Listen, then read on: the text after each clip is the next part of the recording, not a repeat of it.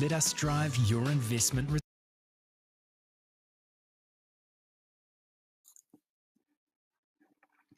Wow, what a brilliant day greets us for the final day of 3 days over this Labour weekend of the North East Valley Mixed Pairs, the North East Valley 10,000, which has really established itself as one of the top tournaments around the country. It's been going for several years now and has a lot of top names of New Zealand bowls on the trophy.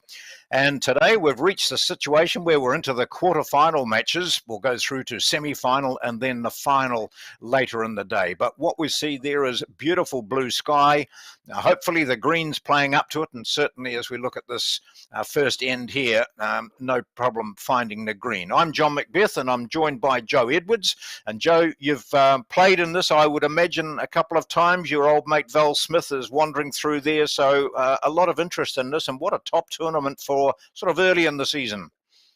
Yeah, look, it certainly has. I mean, North East Valley have changed the program a little bit. They've always run a men's singles tournament, which has been hugely successful, and diversified a little bit and brought it into the mixed pairs. And I know I've been talking to Val a bit, and she's absolutely loved it. But, early days, it's not hard to find the centre line, so we should be in for some really good bowls today. I think so. And I think it's good too, and you mentioned the change of format, because there's no doubt that, the mixed tournaments or mixed events are really very popular now, because let's face it, we've got a world champion or two world champions, looking at one at the moment, and then Taylor Bruce is also here. That's just two that we can pull out of the hat, two outstanding women bowlers here. And then you have someone like this young man here, the national singles champion and a New Zealand representative. So the top names are here, and mixing them up, I think, is fantastic. And 242 has really taken on. I think it's a great, no matter what level of the game you're playing, for new players learning a bit about skipping as well as leading, and for the older players to really get in and use those four bowls in the middle of it to great effect.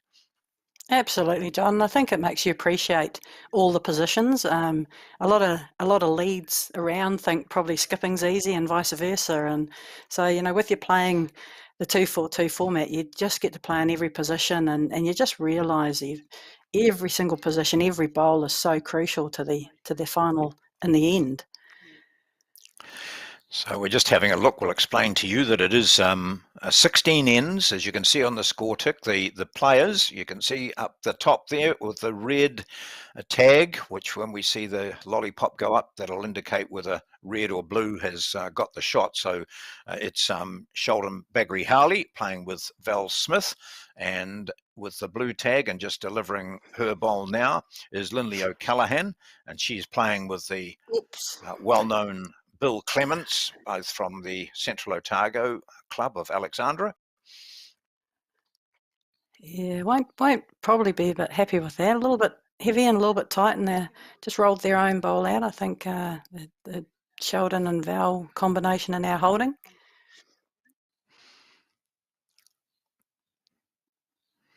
Val's looking very nice now, in her Gore Rams sweatshirt. Yes. Well, for a start, I didn't recognise her when I was watching the. They're having to roll up there and trial ends, and I thought, well, who's that playing with Sheldon? Because it was meant to be Val Smith, but anyway, Yes. soon worked that out. Yes.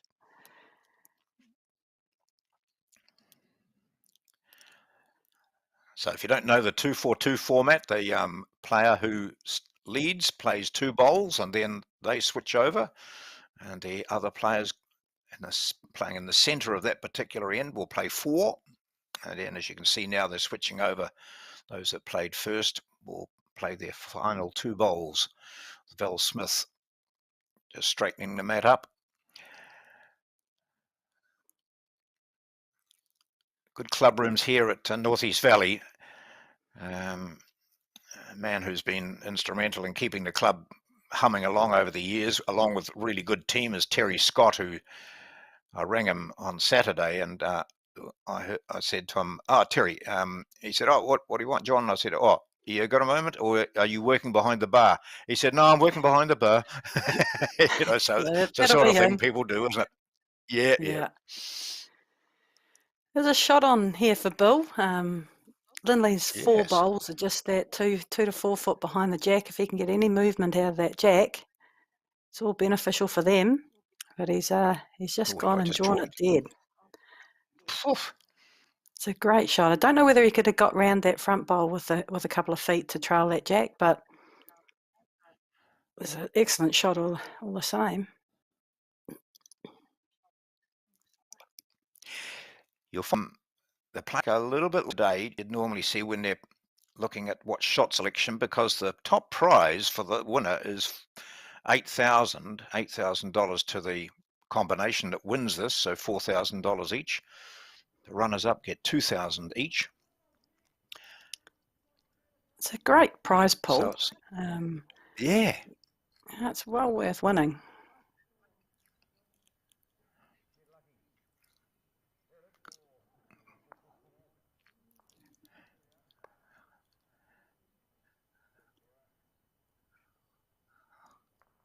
I didn't see Sheldon's instructions, but did he say, if you just get an inside edge off that short grey bowl there, you'll flick onto the Yeah, look, there's more than one way to skin a cat, isn't there? But yeah, that's right. It's there to be was used. just a fraction narrow, and never got Yep. one of those little wiki woos.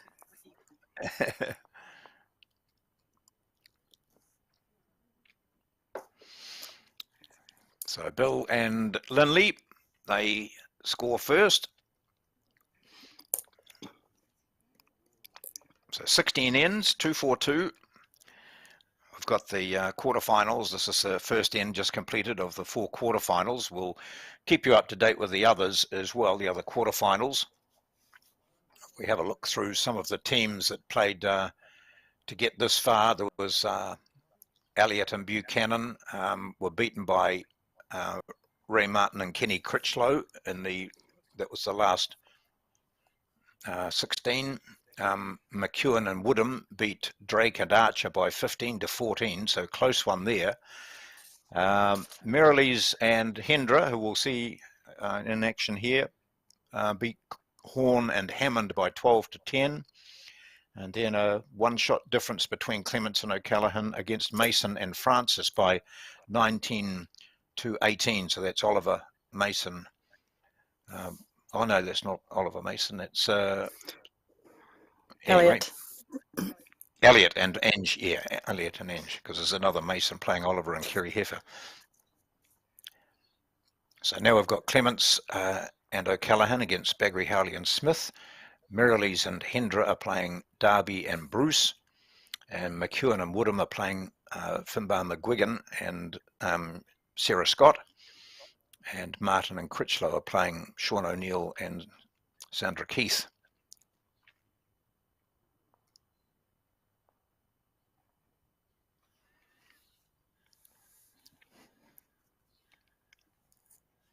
Very good start by Lindley. It's absolutely perfect.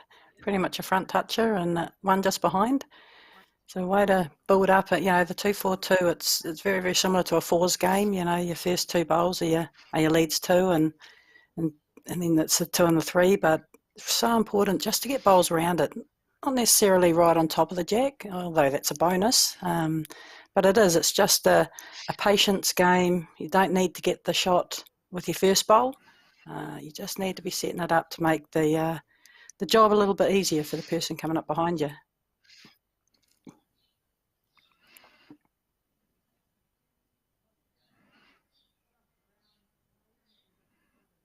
But this standard of play, these teams here, I don't suppose it matters. People would have noticed that it's Val Smith is playing opposite Bill Clements, and so Sheldon is playing opposite Lindley.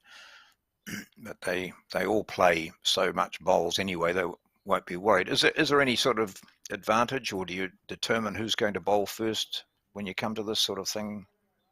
Yeah, look, it's funny, I suppose. I think everyone's getting their, has different theories on things, which is typical lawn bowlers. But, sometimes there might just be a little, look, I just have a little bit of freak out if I'm playing this guy. So do you mind going with him and I'll go with her, or you go with her and I'll go with him? But yeah, I think you've got to be really flexible.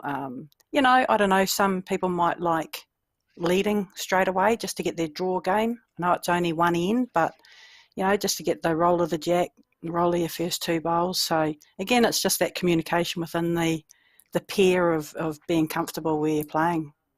Val's on a great track here. Yeah. Hey, great shot. Maybe Sheldon just said, "Oh, Val, I don't want to play against Bill. Okay, just whatever happens, I'll go down and play against Lindley." Okay. Look, who knows what the conversations are, but yeah.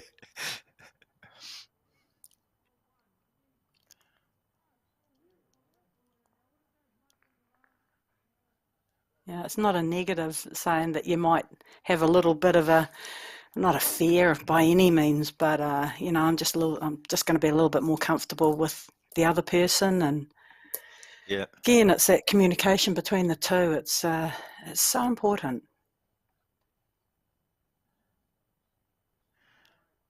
So by now that's only the second end. They've had a trial end, so it's now a matter of just the other side of it. Gosh, it's a matter of trusting the green now too. Just having a look at the surface, and there's a few sort of areas there you'd say, "Oh, wonder what effects that going to have." But it seems to be playing really well. Look, so far, I mean, you can't complain with those kind of bowls. A lot of bowls around the jack. Bill might have just fattened this up slightly, but I don't think there's a big chance of this jack going back up the green. So I think the Sheldon and Val combination certainly have the position in this head. They just need to get connection on the shot bowl.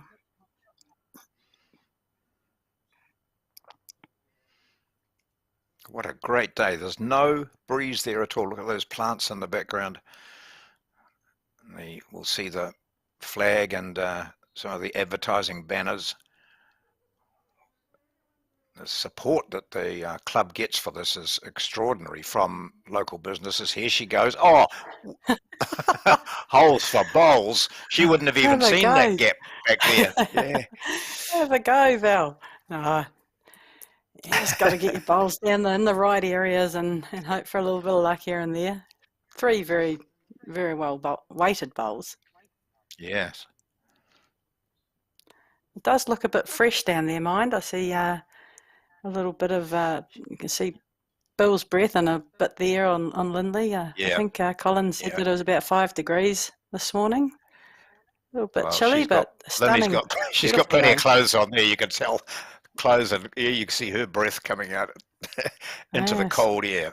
But at least it's sunny, and then you see that chap sitting over the back there. Was it Caleb Hope? We could see just sitting in shorts and a t-shirt. Mind you, he'll say, "Mate, I come from down south. I'm tough." Yes, it's quite balmy here.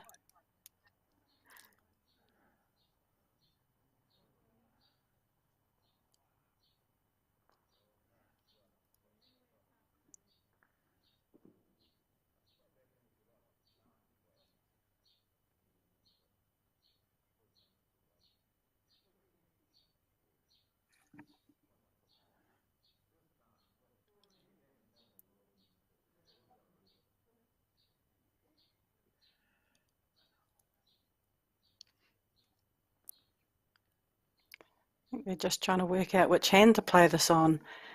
Yeah. Sometimes you can get on a green. Val's bowl went through that same hole twice, and it just seems to be like almost you can play the perfect shot, and it just seems to find that track through that hole. So, sometimes it's just good to change the hand, change the shot a little bit. But obviously, Sheldon's bowls are completely different with Val, and going with a fair bit more weight. Oh, yep.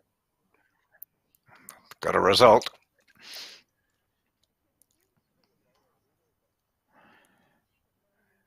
Jack stays in. It's in the ditch there, you can see, and that's quite good that Lindley was down there while that long discussion was going on, and she knows exactly what's required now. She's got a good 3 meters in which to draw. You see the jack there just to the bottom left. It's parked up in the shingle. Yeah, one bowl drawing competition between the two of them here. Yeah. Obviously, Lindley's holding shot, but it's 2 or 3 meters away. She Really want to get this one within a couple of feet and put some pressure on Sheldon. I think their bowls, even though it's a long way away, it could be a bit vulnerable. Sheldon, that have three seconds. She had a grimace on her face as she let it go, but Oh, it's pretty good. that's okay. It's a very good shot. Yeah. All Sheldon's got is the draw now. Got a couple of feet At to least he draw knows this. Yep. Knows what he has to beat, doesn't he? You can see that shot bowl. Absolutely. Come up a bit short.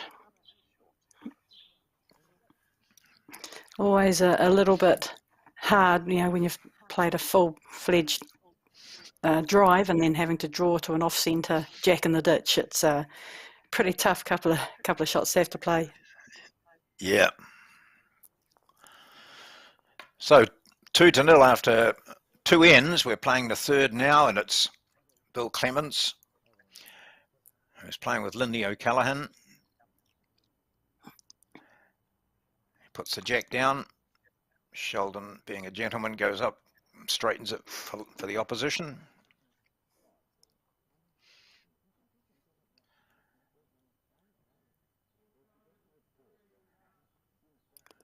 And he is a gentleman. He's a nice young man that's Yeah.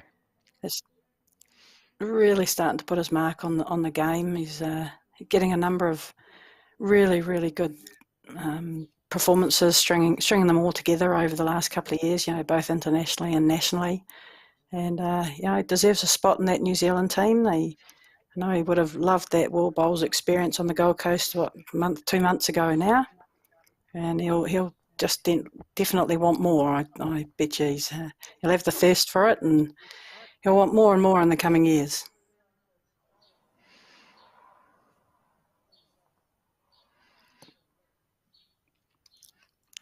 So both playing that ditch hand. Foul with those black and white things.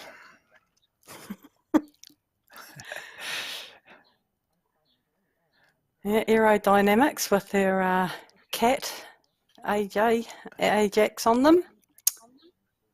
She's had them for a number of years now. Yeah.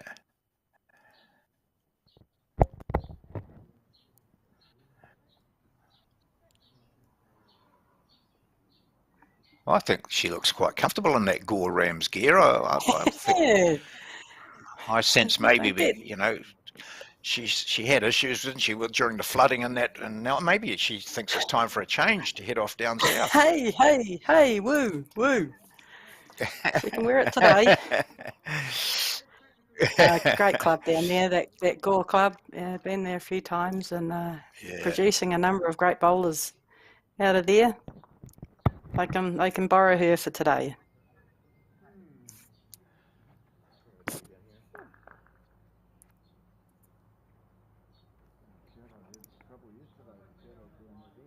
Quite long for this time of year.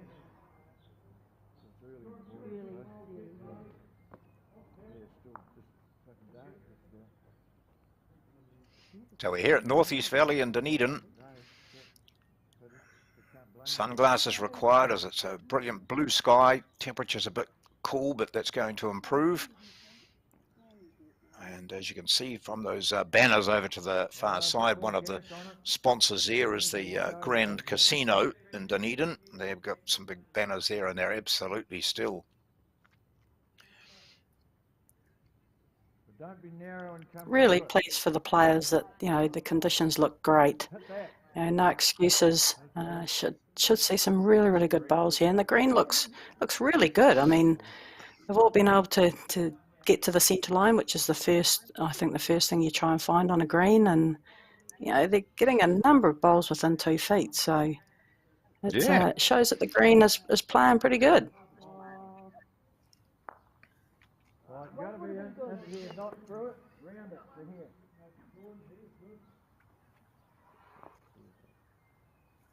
Bill politely saying to take your green.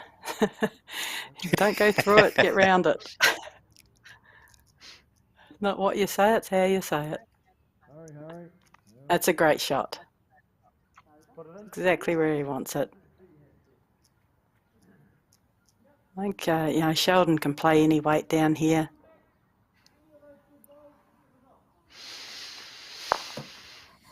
Oh, All right, but 2 down, 3 down in the ditch. Just a bit more either way.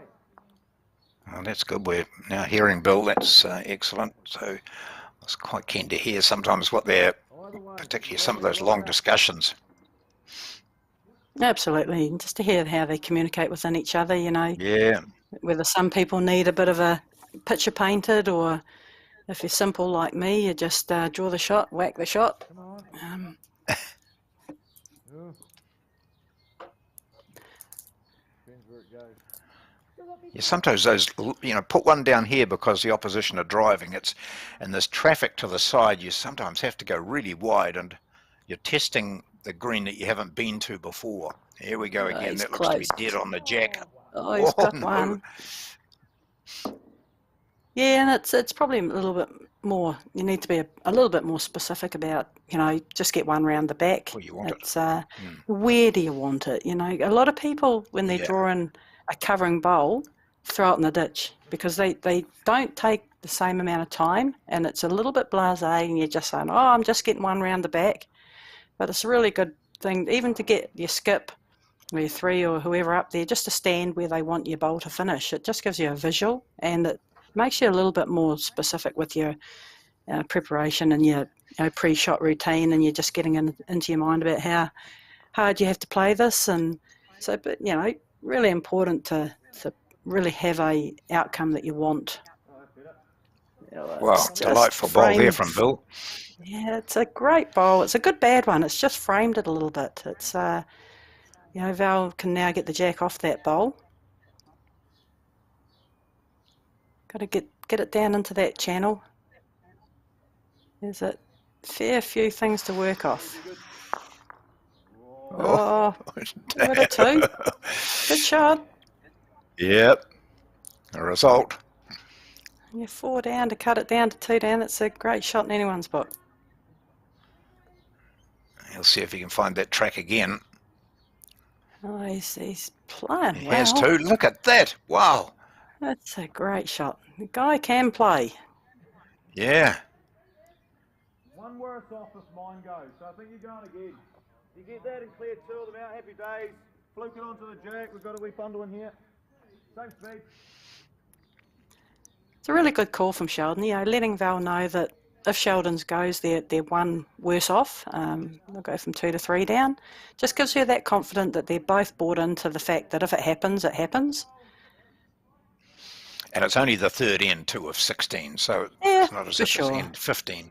Yeah. She's Well, close look at again. Oh, great Oh, shot. yeah. Val Smith. That's her back there, isn't it?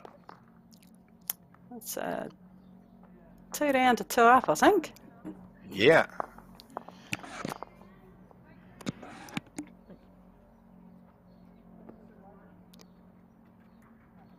Really good shot. Good call. And as you said, Sheldon said, you know, don't worry about it if it goes. We're only one worse off. But if you do get it, we could flick out here to where we've got a bundle. So she got that result. Absolutely. It just fills you with confidence to play the shot. You know, you're not like, oh, God, don't be narrow. Yeah, You yeah. know, don't get our own. It just lets you just play with a bit of freedom, I think.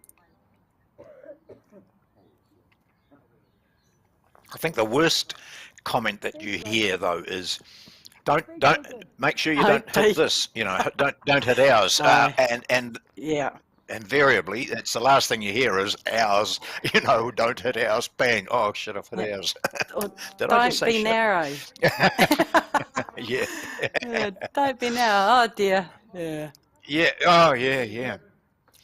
You know, Yeah, it's, don't again, be it's short. not what you For say. goodness sake, Yeah. yeah. It's that Instead of sort don't of, be narrow, it's just, yeah, take your grass. yeah, that's right. I don't mind if you're a bit, you know, a bit longer, On the wide side, yeah. more weight, you know, Yeah, yeah. don't be narrow. Yeah, don't go in the ditch. Yeah. We were holding. Yeah.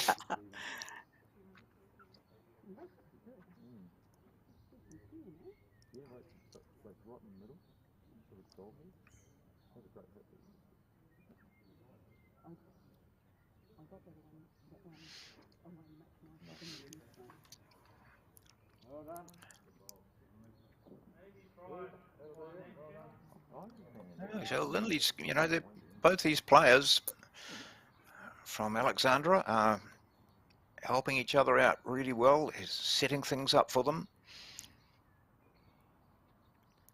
Yeah, they've probably taken the, you know, it's only been 3 ends, but in the leads roles, they've probably taken that honour at the moment. You know, all 4 of them are really good draw players, so it really bodes for a really good game of pairs, you know, because you've got the shot plays as well, and obviously all 4 can play those too, so bodes for a really good game of pairs.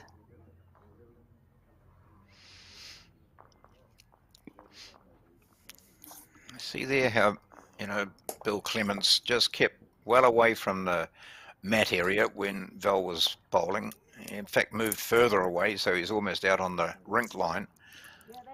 And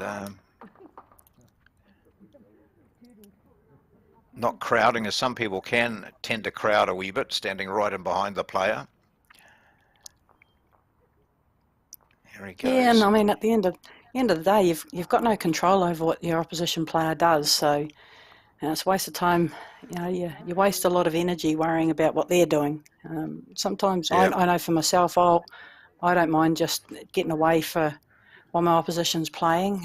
You know, have that switch on, switch off kind of mentality. So what they do is totally out of your control, but if they play a good one, you know, you've just got to try and play a better one.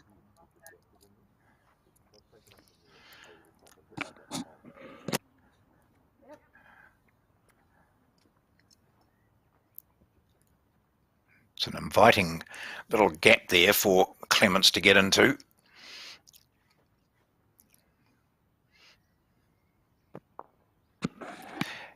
It's interesting. Both he and Val were narrow playing their last shots.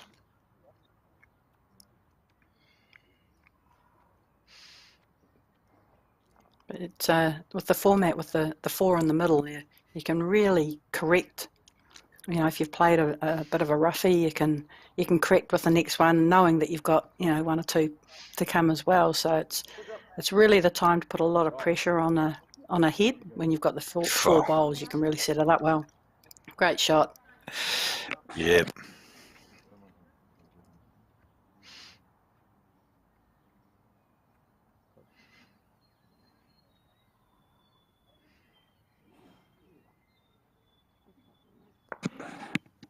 Oh gosh. That's great.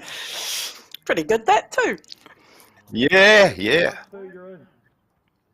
Played it with perfect weight just to pop that jack out. So now that narrow bowl that she played previously is possibly the shot, although the jack did go back a fair way as well. So a change of hands, playing the forehand this time. She's got good weight. She's she's getting the flick got a bit too. lucky. She had pretty good weight, but yeah, just got a little bit fortunate off that front bowl. She's they're whipping down a bit on that forehand. See if this one comes back. He's taken a fair bit of grass out there. Oh, that's a lovely line out there. Great shot. Yeah.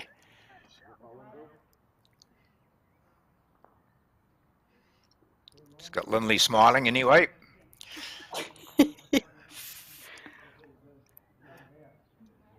So first of all, Bill punches out the shot bowl. I think Val's was almost a toucher there. Shot the jack away to the right as the players on the mat were looking at it. And then Val gets a wee slide to get shot, and Bill just betters that by half a metre. He's got the shot at the moment. Bakary Harley using that same hand, the forehand. As he would have watched how they finished there too. They finished pretty well. Good. You went brilliant. Perfect weight. Yeah. Yeah, it just shows what kind of player Bill Clements is. You know, he plays with that nice little yard on weight, spits the jack out, changes his hand and draws a shot. You know, really good skills to be able to have. I think he's won about 1 million titles, hasn't he? He's been a Absolutely. very effective bowler. I won't go quick, I'll just race. Yeah, he's Had a- Just getting you up and over. you see the champs character. come out. Yeah, very much character. Yeah, You yeah. see the champs come out, and yeah, there's always the name there or thereabouts.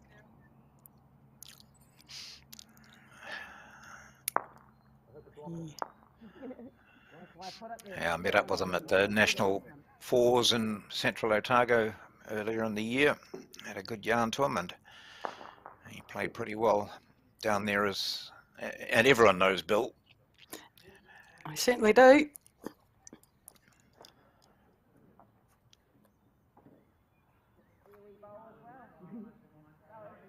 One. Well, you played it.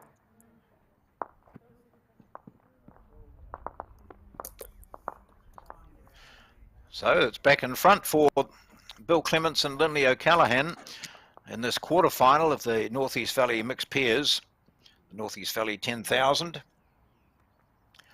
sponsored by the famous brewery from Dunedin, Spates, and also the Grand Casino,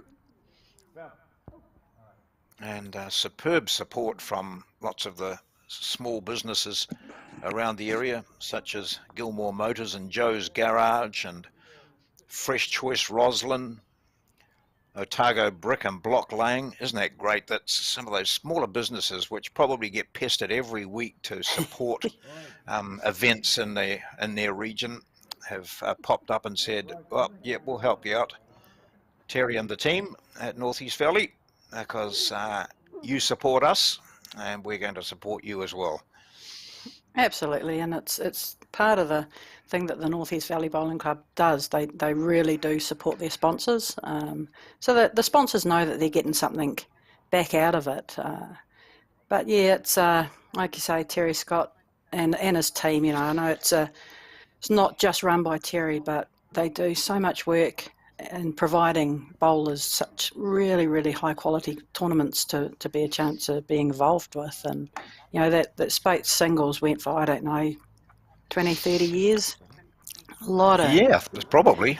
A lot of talent. You know, Australia, they used to send some representatives over, and you know, pretty much it was a men's singles, so the men's New Zealand team were generally there, and it was a really high quality tournament every Labour weekend, and you know, they have changed with this, and like you said before, John, you know, the mixed pairs especially, I think the introduction of that into the national tournament has been so successful, and people just love playing in it. It's almost like a little bit more relaxed. I don't know. I know they're all trying their best, don't get me wrong, but it's just a really cool tournament to be part of, playing mixed pairs. And that 2-4-2, I agree, because you know, you can have a player having a bit of an off day or slow to start, and then they get that every second end, they get 4 bowls in a row where they can, you know, I think it's a fabulous format, particularly, as I said earlier, for new players who quite often are just stuck there leading all the time, and you know, get a chance to play some shots and read ahead. Especially if you can get team up with a more experienced player that can help you through it and show you, you know, shot selections and why you're wanting to kind of play that shot. So it's a really good coaching and learning tool as well. That's Linley O'Callaghan. Well, we often talk about, you know, the ages playing bowls, and we're seeing here one of the outstanding younger players, Sheldon Baggery Howley. But then you see in the opposition team, Linley and Bill are not going to see 30 again, but they're still, you know, they're competitive. So you can have players who are in their teens having a ding-dong battle with someone in their 80s. Absolutely. I love that. Yeah. It's the nature of the sport, and it's the great thing about the sport. You know, there's something for everyone. Yeah, good bowls again from Linley. Yeah.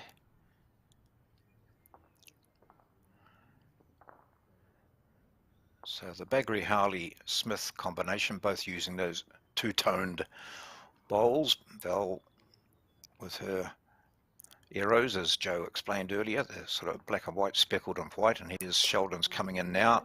Sort of that looks like mauve or purple nice. or blue. Mauve, Mauve. Henselite XGs. Mauve, isn't that a, do you hear mauve anymore as a colour? I don't know. Well, here she goes again. That's a great shot. Yeah, yeah. It's almost a lilac, isn't it? A lilac, yes. Yeah. She's playing well. Gosh, yeah. Bill just can't quite get the chalk out of his pocket.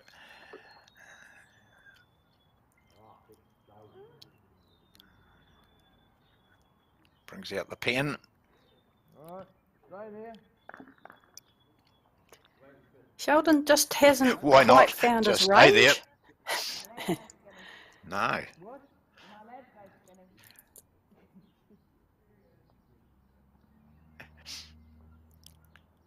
He'll come right. He's just he's playing a few shots, a few different weighted shots, and you know if he can just settle on a bit of a draw. I know certain ends don't allow you to do that, but all your other shots come from that draw, and if you can be drawing a couple of feet, geez, those yard on, 2 yards runners all come a little bit easier.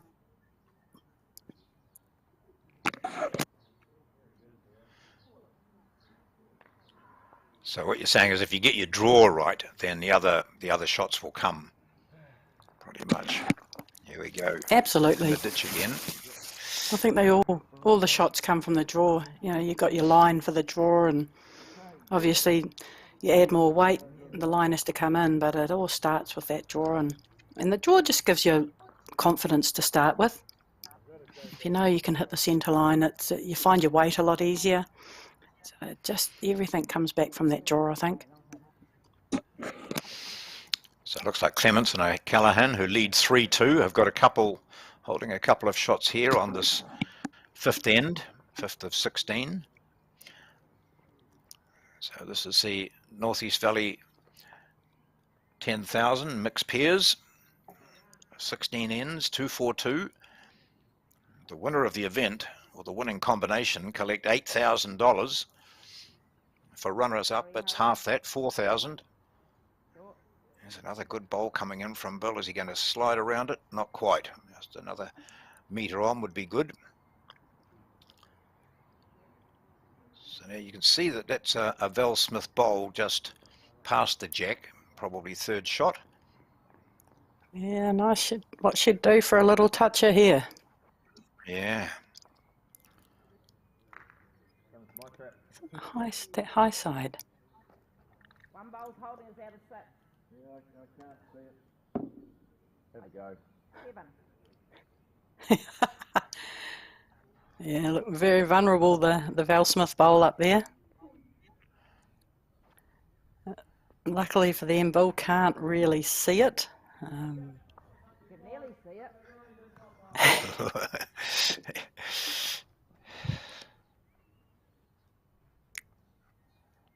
Probably Right, just 2 down here. overplayed that. Yeah, probably just overplayed a little bit, Val. Just a little bit quick. Just need to play it with that weight that allows it to bend round that front bowl. Let's have a look at this.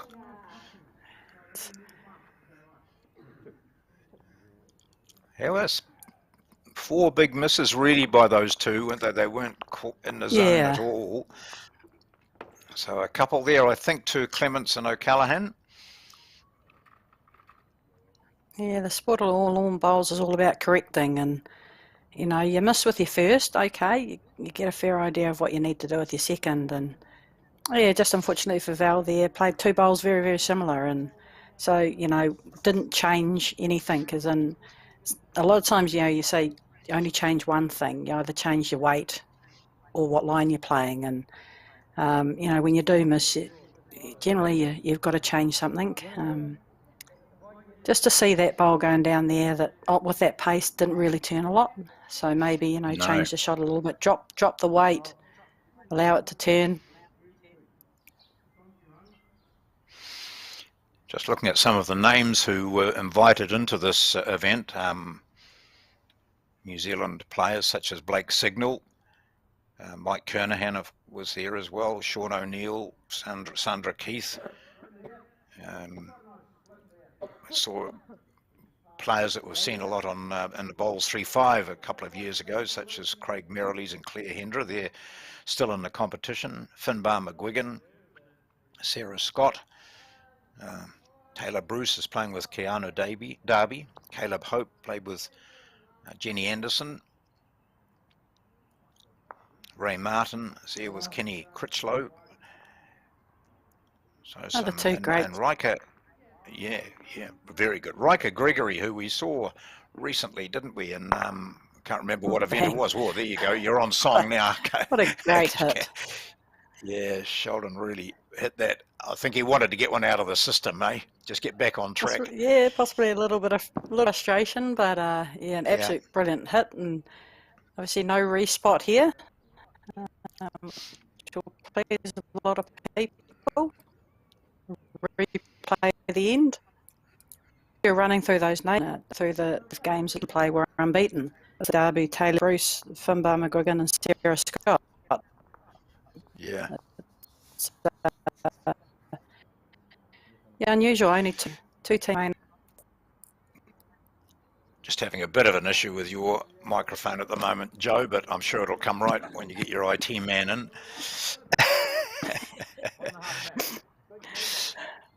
Your man who's sitting there watching it in the other room, I'm sure.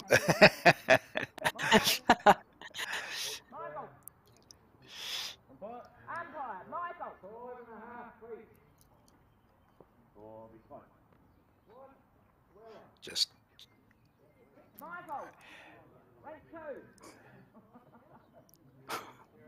Please. come on, umpire, wake up. Yeah.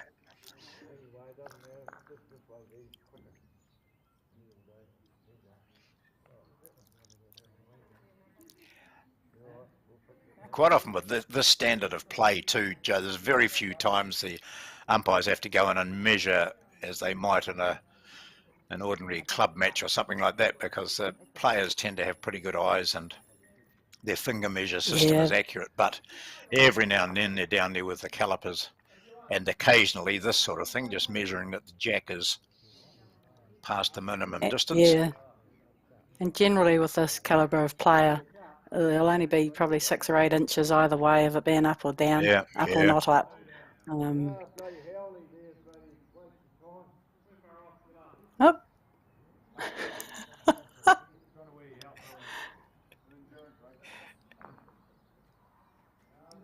Grumpy bull. Yeah.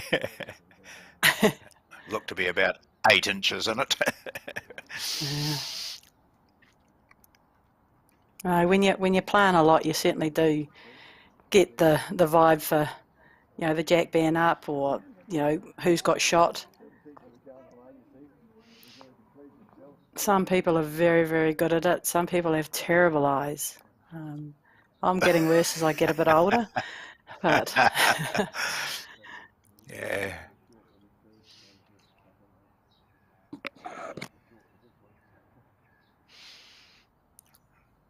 Sheldon on the follow through, watching this very carefully.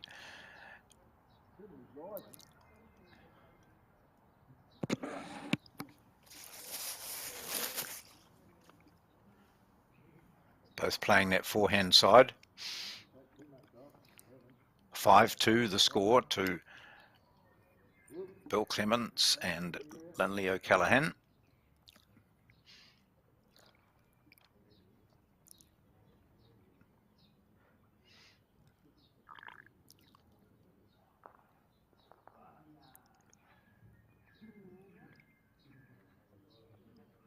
Just holds up nicely. beautiful weight. Be good for Sheldon, yeah, just to get into some drawing. Get a bit of confidence back on the draw.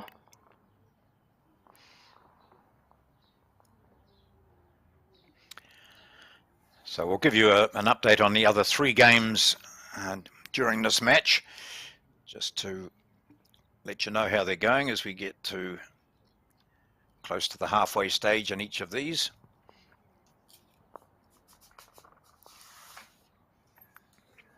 So,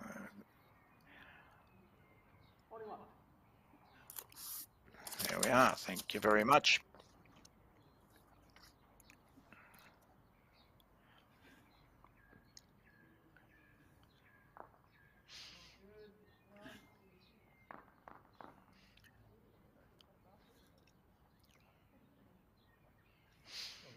So the teams leading there are O'Neill and Keith over Martin and Critchlow, and McGuigan and Scott against McEwen and Woodham, and Darby and Bruce leading Merrilees and Hendra. Shot in anger there. It looked like he just slipped off the mat a little bit.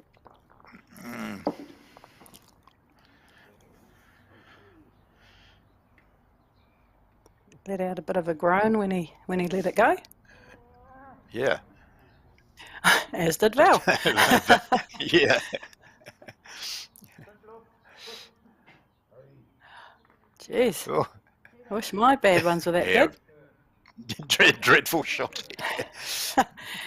Val's a real, like a field player, you know, her technique just has to be so perfect. She works so hard on it that when it doesn't come out good, yeah, she's more disappointed about it not feeling good than not going close, I think.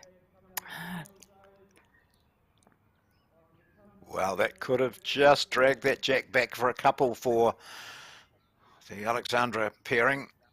Central Otago, great part of the South Island, which has hosted the National Fours and mixed pairs in recent times. She's finished in a pretty good home there. Yes. It's a There's nice only little one down there. correction. Yeah, nice little correction from Bull. Just needs to beat his last one. Get through that target area. Oh. Got a bit fortunate Just a there. fraction narrow, wasn't he? That was it, and just punched another up. Yeah, he was. Yeah, pretty good weight again. And that's the thing about this game of lawn bowls. You play with good weight, you can get away with a lot. There's a lot of bowls up there to be used, and you play it too quick, don't get the good results like you do with those kind of just yard-on shots. So Bill Clemens starts marching as Val Smith watches her last bowl go down, trying to add to that score there. They're holding a couple by the looks of things, although Lindy O'Callaghan's finger measuring, maybe just wondering about third shot.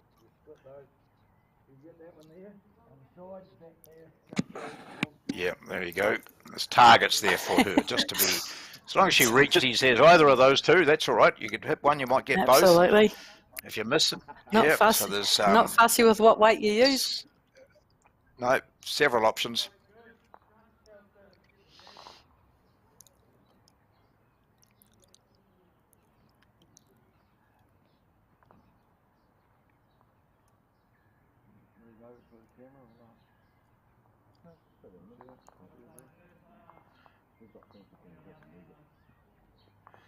So we're hoping to have some microphones on the players for the semi-final and particularly the final.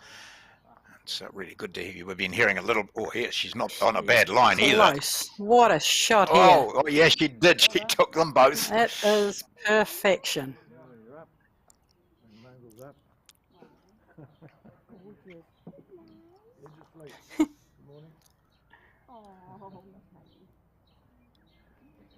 Don't let the dog put you off, Val. It gives her a smile. Absolute brilliant shot by Lindley, you know. Just to get that inside edge of the first. It was the only way she could get both shots out of there. Perfect.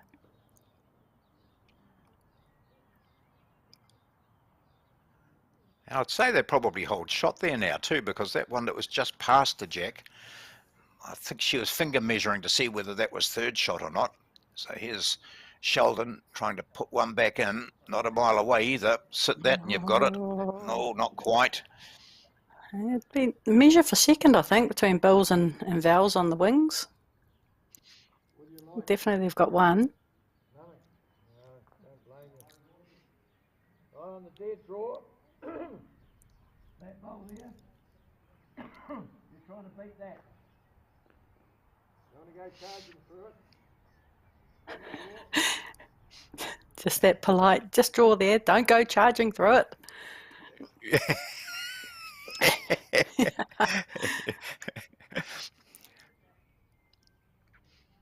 Pretty important, you know, when you're holding shot like this, not to cross the centre line either.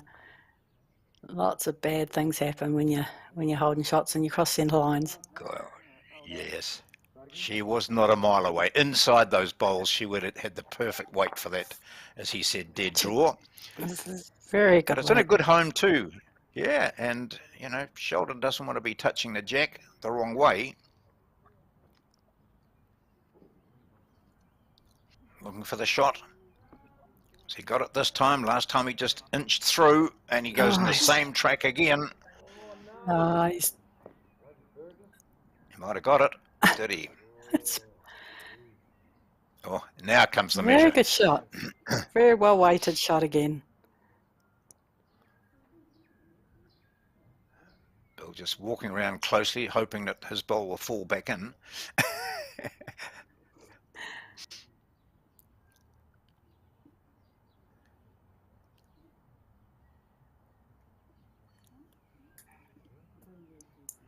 It's tight.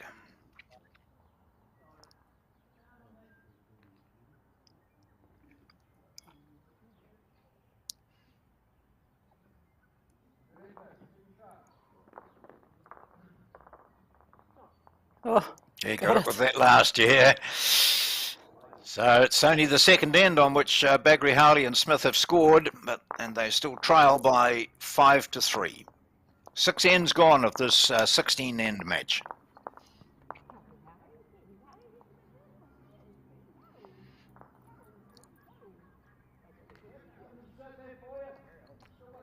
For your bait, eh? For your bait.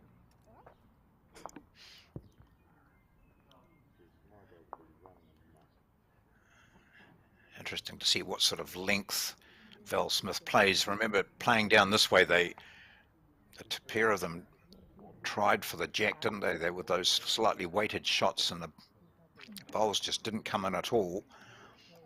So that goes into the memory bank. Staying on that forehand side for her. Staying on that ditch hand.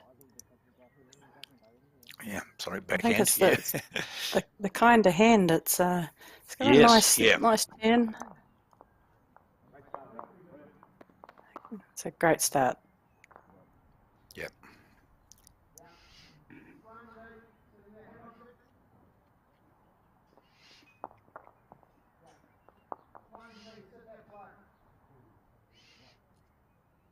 Making a bit of weight. Meter.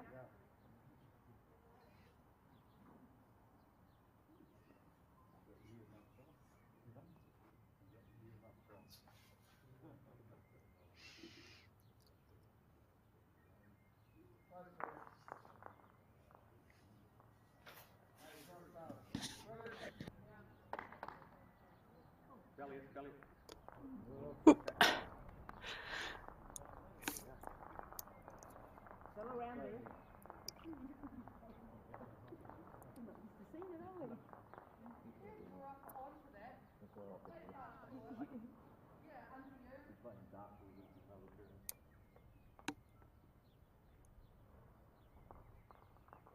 Under it. Oh, well worked out.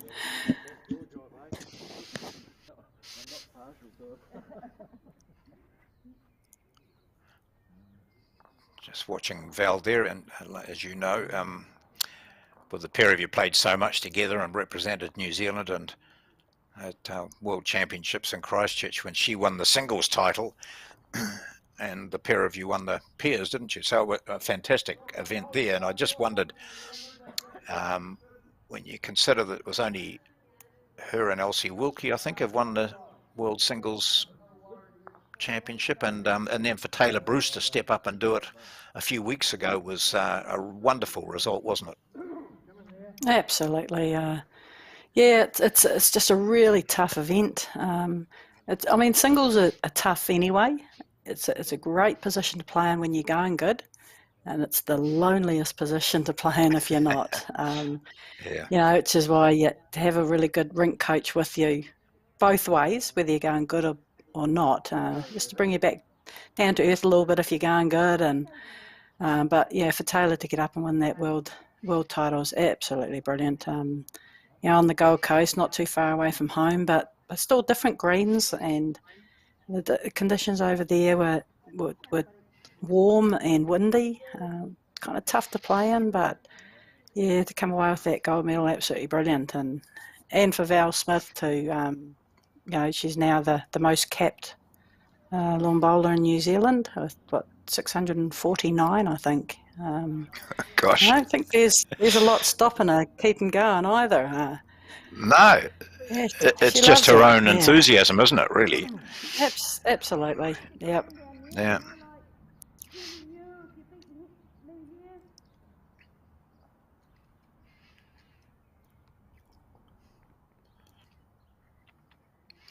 And her role in a team such as a 4 is invaluable, isn't it? With the ages of the players, some of them haven't played a lot of international bowls, and to have someone there as the glue, the experience, the calming influence is so important. Absolutely. I mean, she's been there, done it all. Good. You've been through good times and tough times in the bowls, and just I think not calling her old by any means, but just life experience too. I remember being in the team, and some of the conversations we used to have were just like, if you had recorded them, that had been a really good tool for future generations. Just the conversations you used to have. But back then you had from 20-year-olds to 55-year-olds, so, and anywhere in between. So it just that whole life experience, I think she can tap into, but to be fair, the younger girls in the team, they're just all sponges, and they just love it, and they love learning, and they love hearing stories, and Val loves telling stories, so it's a match made in heaven, really. Yes, isn't it? Well, she's played another beaut here. She gets a wee edge, or even without it. That's brilliant stuff. Very good bowls. It's really good bowls, that. If you picked up that mat that they're using and tossed it over, you'd probably have about 6 bowls underneath it. Absolutely. Really great weight.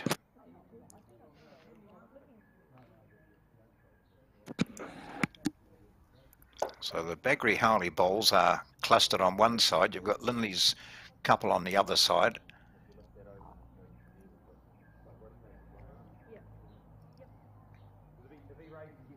It's a funny position. I'm not sure whether I'd want to be one down or one up. It looks a better shot for the Clements and O'Callaghan team, even though Sheldon and Val are holding. So is he looking to play sort of aggressively to sit on that shot of O'Callaghan's, which would then punch through the other O'Callaghan bowl? Are they looking that aggressively to take out those two? I don't think they're looking that aggressive, but I think they're just wanting to kind of get a roll off the O'Callaghan bowl onto the jack. Yeah. Once again, it's not turning, is it? It's just not finishing as well as the ditch hand.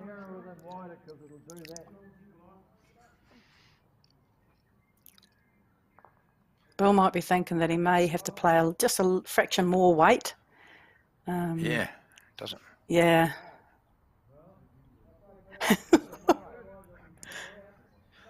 Well, he spends no time on the mat, does he? He's just up and at him.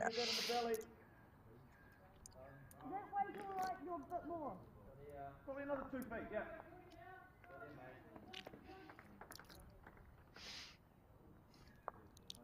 A bit of doubt creeps into your mind that playing that forehand going in this direction has just proved a bit problematic. So slightly narrower line and maybe a couple of feet of weight is what Sheldon's asking for. Not. Here it goes. Here it goes. Onto that one and onto the other blue. Oh, wow. Not quite. Beautiful bowl. Yeah.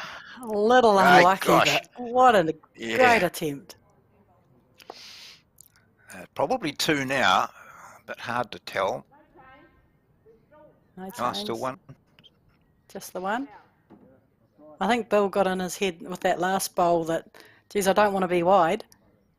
And, and chucked it a bit tight accordingly.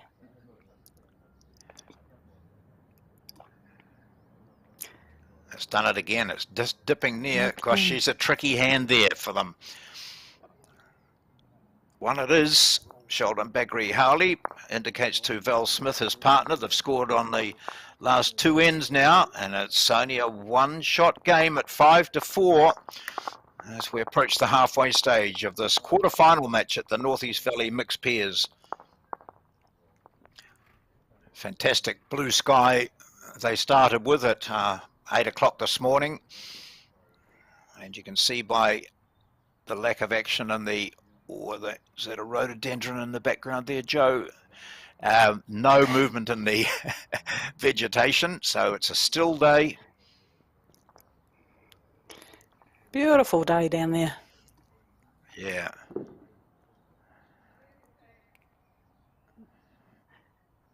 Oh, don't like that track. No.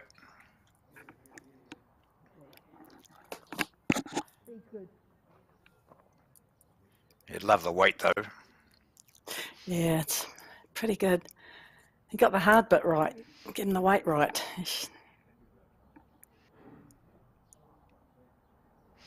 Out of the 2, the line should be the easier thing to get right. It's just aiming at a point and bowling it at that point. Can't kind of teach how hard to throw it, but whoops, and Lindy gets the line right and the weight's poor.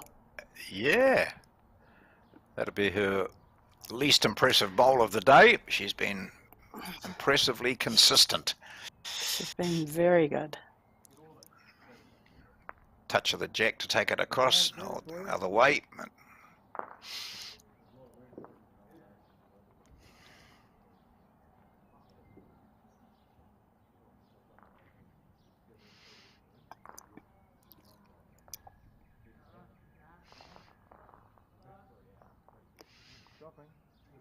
Nice correction. Pretty good. It's the loosest start to an end. Just wonder if it's where the jack's been placed. It might just be a little bit harder to get to.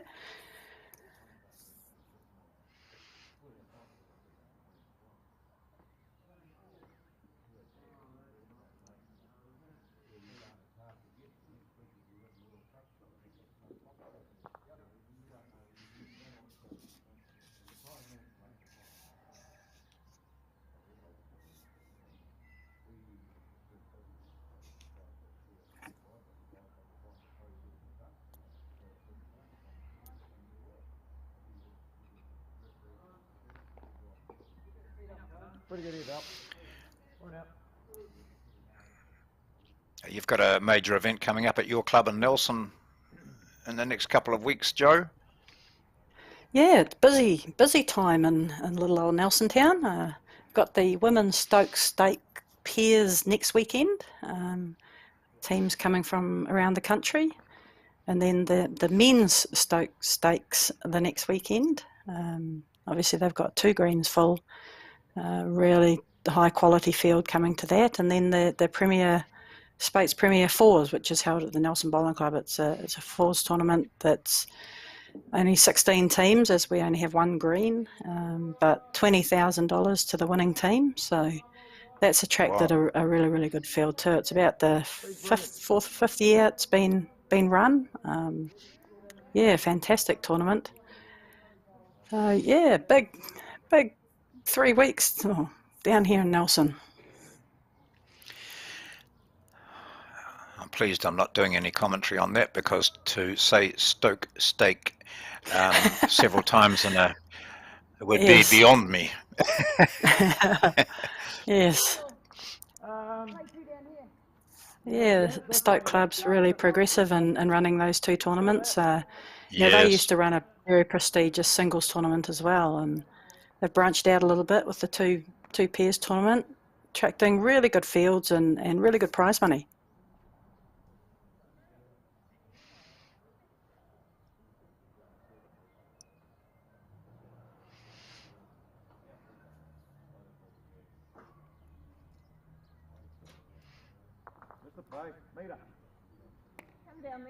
This is a scattered head, isn't it? It is. Heads like this where you drop a number and you don't really know where it came from. You know, there's nothing really close. I think at the moment, Bill and Lindley are holding a couple. Or 3 now. I think that's 3. Yeah, Really? yeah. Yeah, really need to get a good second here. I think Val's been preferring that backhand drawing down here. She's been changed over into the forehand, and first bowl was just slightly under the line. Just needs to make that correction. Weight's been pretty good.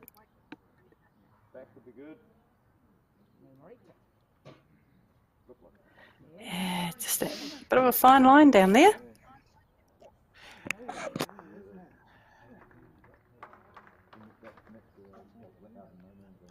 Bill Clements on a run after his final bowl, looking to add to their tally.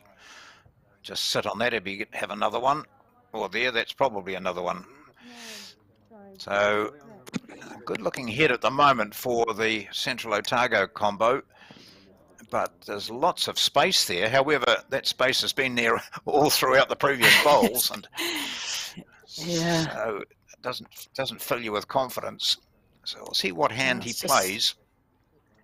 It's now the confidence shot. You know, there is a draw down there on that forehand, the ditch side.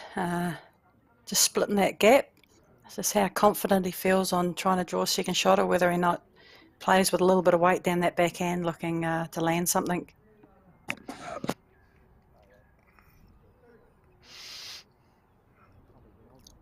So backhand it is.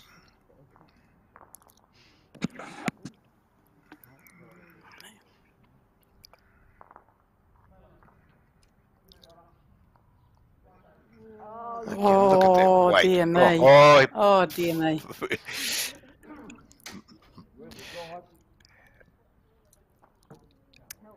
It's a hell of a result. yeah, for a narrow bowl, but It the weight was perfect, very wasn't it? tight. Yes, look, the weight was perfect. Just to get off that bow and fall against the bias, you know, they don't do that very often. It's probably cut it down to only 2 or 3 now, so it could be a big bowl in the big scheme of the game.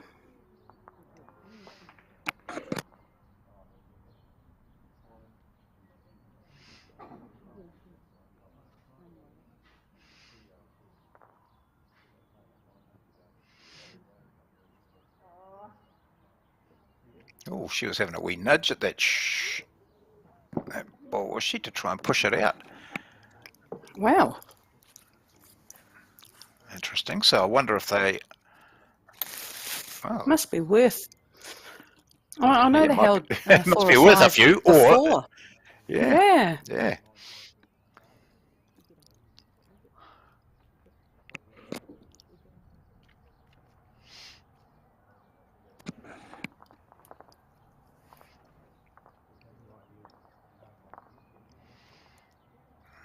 He won't be narrow this time.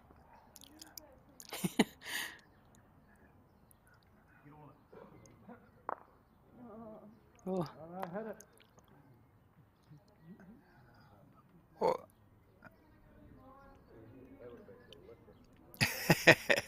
Pretty straight instructions.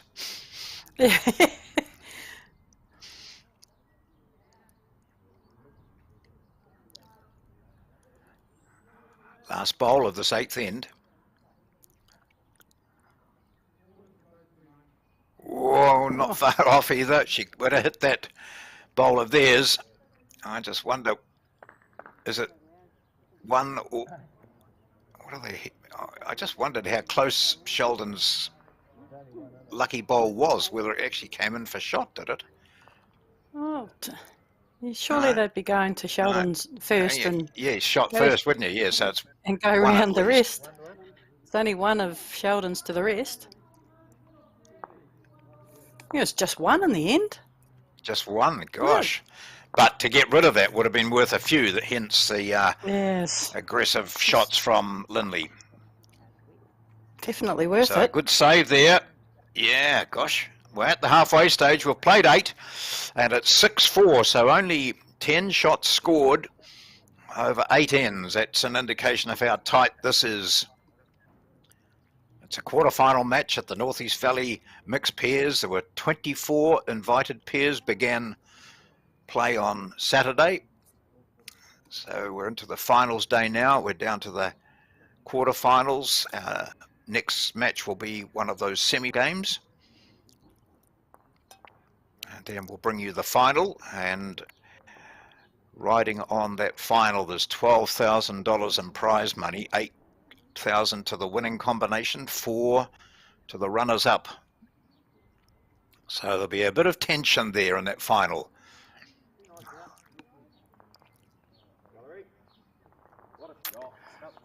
Oh, Valerie, Yeah. she hasn't been called that very often.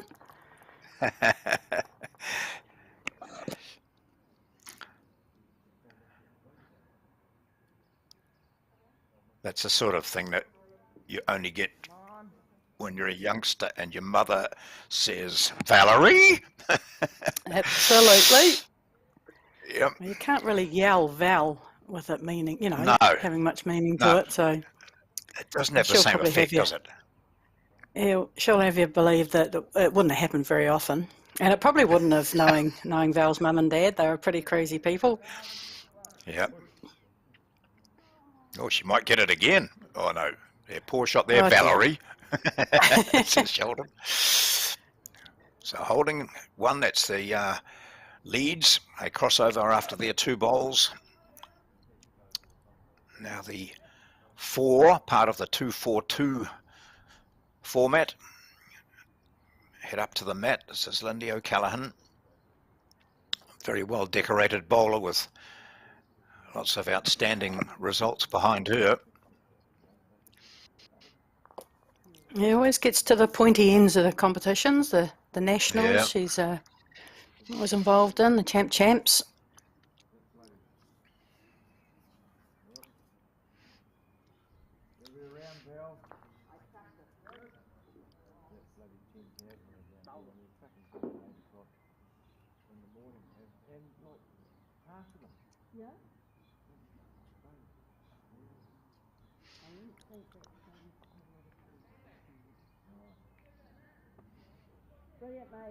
Jesus, it's got a nice little Yeah. turn down there. Much better than, Yeah, they have on the other hand. Yeah, look, I think with on the draw down the other hand's not too bad. It's just with any sort of weight, just a little bit of a fine line.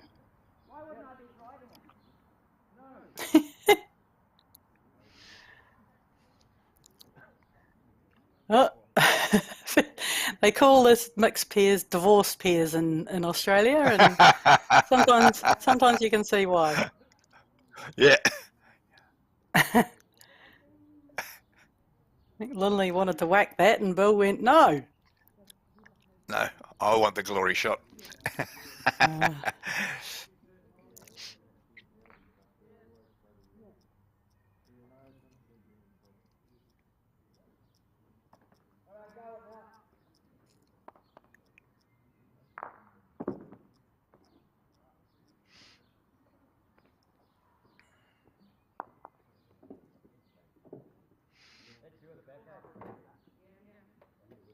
Gets under that, and she's Ooh. pretty good.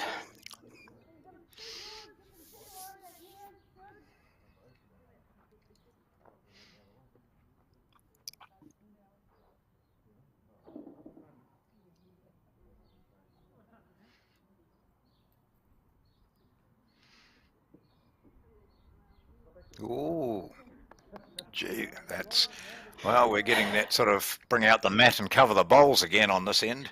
Yeah, I think Sheldon was just looking to get past the jack with that one.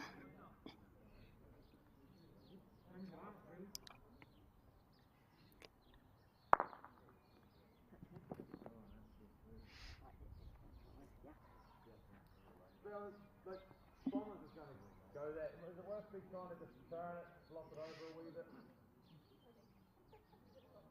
I don't think you want to really expose it, do you? I'd rather them be drawing than driving. Well, they're going to cut through the ditch. It's probably going to go out, I think. Yeah.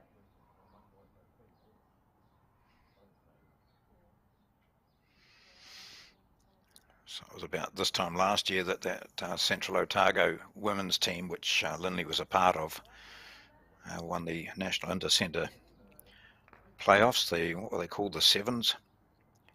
Yeah, we were part of that up in North Harbour. They played outstanding. It was a real good team effort. No one kind of dominated, 1 or 5 games, or it was just a really, really good team effort. Good bunch of girls too. As much as we wanted to win it, it was good to see them win it. Yeah. So that Pam Walker, who's, oh, here we go. Shut. Big hit. Jack goes out. Yep. Yeah, Pam Walker, who's been really prominent in para bowls of late. Yep. So they're going to go back down the other end. They like it playing in that direction. So 6-4 is the score. The 8th end has been killed. It's 16 ends.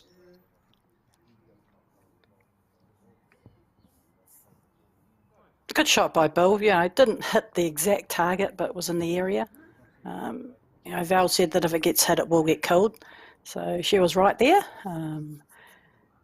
But yeah, no other shot for Bill. I think he was forced into playing that shot.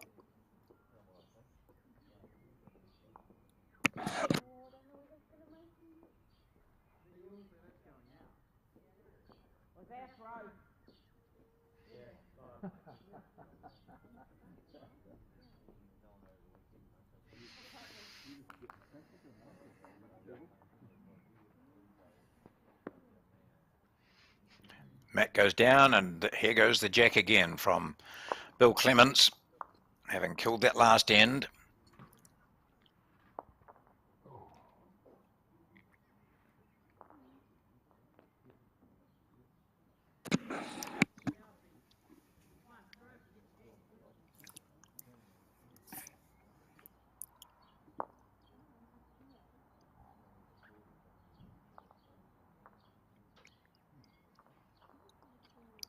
Good starter from them too. They just love in general, the weight from all these players is absolutely ideal. There's the occasional short one, there's the occasional one that goes a bit past the jack, but in general we see this high quality weight control, which all bowlers would die for. Yeah. It certainly shows the good players from the average ones, the good weight players. You can get away with a lot line-wise if you play with good weight. I say out of the two, it is the hard thing to get right, and it only comes with practice and repetition. You just cannot cheat your way to finding good weight.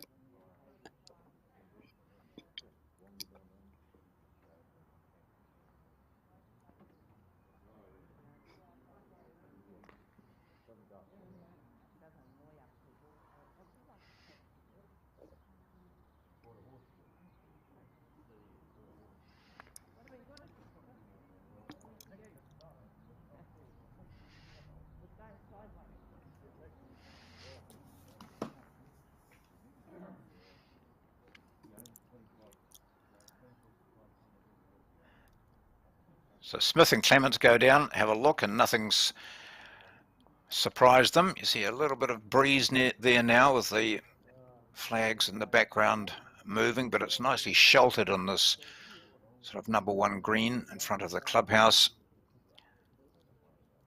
good viewing area in behind.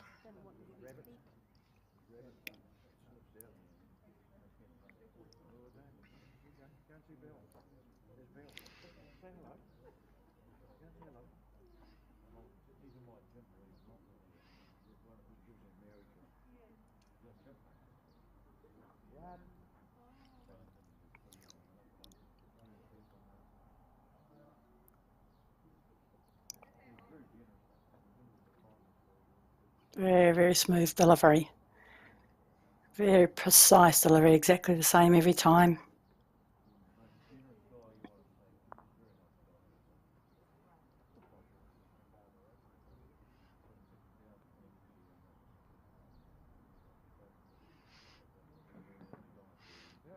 You should notice the hand on release with Lindley looks like a bit of a flick of the fingers, and yet she gets this result.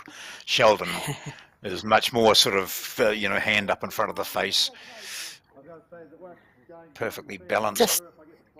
It just shows that there's so many different deliveries out there, and I think as long as you're doing the same thing every time, and certain pieces of your delivery is good at the right time.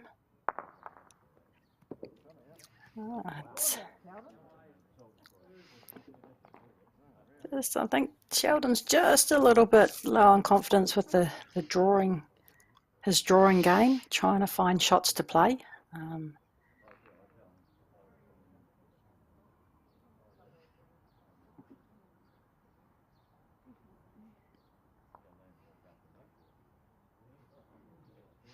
Does she like it? Is that a sign of I like this?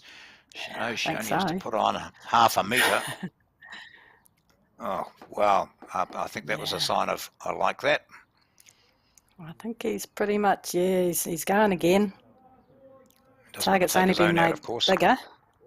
It's two out. It's really not a lot on. He had to draw within 6 inches to cut it down, so try and get rid of a few for his next bowl and for Val's too. Just opens it up a little bit more open on the draw.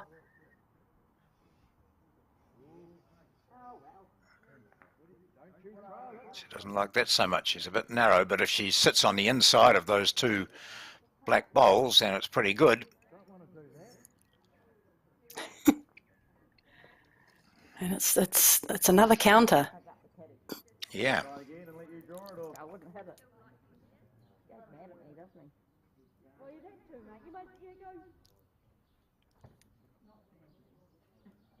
Yeah, good call from Val. He's had two drives, pretty hard to then go down and draw it. He's just changing the weight a little bit, not going as big. Right, that's an interesting looking head now with quite a few on the ditch, and Lindley helps him get up. Yeah.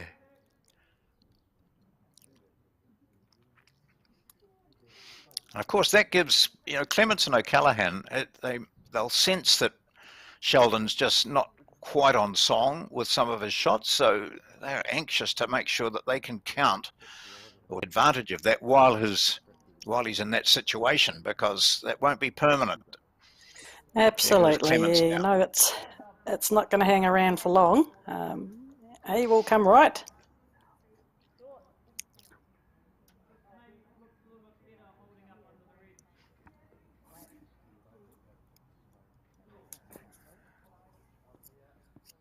Whatever you choose to do, it's down here.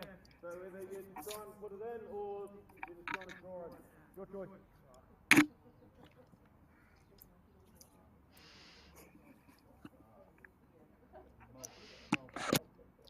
Giving Val the choice, and she's just left the head, so she knows exactly what the situation is. She's going to play that hand, which is not the favoured one, but she's not a mile away from nailing the jack here. Pretty. She has too, but gosh. Didn't get it all. A little bit unlucky. But yeah, when you're going for bare jacks, it's only a couple of inches wide, and you very seldom get them fat. But it does give her to make it two. Yeah, good good yard. I mean, they're still probably 5 down, even though there's not I think so. much close, but a real good second here would be gold. A little bit of pressure here for Val.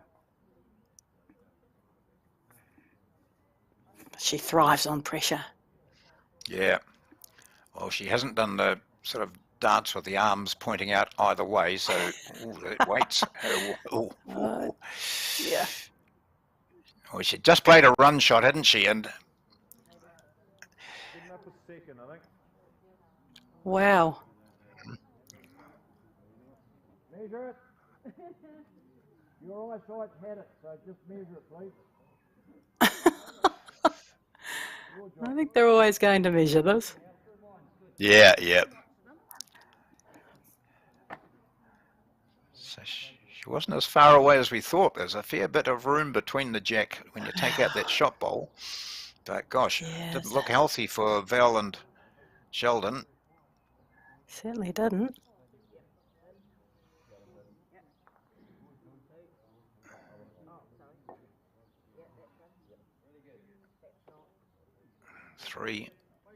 Three, is it?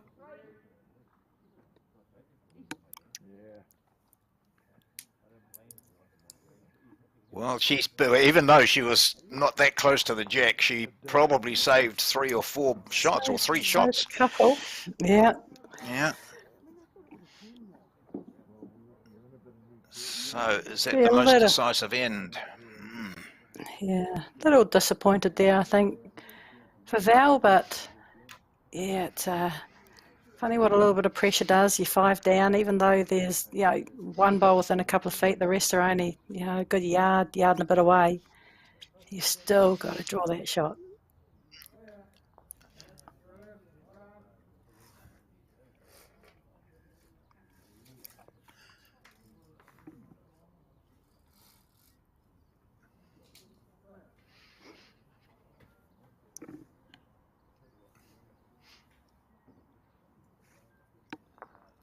So a bit of a break here at the moment for Bill Clements and Lindley O'Callaghan. Have played so much together over the years.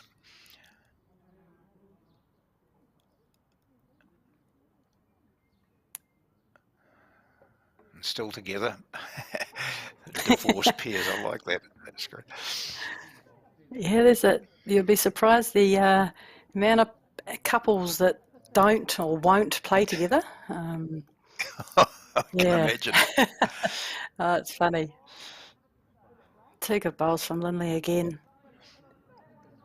Just covering that holding pen, just 2 foot behind the jack. The jack has moved a lot in this game, and very rarely does it go back up the green. Snotted it. Good shot. Yep. Really need to score this end, the Sheldon and Val pair. 9-4, you're not out of it, but the scoring has kind of been going in pairs. Bill and Lindley have been winning 2 ends in a row. So really need to score, even if it's just a 1. You're scoring there, not. You can dictate that length of end. Just an update on the other quarterfinals being played. It's O'Neill and Keith leading Martin and Critchlow 9-3 after 8. McGuigan and Scott are leading McEwen and Woodham 9-4 after 9 ends. And Darby and Bruce are leading Merrilees and Hendra 11-3, and they've played just 6. So there we go. A few kills in that end, I think. Only played 6 ends. Yeah, 6 ends. Because we've had a couple of kills on this one, and we've at least played 9. You're going to say push him in. I'm getting closer. Good to see Sheldon's still got a sense of humour there. Yeah, that's right. Yeah. Just keep an eye on that. It could end up as the shot. Yep, good hit up zone there.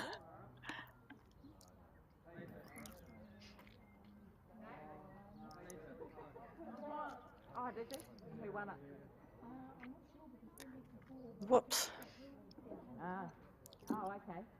That's not what we agreed on, Val. But I'll pick it up. Oh, he might latch onto that Bagri Howley bowl here and knock it out for dear. 3. Oh, great shot. A great shot. Yep, Swing down. it get looks to fat the from drive. there. Happy days. Indeed. I mean, yeah, once again, Val's on the raid. It's not her preferred shot. She loves drawing. She just loves drawing shots, and even though she can play, she's very, very good at them. Oh, move.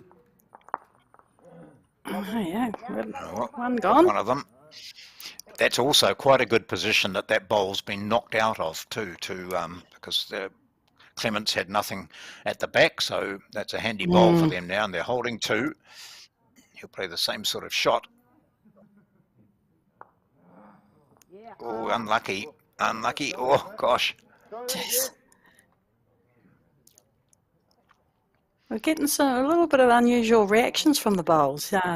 Sheldon's bowl down here, the last end coming this way, we're inside edge, and then got a bit of a turtle and fell against the bias.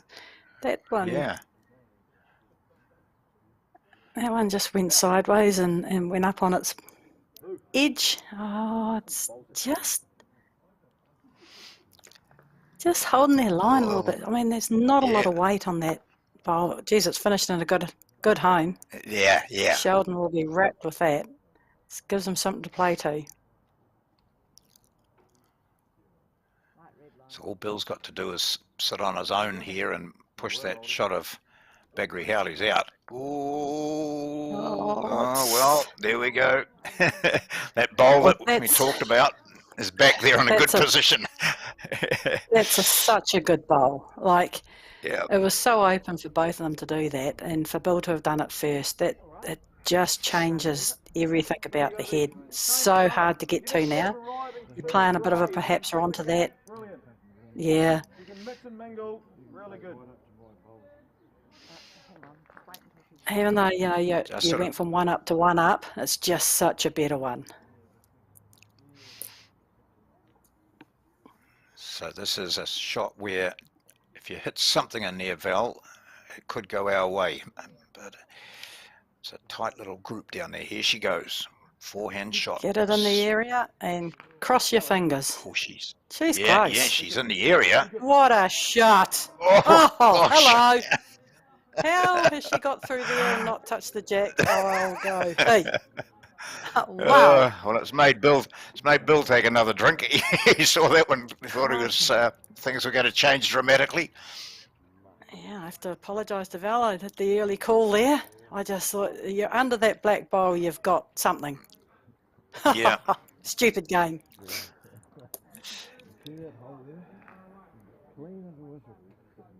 Wow.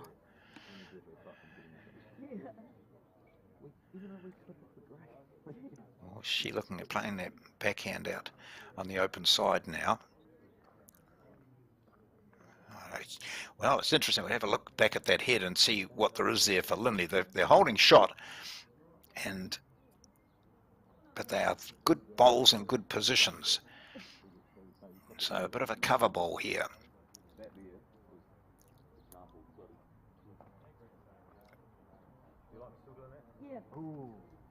Oh, gosh.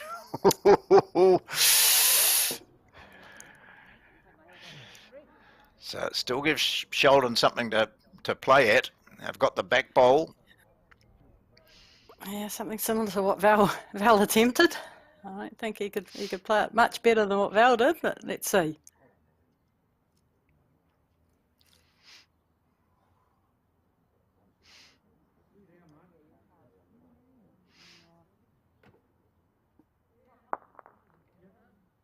Oh, and that was the Really opposition well ball going weighted. back too. Yeah, it was too.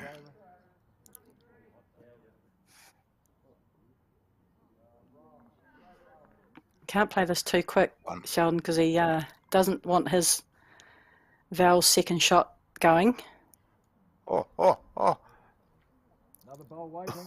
Oh dear. Ooh. Last bowl of this end, the 10th. Yes. Make that Carriation on the line and wait spot on. He's He's he's just find inside it the up last slightly. line. Yeah, yeah, yeah. Oh, it's just not turning. Oh. Wow. Back of that, probably one of yours who would have got the shot out of that.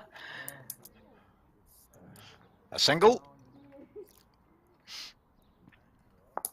So they're into double figures now. It's 10-4 after 10 ends.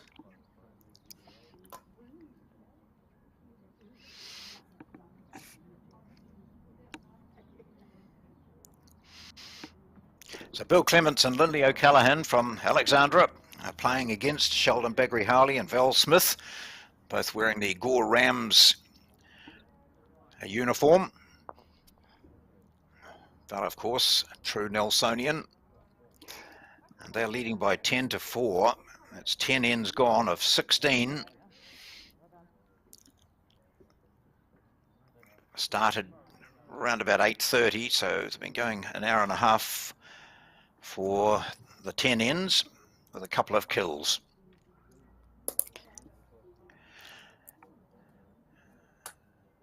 And the Lindley and Bill combination, that they're just setting up each end with these first two bowls. I think they've definitely won that lead battle against their oppositions, but it's just so important. Just you get something close early, it just puts pressure on the opposition, especially the scoreboard Yeah. pressure now of 10-4. You keep plonking bowls within 2 feet. It feels sometimes that you're suffocating a little bit, and you've got to, make something happen, play a bit of magic here and there. But they've really, really set it up with these first two bowls. And just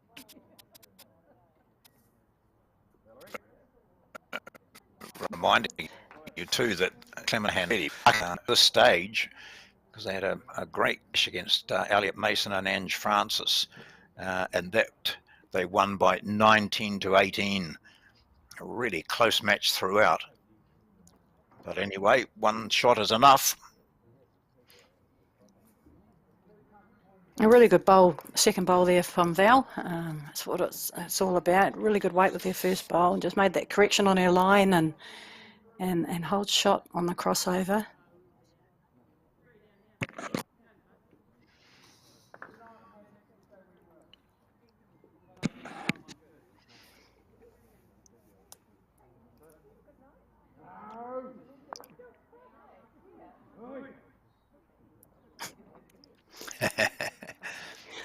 Growled at. Yep. Right, making noises.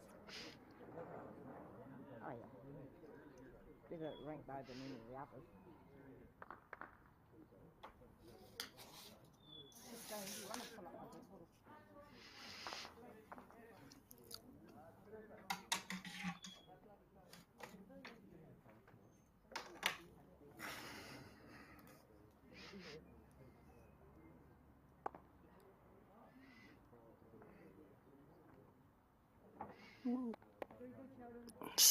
Really good shot by Sheldon there.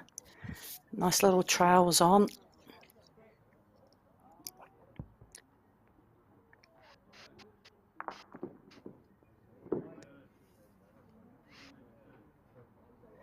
Just with that Jack, really, really good players playing the game today, and with that Jack pretty much always moving every end, it's just getting more bowls in your opposition into that little holding pen, the 2 foot behind the Jack. It's just it allows you to play with confidence. You can really, confident draw, little touch of the Jack, and it's just all benefiting yourself. Just takes the short bowls right away from the end, and so just trying to get toucher after toucher after toucher, and you hold that little holding pen. It's the way to go.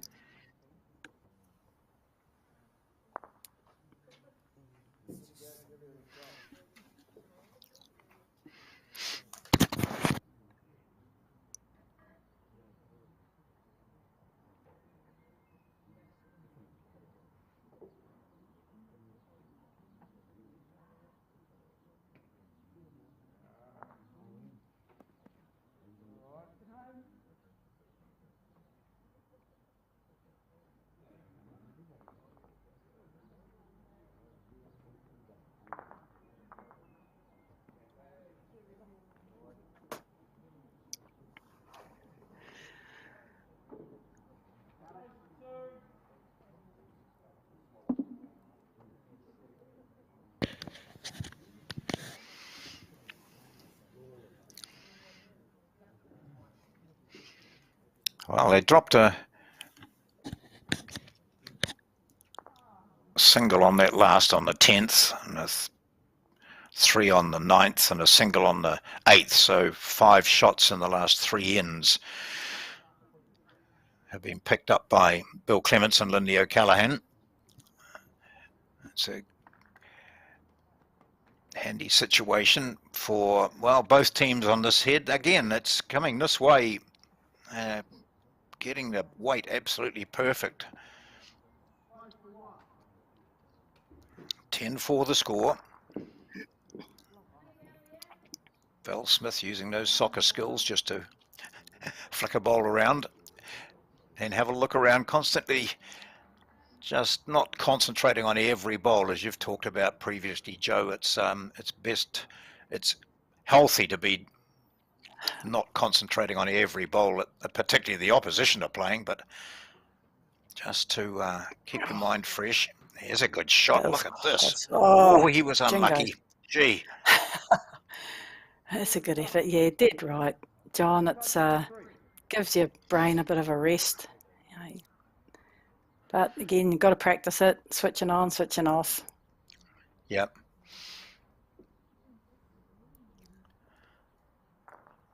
Well, with Clements with that one, if he'd been a fraction wider, he would have played his own bowl onto that shot bowl, and they possibly would have held 2. Is it still there for him or not? Where's Absolutely. Yeah. She's coming down to have a look now. I mean, she's pretty matched up in the back, you know. Lindley's purple one splits the 2 of Sheldon's, and again, Bill splits the one of each at this back here, so he can play down here, you know, turn Lindley's through, or if he's underneath, he gets the bowl or the jack. Probably again, not overplaying it, just a couple of feet, yard through. See where the jack goes. Well, look at that, just sitting that shot bowl, you know, pushing it back to maybe those 3 behind, and he might end up with a couple out of that.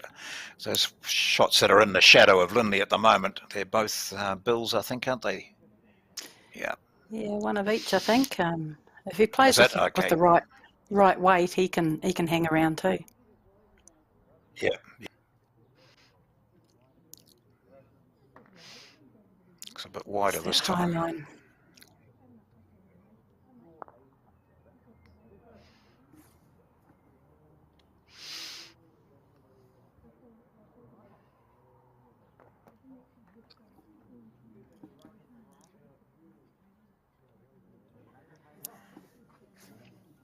Last bowl, the end. A little toucher for 3 would be good right here for Smithy and Sheldon.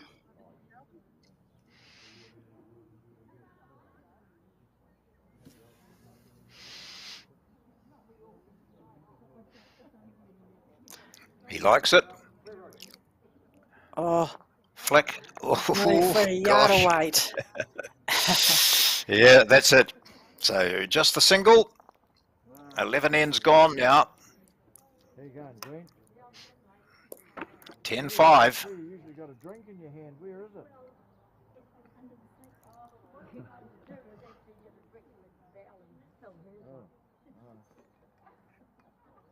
Legend, thank you. I was just thinking about that. Read my mind.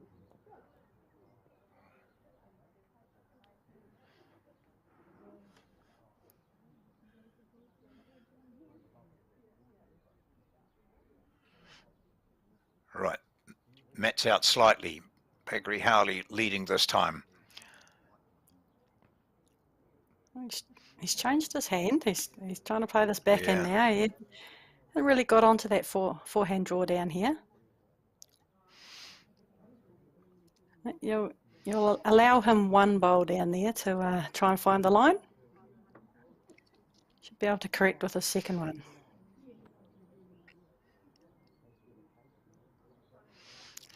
Well, he'd be quite pleased that he sees Lindley bowl an uncharacteristically short bowl, maybe 2 in the match.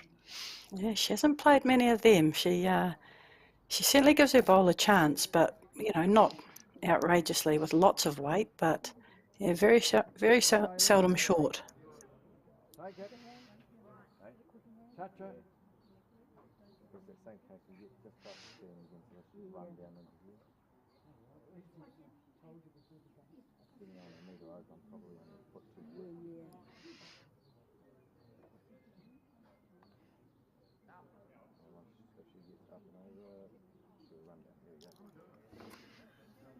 Go and put your hand you like, yeah.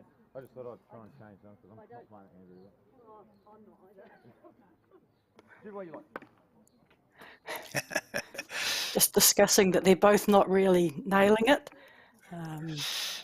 And good on Sheldon for changing his hand down there. You know, it's just to take a bit of honesty to say, look, actually, I'm not going that flash down this backhand. Let's try and change something. And sometimes even if it's just for an end or two, it just refocuses you. Even if you were to go back onto that ditch hand, just gain a little bit of clarity in what you're doing. So, you know, if you always Yes, do and it, sometimes you go back, yeah, and you find, oh, I've got it. Oh, what was wrong last? You know, why did I struggle previously? Absolutely. So, yeah, it's like taking a deep breath, isn't it? Sometimes. It is, absolutely. And, you know, the brain's a funny thing. But you need to acknowledge the things that are happening and be aware of what's happening and be able to try and change it. If you keep doing what you've been doing, I bet you'll get the same result all the time. But with those loose bowls of Sheldon's, this is a big opportunity for Bill to get in and put some real pressure on.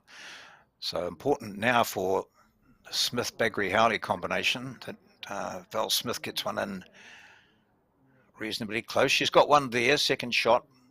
But another one here would be good.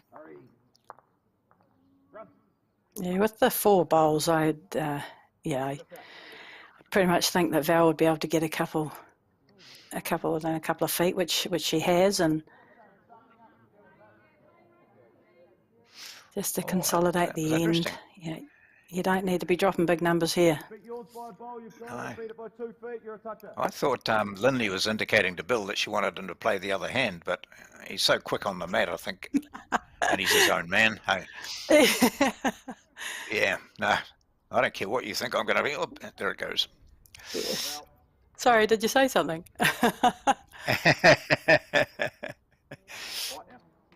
Good ball good here. shot. That's what they needed. So that's a couple probably to. He's continuing with that hand. Yeah, I always like playing the 4 bowls. Shot now. Yeah. 4 bowls and 2-4-2. You just, oh, that's a great shot. Oh, wow. Gosh. Touch on the jacks, brilliant. How did he get that in there? I thought he was whistling past a couple of feet, but no, nice little turn, final turn, drops it in on the jack. What a very late hook. And to get around Val's bowl, Val's bowl was only 6-7 inches short. Get right around that and back to the centre line almost. Oh, she didn't like her delivery, but it's going to be a pretty good result. Oh, no. No, it hasn't taken the shot away from Sheldon. He'll be certainly playing down there with a yard of weight. It's forced Bill to change hands this time, though. It's a nice little gap there if he can get underneath that bowl. I mean, Sheldon can kind of play. Sheldon can play this with kind of what weight he likes. He's got a couple of seconds. He's got the best back, 2 best back.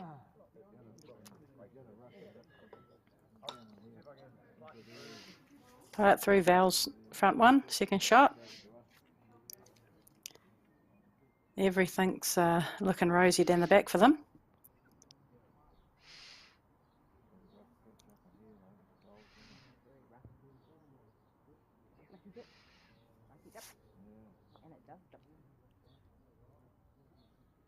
Just needs to get one of these, get a real good result here, and get the Sheldon's he's an up and at him kind of a bloke.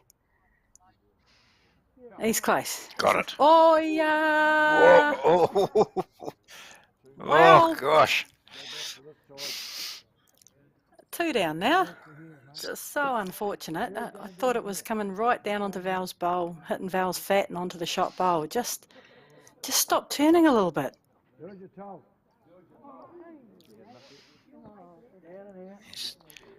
He's still got a good shot on the other hand.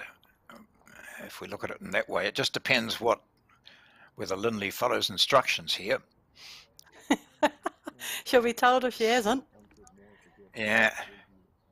Here we go. Recognising that the opposition are well placed at the back. Oh, she's just going to draw one, is she? Oh, gosh. Just Wow. out of the count, I think. It changes Sheldon's hand, though. He's, I don't think there's anything down his Yeah. backhand now. No, he's just, I think it's touching the jack there, isn't it? Or, oh, you might play that hand, No, I right? think it's- Okay. No, I think it's the forehand shot. I Got to be, think, doesn't it? You'd think. Yeah. yeah, down under Bill's short bowl.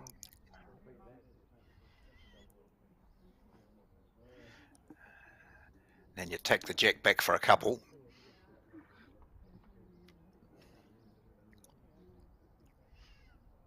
Here we go. Big bowl here for Baggery Harley. The dog, yes. Game plan.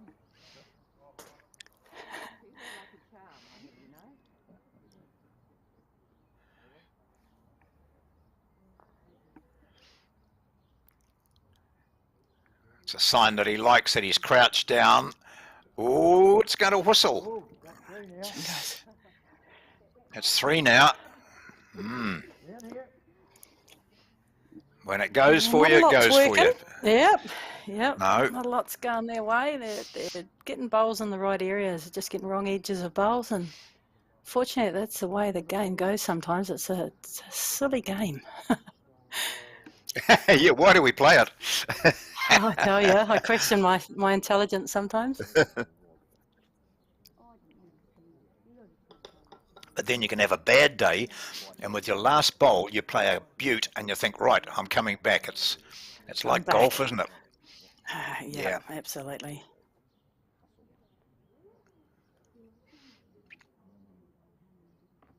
Tape.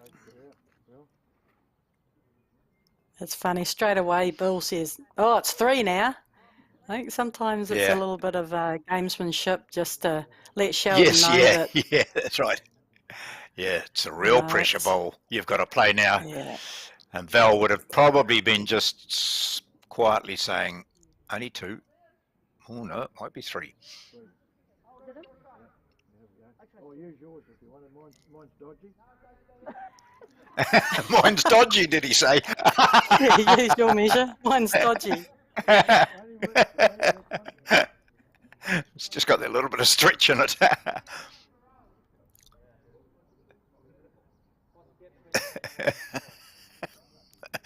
That'll go down. Whenever he's playing now, people are going to say, "Look, Bill, I'll use my measure because you've told everyone yours is dodgy." Just 2. Who is it? She's going on again. Val's just said, I reckon it is dodgy because she reckons she's got third shot here. Oh, Bill.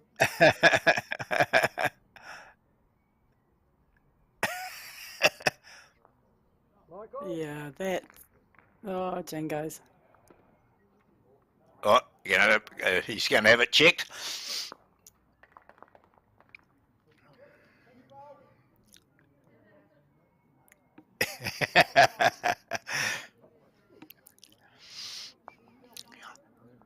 and while there are very few what you might call dodgy characters in bowls, but sometimes you just can't turn your back when a measure's being done by the opposition. You really just got to get in and check, don't you? Because some people inadvertently might be just having the tape end of, the housing of the tape might be just slightly off center or pointing away in the wrong direction, and it all adds up, doesn't it? Yeah, it certainly does, and you Just hope got that's to all get they've on and done. You check know, sometimes. Yeah, just not centre it absolutely. properly. But yeah, you're right. You don't meet many dodgy people. I think. I No, mean, if you've got to no. cheat in the measure to win a game, then good luck to you. There we are. Dodgy measure, Bill Clements. So yeah, that's good, eh? A bit of fun. So 2 then to the O'Callaghan-Clements combination. And they stretch their lead now to 12-5, but there are still 4 ends remaining in this. Yeah. Here's the other progress scores for you. No change in the leaders.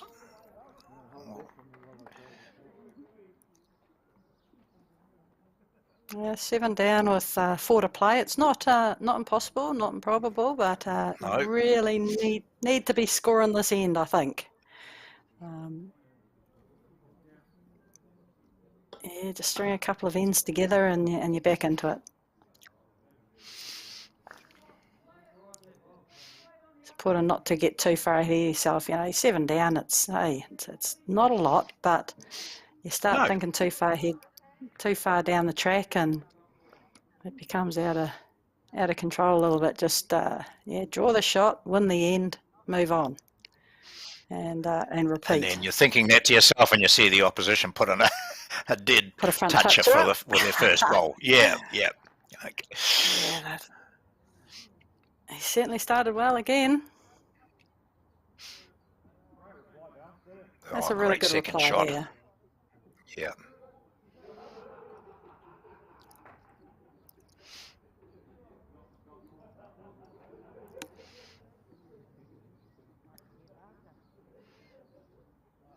He's not bad again. Guys, that's pretty good. It's just kneading it up a little bit. You know, it's now on its fat, which it's harder to move.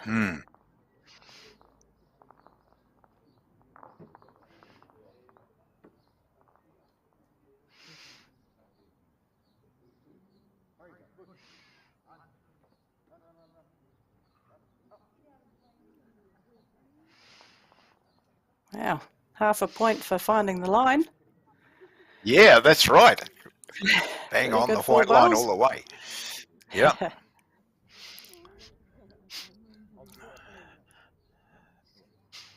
So while Clements is holding shot there, there's that first bowl of Val's is ideally placed. So I'll see. Absolutely. And this really combination don't need to be looked to be scoring shots now. They can actually play a little bit more defensively. Yeah, they're just looking at not dropping numbers now. Yes. Short bowls on this end are really, really hurtful to you, especially for Sheldon and Val.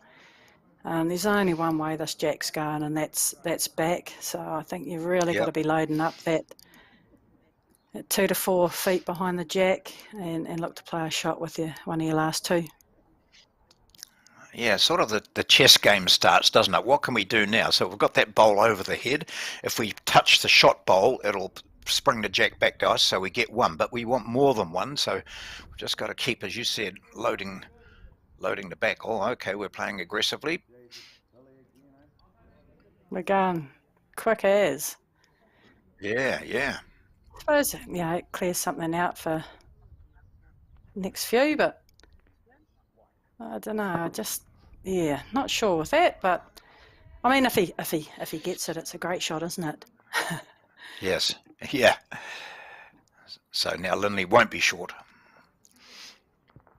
I just think when you're playing those second 2 bowls, it's all about positions, and if you are missing, you're staying on the island.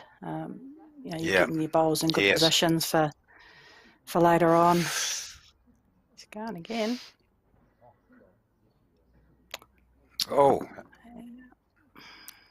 he would have taken that if it had been a wick off that and into them. He probably would have apologised, but would have taken it. Yeah. think we've got to reassess the shot for these next 2 bowls. Still happy, or do you want me to change?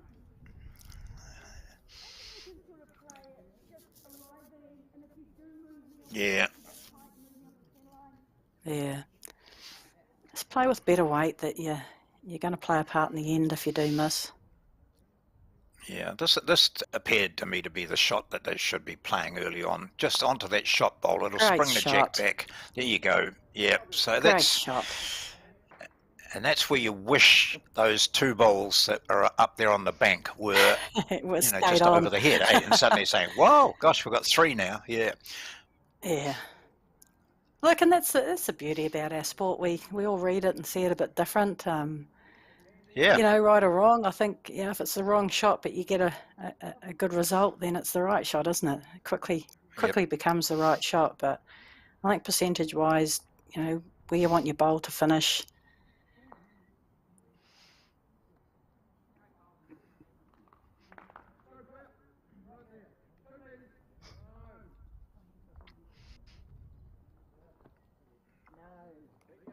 Ooh, the ditch. Yeah.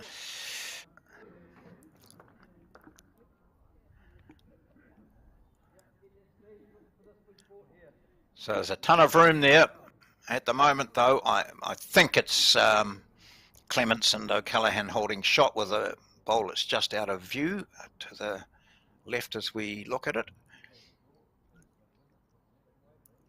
Yeah, it's hard to tell that. Oh, Oh. yeah. Yeah, I don't know. Oh, no, maybe not. Maybe that one that's out of view now at the top of your screen might be the shot. Here we go. Bill Clements looking to draw. I think it'll deep. change with these 4 bowls. Yeah.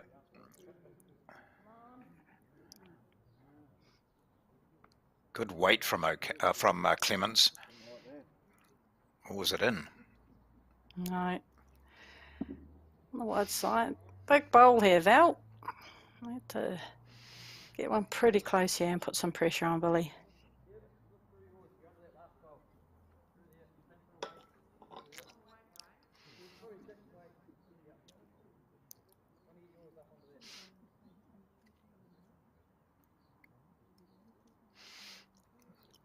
Uh-oh.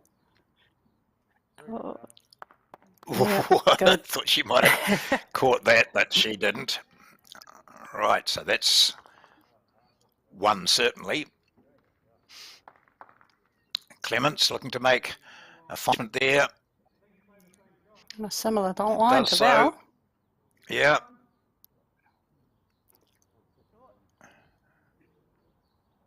Oh, it's... oh. Oh, maybe not.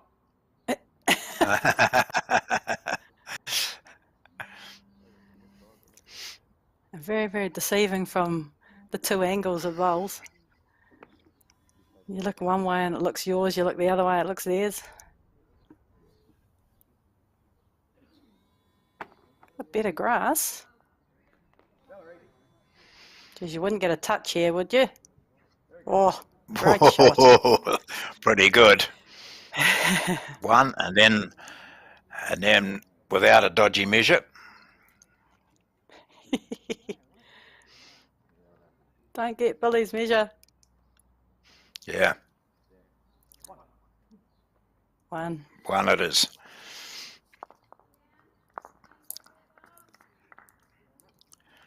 So Val Smith keeps the combination in the game with a single off her last bowl. Out comes the mat.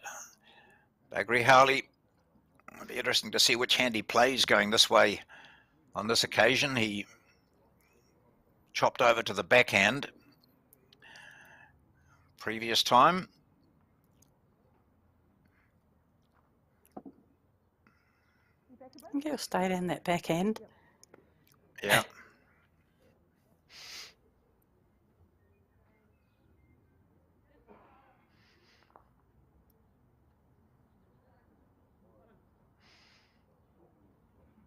I think sometimes you start getting inside your own head, you start thinking too much. Your body knows. Ah, great shot. Body knows how to play the game, and sometimes it's just, you know, to stop the thinking, just line up, get everything right on the mat, line up and let it go.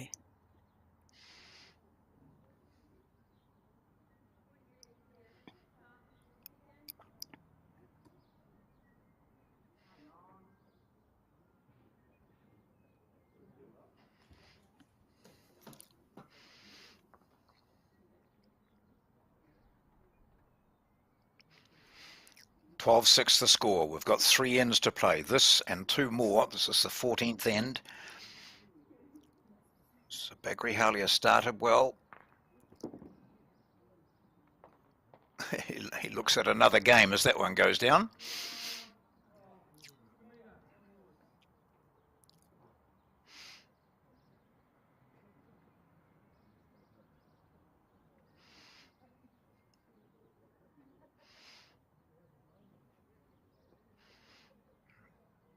Nice correction from Linley.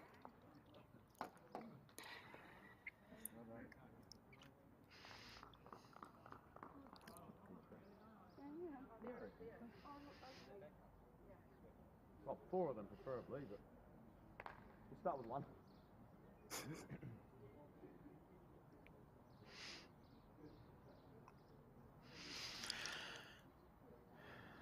So it's a South Island clash here at the North East Valley Mixed Pairs, being played at the very popular North East Valley Bowling Club.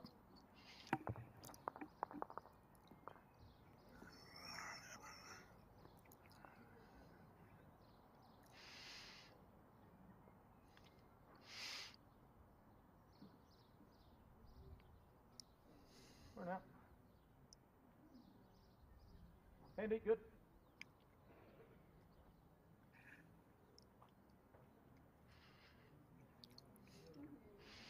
Gee, the camera switch has to be quick because Bill Clements doesn't mess around. He's very quickly into his bowls. Well, and that runs out beautifully too. 3 trails, brilliant. And nice little gate there for Val to come through there. Pretty good bowl by Bill.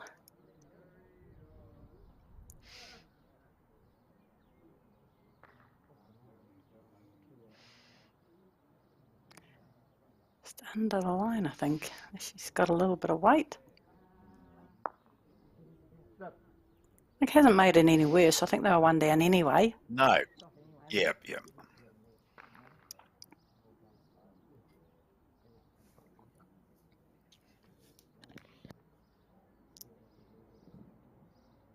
There's another good bowl coming down here. That's brilliant. Yep, you get that, Jack. Really good bowls, that. Just So, keeping I the think- pressure on. Yeah, I think Val's line was pretty good the last bowl. She can afford another couple of feet of weight. The inside edge of Bill's last bowl, bit of the jack. Happy days. Val. Looks good. Not going to find the hole again, is she? Oh, shit. Inside edge of the shorter Again. bowl would have been great. Yeah. Again, really good weight. Finished in a really good home. I think Bill needs to be just past the Yeah. jack now. Yeah, look. Come on, Val. Not the worst place. Pretty good. That's 3 very good bowls by Bill.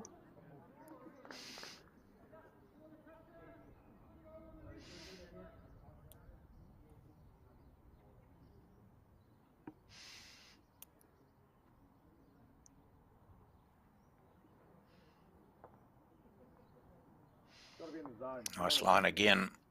Valerie. Val. Oh, Got it. Oh, gee. You're back here. We might be 2 down now. Well, Oh, it's some pretty good bowls being played by all yeah. 4 of them. Yeah. Yep, could be. Down here.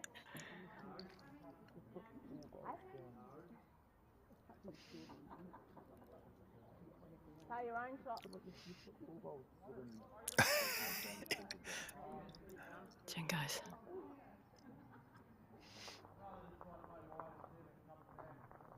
Oh, yes. What a shot. Oh, gosh. Well, they're not 2 down now, I don't think. He certainly sees it a little bit different, but Oh, but when you Lily can said, get, okay, you play your own shot. yeah, she wanted him to play down that forehand. He had a shot in mind and played it pretty well. Now, you can get that jack down the line, no? Yeah, down there. If you can get it down there. Get the jack down the line.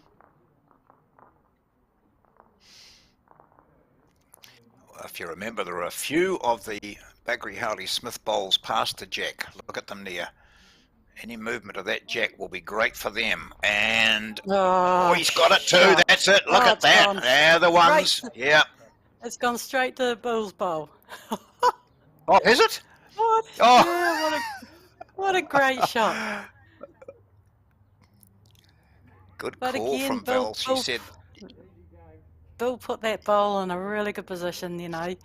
yeah. Anything past the jack.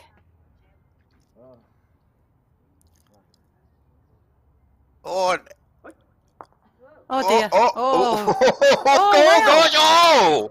Oh my How God, did that there's a keep bit of going? I think there's a bit of a dip. Holy heck.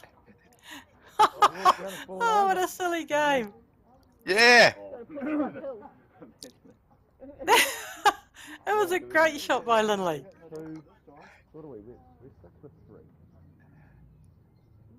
I Wow. don't know how that happened because No. it might have moved. It moved the jack a little and might have gone to the opponent, but not that far. It Gosh. should have moved it an inch and it ended up moving it 4. Yeah. Yeah. Worst case, I get that and then we get nothing. But Yeah, that's a really good communication by the two of them. I mean, Sheldon's going to play a shot to get the jack down the line for 4. Yeah. But you know, but he said to Val, look, if I get the inside edge of the jack, it goes to them pretty much all over. And at the end, he just said, "Are you happy?" And Val went, "Yep." So they've both bought Yep, good. into the shot that he's going to play. There is an element of risk, but you know, these opportunities don't come around too often. Oh, he's got it. Oh, shot. Oh, what happened? Gee. Wow. The jack will be in the ditch, it is. It's a really good shot. hang on. Picked it, played it with confidence. Could have gone all sorts of wrong for them, but It could be 4. 2 down. 2. Oh, only 2. Okay. Yeah. Can't get both those. So go down there and try and turn me over. We're not going to lie on that. With a yard. Only a yard. You can turn me over at least once anyhow. It'll help. But you don't want to be bloody pushing into this, but it's still going to be 4 down. We're 1 down. Are we? Yeah. That's right. You don't want to be.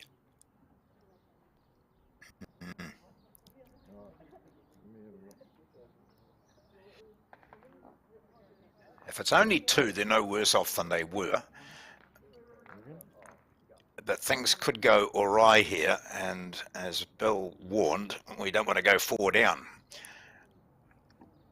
So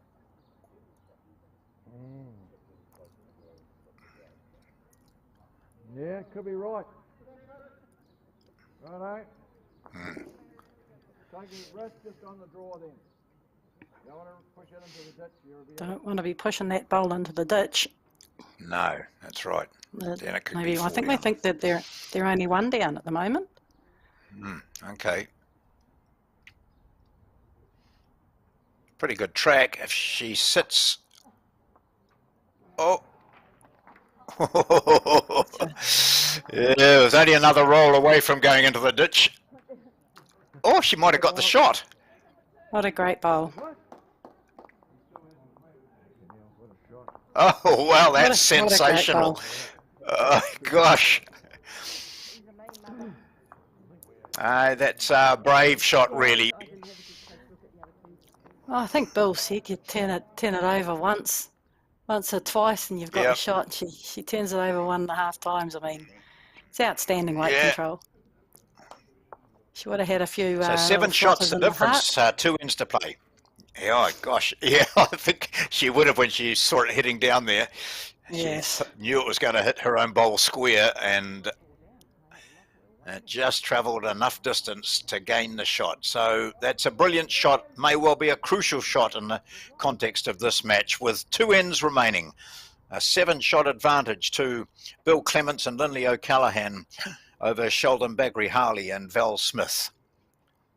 Northeast Valley mixed pairs.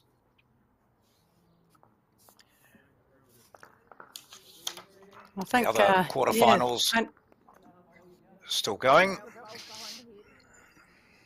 Only been one start there from multiple Val. in the game. But, Yeah. yeah, and going to be tricky to get 2 multiples in the last 2 ends, I think. When Bill and Lindley, they can afford to just drop a 1 here and there. Great shot again. Yeah. Bill Clements really has played well.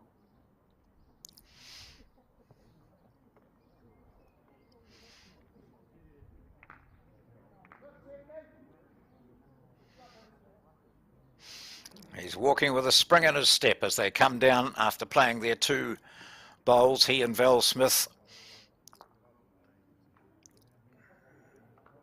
So handily placed bowls there by Smith, if they can capitalise. It's been really difficult for these 2. They haven't quite hit their straps.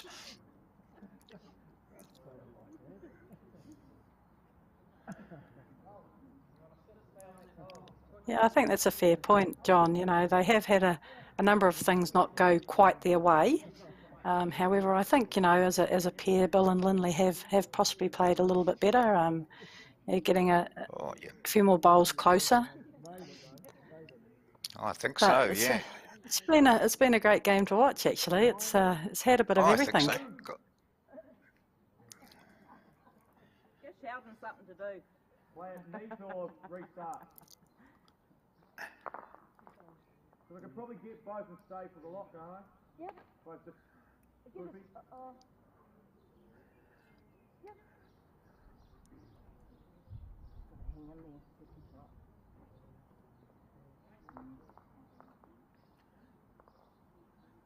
Just under. This is what's happened to them, isn't it? They've found the gap quite a few times. Bill just wants something now up around the 2-metre mark, just up by his feet.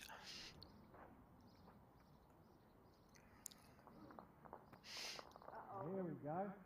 Uh-oh. Oh. Here we go. Jeez.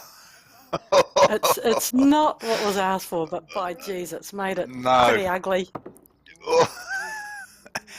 Oh, Sheldon didn't waste any time. Over the top.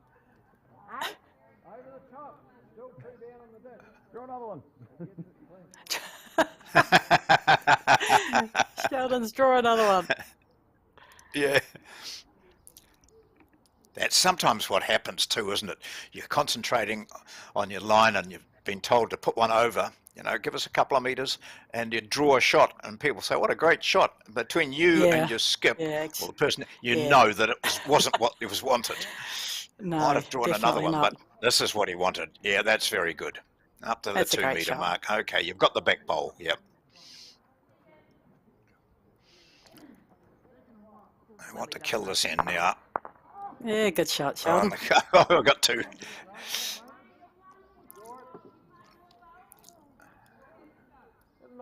Draw it.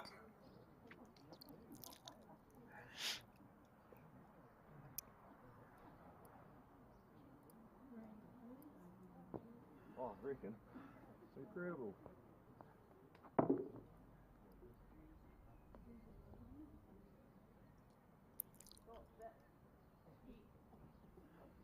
You call, do we restart or do we... I think we restart, mate. It's going the bear jack, trying to kill it. Restart the end. Nope. Yeah. Yep. Oh, the gap.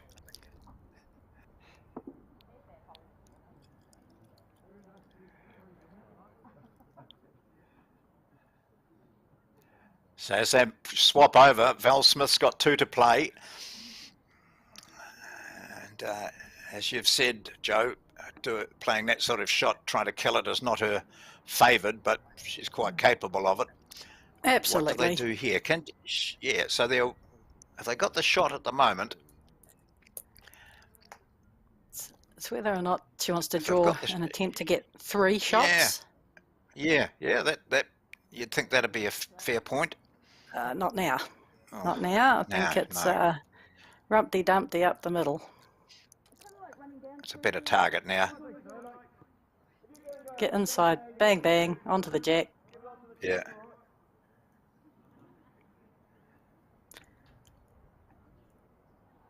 Certainly desperate times, I think. Definitely have to kill this and try and start the end again.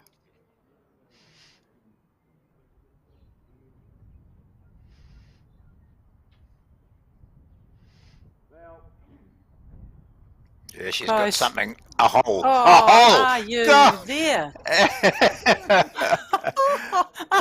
Look at her. Oh. I think if we went back and found how many times their bowls have found holes, then we'd be into double figures. It's been just one of those days. Here comes Bill Clements looking to put the seal on this. Well, he's blocked up that gap now. She can't get through there again. Bit of a hit and hope now. Sheldon said, "You'll get it." So inside edge, Jack carts over to her left. Let's see what happens.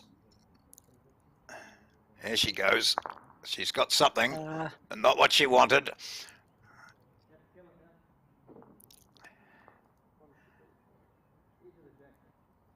One shot, and I think they might shake hands, will they? They do. Yeah. Yep. Sheldon says we can't match that. And so the first of our quarterfinals has ended with the victory going to Bill Clements and Lindy O'Callaghan from the Alexandra Bowling Club in Central Otago, beating the composite combination Sheldon Bagri Howley and Val Smith in a game which really was so tight. It was 5-3, 5-4, 6-4. Then there was a 3 to the Clements and O'Callaghan on the 9th end, which took them to 9-4, and they just maintained that edge through. Luck plays a part in bowls, and I think it wasn't that the Alexandra team had luck. They played exceptionally well, but bad luck went the way of Val Smith and Sheldon Bagri Howley, as we saw. Holes for bowls emphasised in this particular game. Well, Joe, that was a very exciting, interesting match with so many great shots played, and a great lesson to people picking up the game about how to manage these situations. But really, deserved win to Clements and O'Callaghan. Yeah, I think you're right, John. It's like I say, the Leeds battle, I think, went in the way of O'Callaghan and Bill Clements, and that's where it starts off in the game of fours. These game of pairs in this 2-4-2 format. So, yeah, they put the pressure on right from the word go. Got a lot of bowls in and around it in the right areas, and yeah, Val and Sheldon were unlucky. Went through a number of holes, wrong results, bad results, but that's the game we play, and I think generally you get more around it, the luckier you get. So, yeah, really good game to start off the finals day at North East Valley. Absolutely, and it's a brilliant blue sky here at North East Valley for the Spates North East Valley 10,000. We're into the quarterfinals. One of those matches has been completed. See, the other 3 are still carrying on, or at least 2 of them. So we'll be back with the semi-finals around about, well, I don't know what time, but we'll be back shortly. You'll get a notice on your screen. It'll be the semi-finals here at North East Valley. We'll see you then.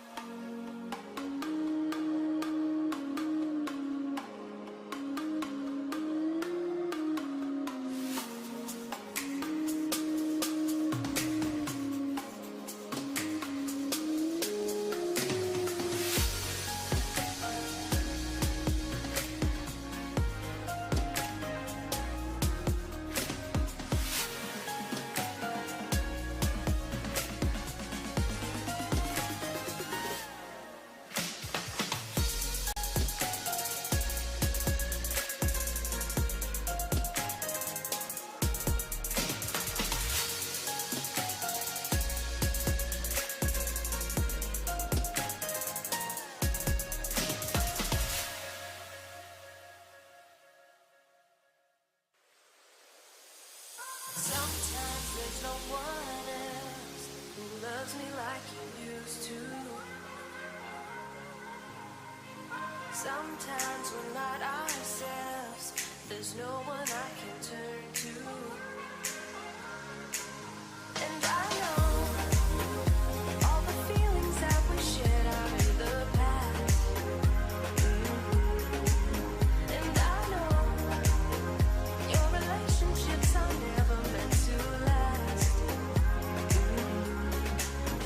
And I'll take some time, but I'll be alright. We're moving on.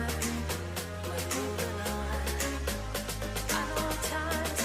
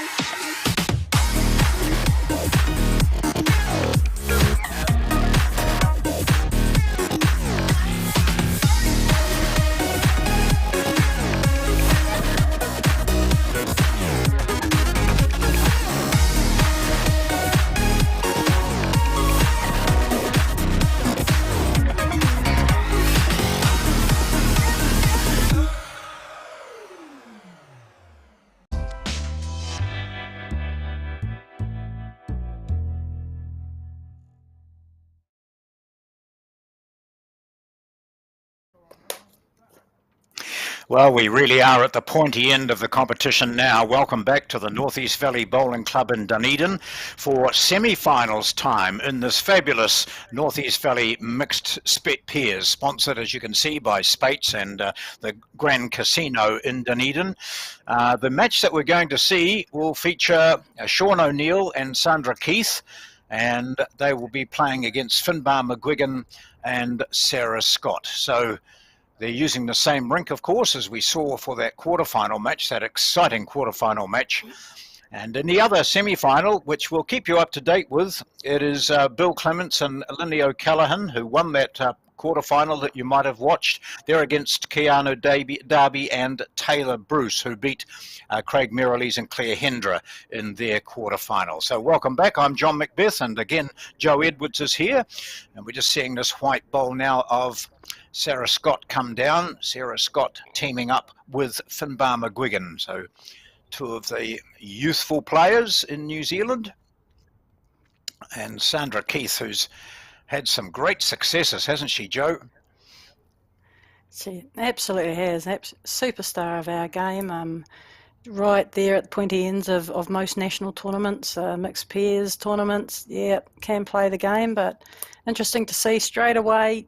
Both players are starting off down that ditch hand. Sarah Scott obviously has played a lot of bowls at Northeast Valley and knows the greens really well. But as we saw in that first game, we think drawing down that backhand is the way to go. A little bit of weight on the other hands can seem to drift out a little bit. So it'll be interesting to see these guys' deliveries and their bowls, how it plays out in this game. Absolutely. Well, Sandra Keith won the Pairs national title with Bev Morrell. That was a very popular win at the last national championships. And here is Sean Scott out of the Kia Toa Club in Timaru, the South Canterbury bowler, himself a national title holder, past national title holder, I should say, but when you've won one, you are a national title holder. Absolutely. Sarah Scott. Yep. Finbar McGuigan, one of those younger players who's really been on the scene since his rangatahi or secondary school days. Yeah, lucky enough to play with Finbar and Seamus last year in the Spates Fours at Nelson. Val and I teamed up with the two youngies and had a blast. Two really nice young men. And Seamus, heading over the ditch and working over there for a bit at the Brighton Club in Adelaide. So I wish him all the best. But yeah, two nice young guys.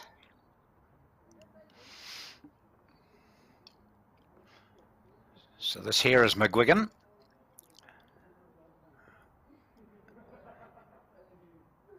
Started his bowls at Plymerton, I think, in the Wellington region, out to Stokes Valley, and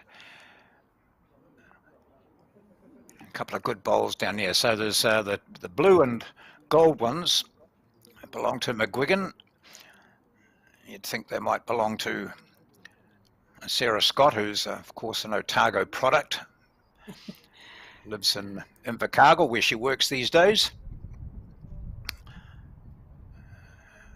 And O'Neill, nothing but a green and black South Canterbury man. Gets a nice little rub off that to finish up with second shot.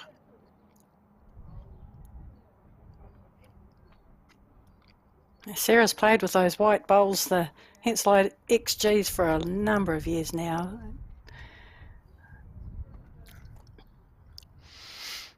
And Henselite, one of the many sponsors of this tournament. 4 pretty good bowls by Finbar there. He's found his range pretty early. It's first end, and he's got 4 within 3 feet, 2.5 feet. Really good start.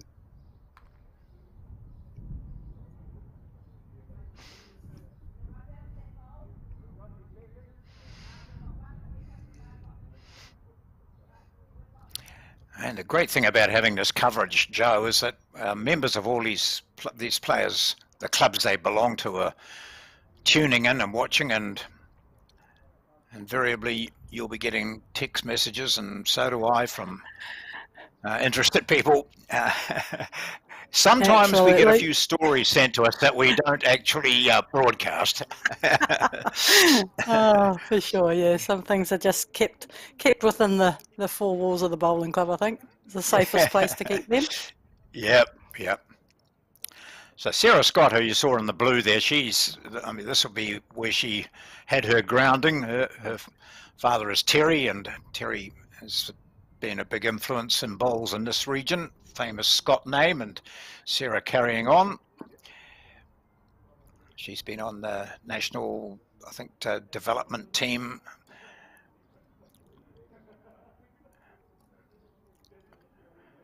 Yeah, she's been hanging There she around goes now. the Blackjack squad for a number of years.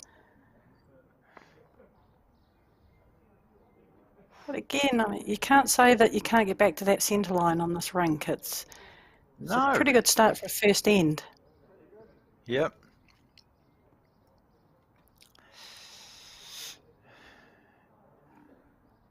Sandra Keith from Dunsandel, I think her College of Ashburton was very impressed when she won her first national title, and then went on to play for the New Zealand team.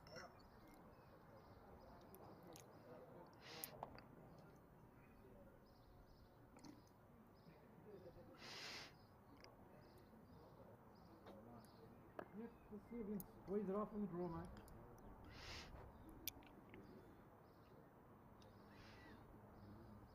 Got a couple of seconds here, but can't really. I don't think you can see the Sarah Scott bowl to get rid of it. It's just trying to draw the shot. Good attempt. Pretty good end. Yep. Very good first end.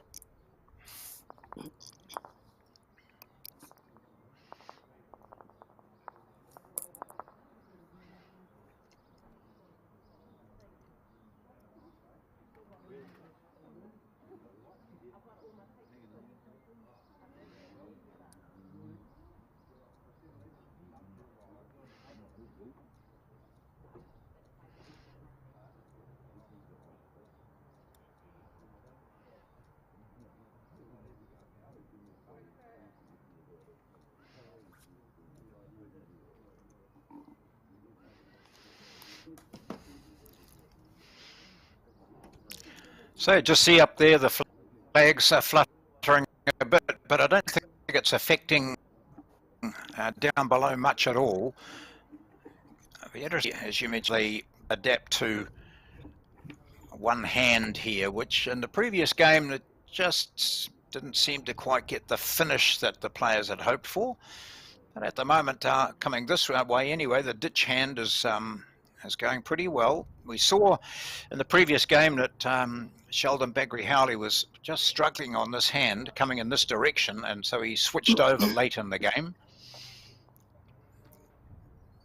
Yeah, they've generally been playing up and down the stitch hand on the draw.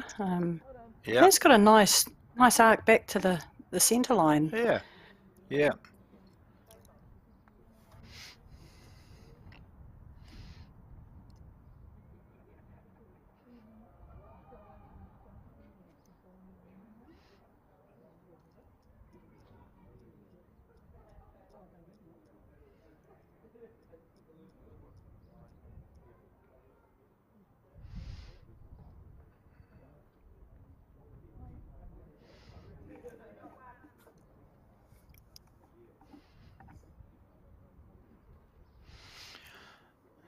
So I think we're in for a pretty classy performance from these two teams. They've managed to get through this far anyway, so that's no mean feat. When you look at the group that they were with, so with Finbar McGuigan and Sarah Scott, they had opposition from the likes of Aidan Takarua and Vicky Robinson, Craig Merrilees and Claire Hendra, Shane Elliott, Christine Buchanan. So all the players who get invited to this are pretty sharp players. And then the other combination, well, they were in this, actually, Finbar and Sarah well, we're in that group that I've just mentioned, sorry, and O'Neill Get the bowl, you get second anyway. and Sandra Keith were against Mike Kernahan and Tyler Kelly and Tom Tyroa, Rebecca Jelfs, Blake Signal, Dale Rayner. So you have to win some against some pretty good players to get to this stage. And remember too, it's $8,000 for the winner. Already these players are in the money, but none of them are likely to want to settle for just a grand or two. Well, that wasn't the bowl she wanted to see going up. No, it wasn't ideal, but yeah, they've certainly got a great field down here. The number of blackjacks on show are amazing, and yeah, really good field for a first time they've run the mixed pairs down here instead of the men's singles. But I think it's been a really good show, real good tournament, and hopefully it'll just grow and grow now from year to year.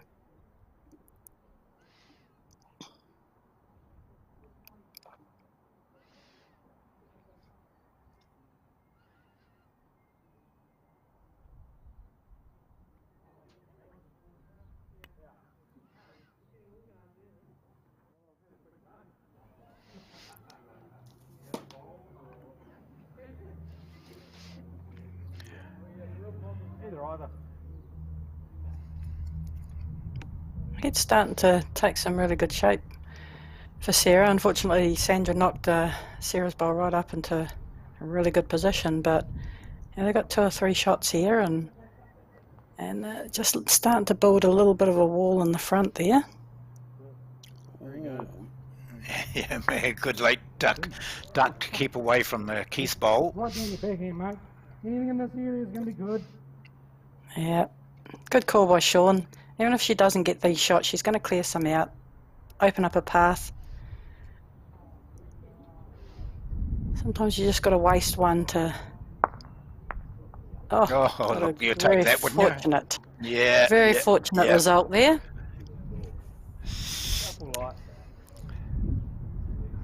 So, worth 2 to them. You get second. Fortuitous. But that's part of the game. If you're up there, you get those good breaks. Sometimes. Drawing to the ditch. As we saw in the last game, it didn't quite happen that way. But yeah, Bill Clements, Lindley O'Callaghan played extremely well, both on the draw and any sort of shot play. They played very well. Sheldon and Val were there or thereabouts, didn't get some results, but yeah, Bill and Lindley, I think, outplayed them. Deserved their win. This isn't bad either, is it? Yeah, it's not bad brilliant at bowl all. here. So from what was looking like a very rough end from Sandra and Sean has turned into, all of a sudden, pretty tasty, holding 3 shots and pretty hard to get to. Finbar's got to draw within a couple of feet to cut it down, so big bowl here.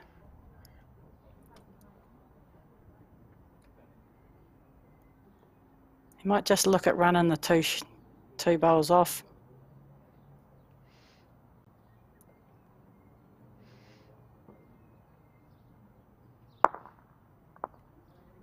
That was his own. He's opened it up a wee bit at least.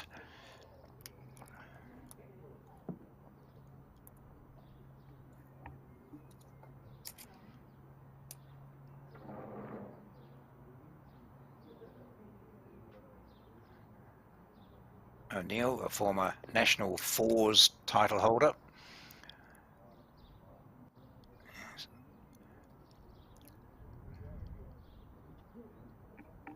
Been around for a long time, Sean. He's I think he was in a New Zealand under 25 team way back in the days when I was in the academy team, and just always been a really nice bloke.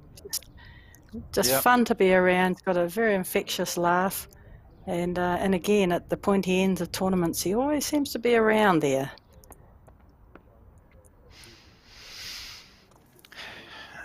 Enjoys a cold beer on a hot day. Yeah. Here it goes, final bowl. And these are big Second bowls in end the we're playing. context of the game. You know, he's holding 3. He's got a couple of 3 feet to draw another one. And he has. That's a great shot. They're the bowls that Yeah, really yeah. make a difference in a game.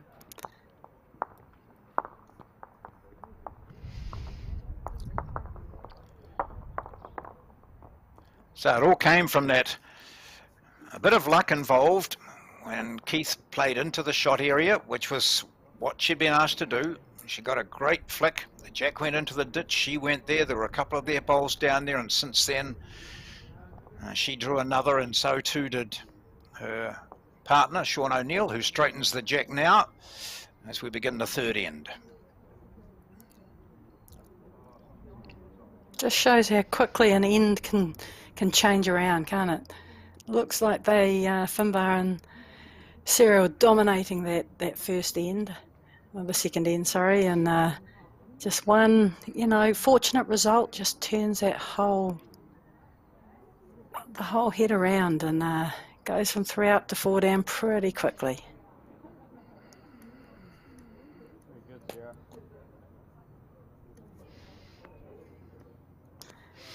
So we're Cracking playing start 16 again by ends, of Sarah. course. Yeah.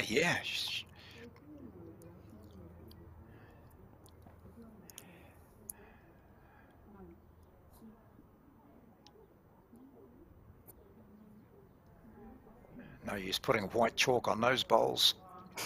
So here comes the coloured spray.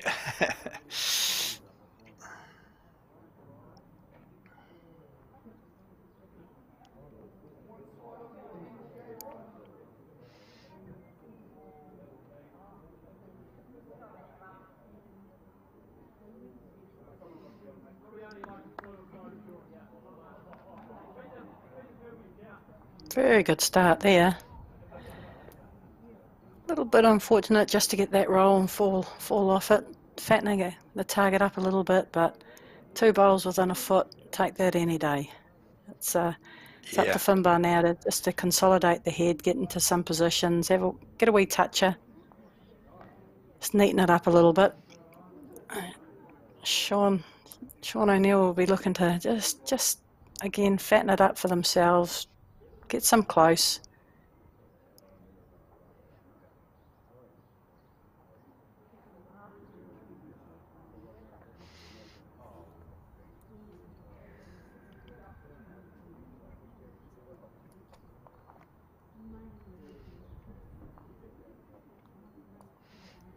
Oh, not bad. Fortunate couple of slides again. Just on the inside of his line. Very good weight again. But a fortunate fall back off the white bowl.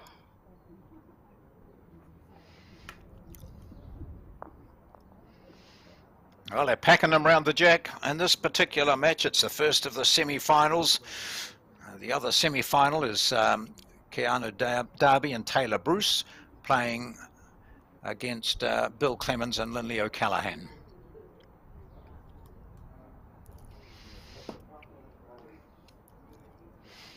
So Sean O'Neill, he, as I mentioned, won that New Zealand Fours title. What a great bend on that, just about in. When he played with Barry Andrews and the late Rod Dorgan and David Hansen, they won that national title. It's about 15, 16 years ago now. Wow. Time flies. It doesn't seem like that long ago. That's a great shot by Finbar. Had all sorts of things going in his favour there, but he played it so well.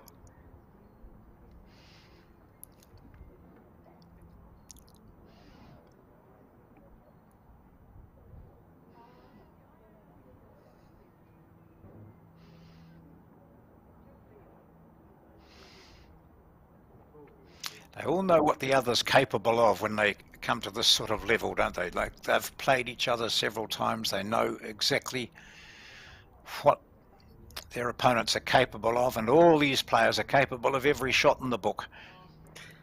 Yeah, there's not a lot of weaknesses, and you just as a player playing in these sorts of tournaments with that much great players playing around you. You just got to expect that your opposition's going to play the perfect shot. And if you do that, you've got no, you're expecting it. When it comes, it's like, righto, well, they've played a good one, so it's up to me to play a better one now. So, if you expect it, you're not disappointed really, but you got to expect them to play a really good shot, and as they're all so capable of it. Yeah, it gets to the stage where you can't relax until the last bowl is played. You might be holding shot and you might think you're in a great position, but always in the back of your mind is the knowledge that the player you're against is capable of upsetting that or bettering that or taking the initiative back from you. Yeah, for sure. It's when you have in your mind that they can't get that shot. That's when you get unstuck. You're becoming a little bit complacent and taking a few things for granted. So can't get into that mindset. So if you expect them to play the good shot and they don't, it's like, oh, okay, we might have got away with one here. Time to make them pay. But just expecting it, I think it's a better mindset to be in. It was a smart bowl from O'Neill, that last one of his.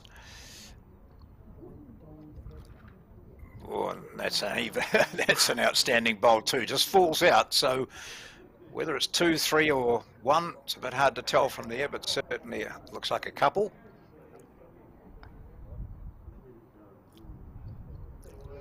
Sandra Keith has been down there viewing the head. She knows exactly what's required, just confirmed in that brief conversation with O'Neill. They collected a 4 on the second end, so they lead by 4-1.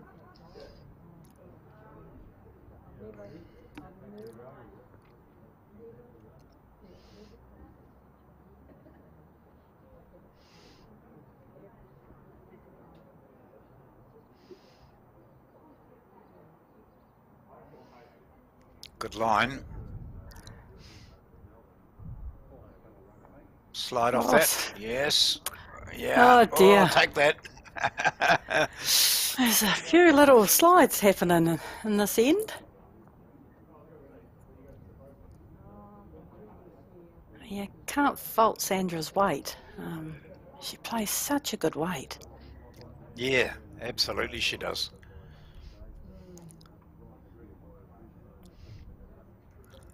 Looking for the same result here, but might not quite be up.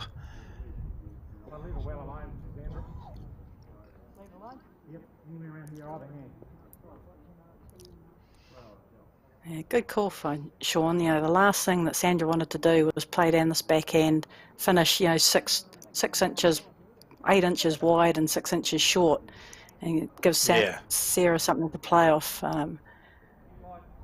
I think she's either drawing it dead or she's coming down this forehand here, looking for a bit of a perhaps get through Finbar's bowl onto the shot bowl. Kind of play this with any weight she likes. Yeah. Pretty loose bowl from Sandra, though. It was picked up out in the other rink. She wanted to stay away from the head, obviously, but just to go a bit deeper for this particular shot. Now, if there's anything could happen here, and it does. Right. And gets the follow through, gets her white bowl through too.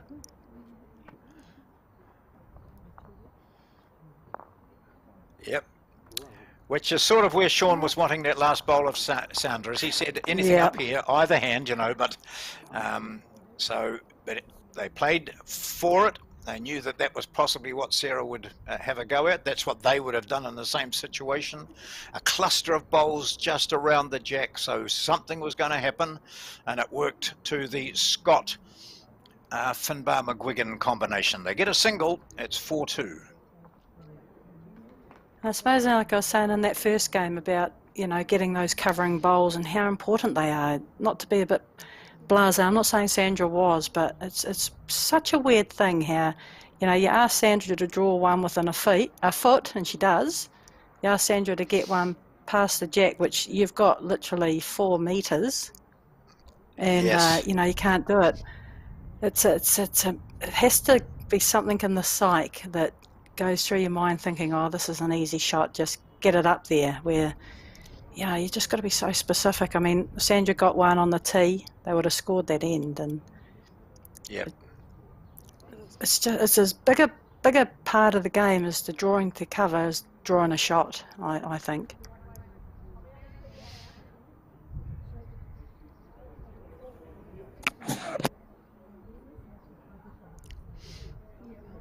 McGuigan looking to come under that. Nicely Great shot. does.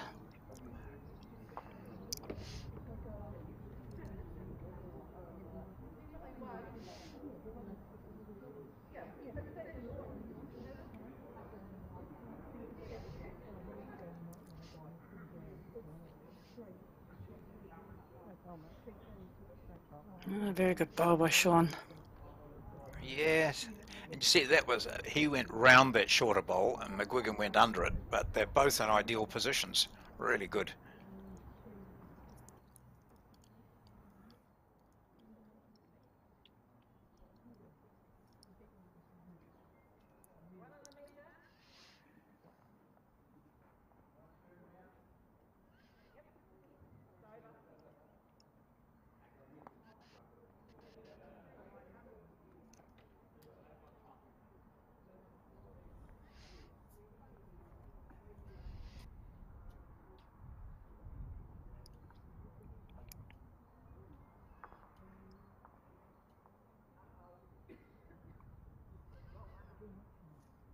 That's a very good start-up by Sarah. Just to get that bowl in position for what's to come in the end. I think Sandra's not going to be flying down here, but probably not going to be short, wanting to get just inside Sean's wing bowl, down to the jack.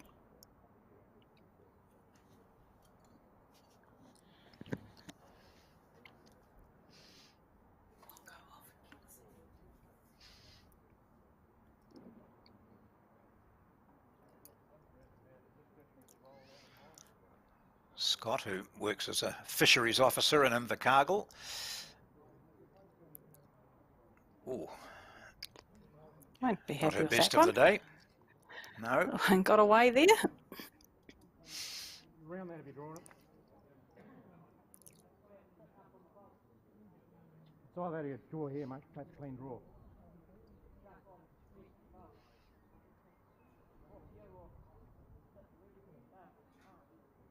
Oh, if you see it, yeah.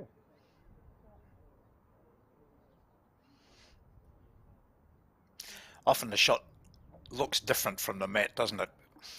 And you Yeah. get an idea in your head and you think, right, I'm going to play, and then the skip says, I'd like you to change, and you think, I don't see it that way. But I think maybe he did see it the right way, but that's two bowls out on that side, so continue. Oops, it's in the ditch. Yeah, I think what There's a Sean was chance to pull asking the was jack. just draw down on that backhand, get another really good second.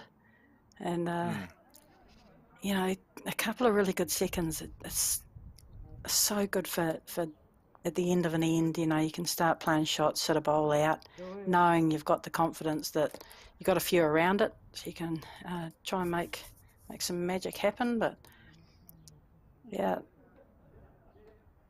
Sandra's adamant on the shot. She's got better grass with this one. Yeah, I think Very so. close.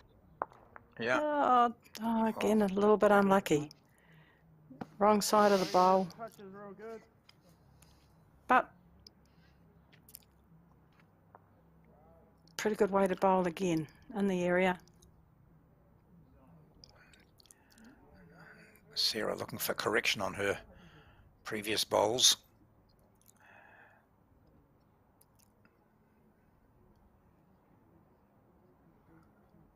Very good, Sarah. Very good shot. So it's still It's there white for Keith, bowl. though. That white and orange and the yellow and blue look attackable, don't they? Well, sittable. She can see those. I certainly do. Just playing almost a similar shot down this forehand, bit of weight. Yeah. Oh, Looks just narrow, under the as said. line. Hold the Well, she'll phone probably off get the a red. flick. Aye.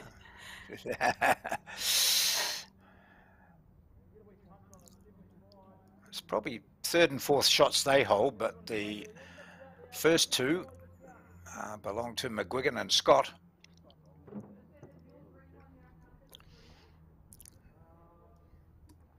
So again, a skip can go down holding 2 shots, but well aware of the potential for the opponents. So you see those 3 red bowls out to the left. I think one of them's about jack level, maybe slightly jack high, but, oh, there we are. Yeah, no, not quite as close by as it looked from that other shot, but still there's a shot there for Sean O'Neill, and McGuigan will be looking to get in to stop that. Ooh, there we go. Bit of weight on here. Oh, I think He's that's what he was just, trying to do. conceded. It leaves the one black bowl. It's the shot, which is the good news for Sean and Sandra, but it's very vulnerable. Sean really needs to get another close, if not second shot, third shot here. Finbar just a little bit quick, I think. Just pops that bowl over a couple of times, it hides it away. Just a bit too quick.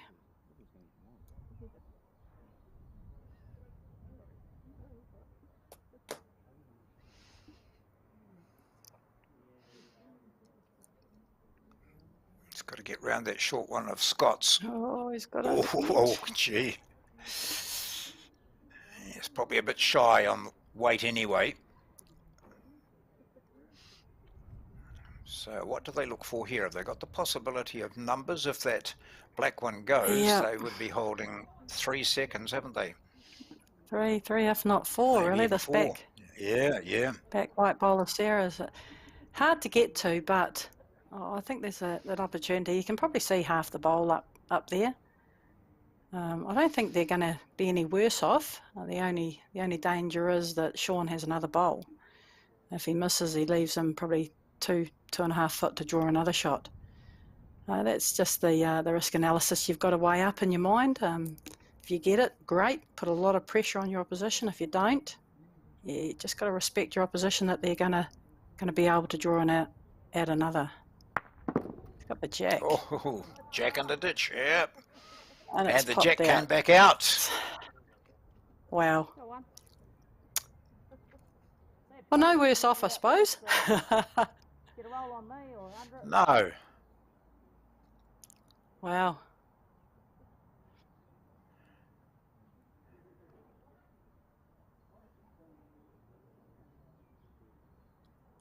He would have been thinking, I've nailed it, I've got it, great shot. We might have a couple of, oh, damn, the jack's come back. The ditch for 2.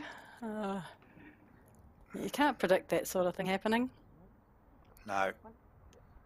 Ooh. So 1 shot there to O'Neill and Keith, and they march onto a 5-2 lead. It's 16 ends, we've played 4. It's the semi-finals of the North East Valley Mixed Pairs being played at the North East Valley Club in Dunedin.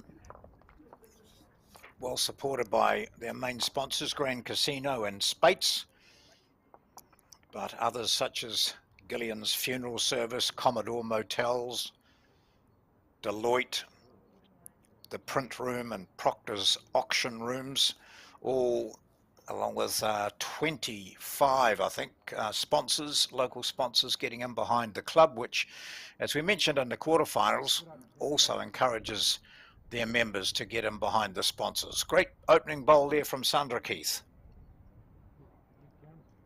Yeah, I think, North East Valley Bowling Club, we've got to be doing something right to get all those sponsors, and they're sponsors that have been with them for a long time, with the men's invitation singles that they've run previous years. They just don't seem to not be able to get sponsors, which is a great sign for the club.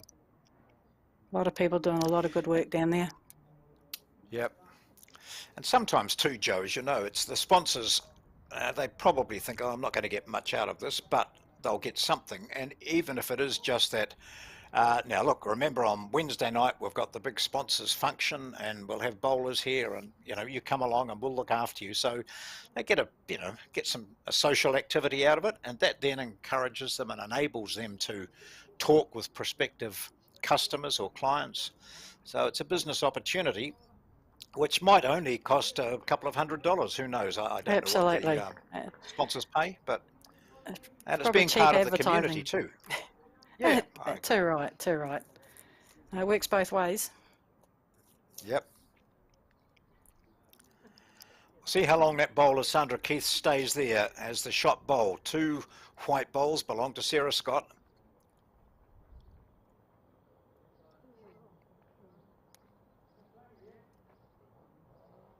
Yeah, it hasn't. I know that we've only played 4 ends, but I don't think the little white critters stayed on the centre line in all 4 ends.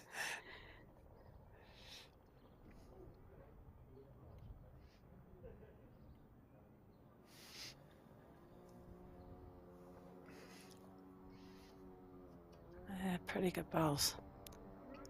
Yep.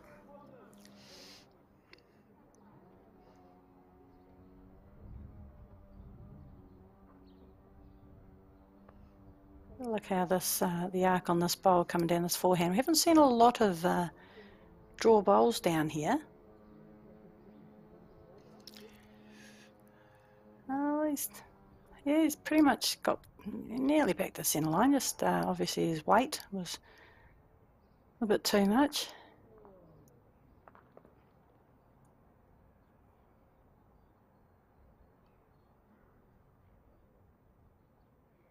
Not bad again Close from again. O'Neill. Is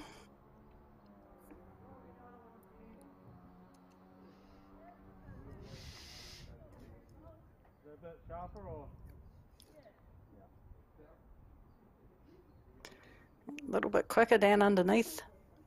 His bowl's looking for the jack of the ditch. He's got it. Good shot. Yep.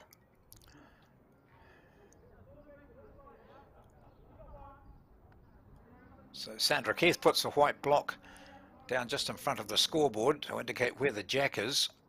That was a toucher that shot, so it stays in the ditch, and O'Neill, having held 3 briefly, is now down 2.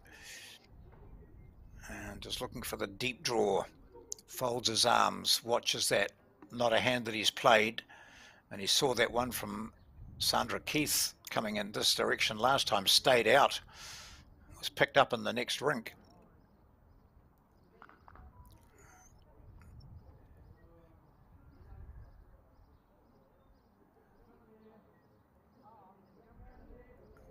See where that important one when you've ended got up. Can't.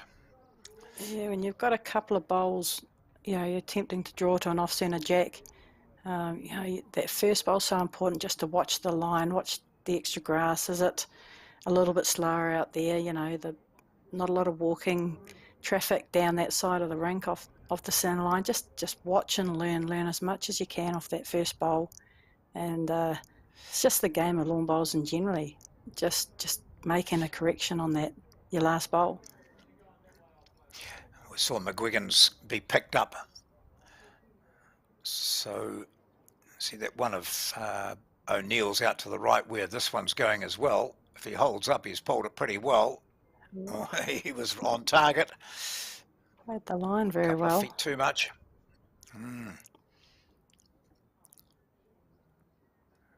So McGuigan also will make the correction. Too wide last time. This could be travelling a bit too. A bit quick. Or will it hold up? Let's see. Oh, it's a good Yep. attempt. Just, yeah. So both of them within a few inches of playing the perfect shot.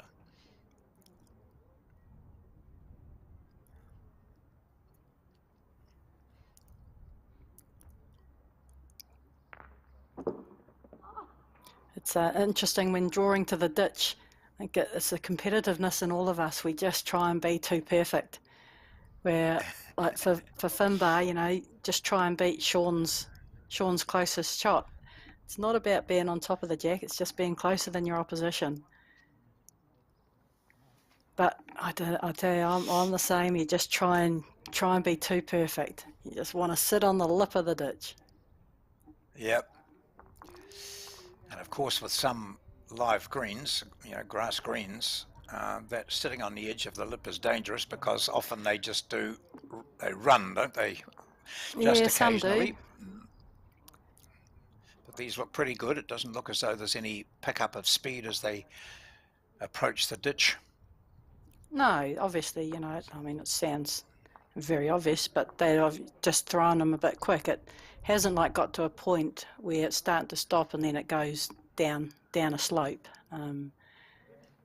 It's yeah, a sign of a really good green that you can draw to the ditch. I know a lot of greenkeepers, they don't mow, you know, a couple of feet out from the ditch just to allow you to. I don't know how that affects the rest of it, but you know, just having that confidence to be able to draw a foot away from the ditch if you can.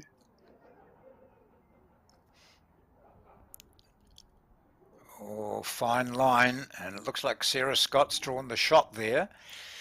And she's got another Bonus one to play. time. Yeah. Definitely Check and bonus see time if- here.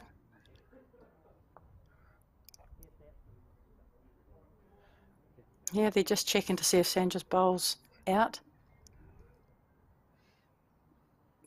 Big bonus bowl here, Sarah. Mm.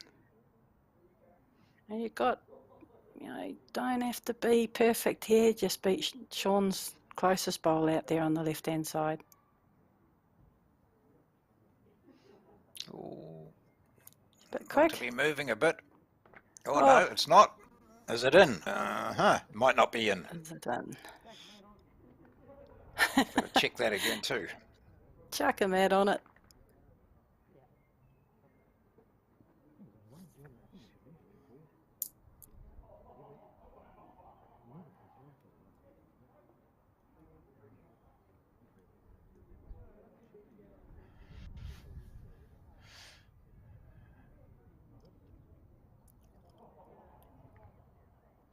Just measuring for second shot here, whether the toucher on the ditch is the second. Two. May well have been. Two it was. So a good situation out of that, which was looking pretty dire there for in the early stages when Keith had drawn one and O'Neill had drawn a second or maybe third, and then Finbar McGuigan put the jack in the ditch, stayed with it, and that shot of his, the toucher, was in fact second shot. Sarah Scott drew one. Now he put something else in the ditch when he didn't really want to, but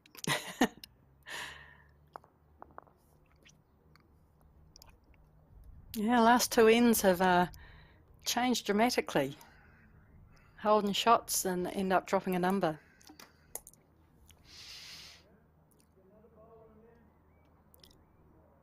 where does he want it?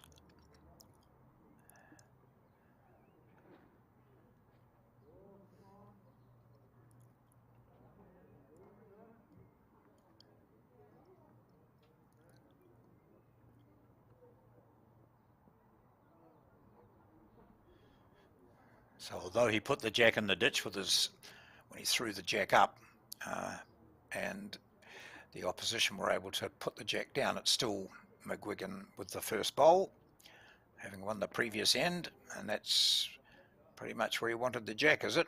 Not quite. So a metre or so over. O'Neill ahead by 5-4.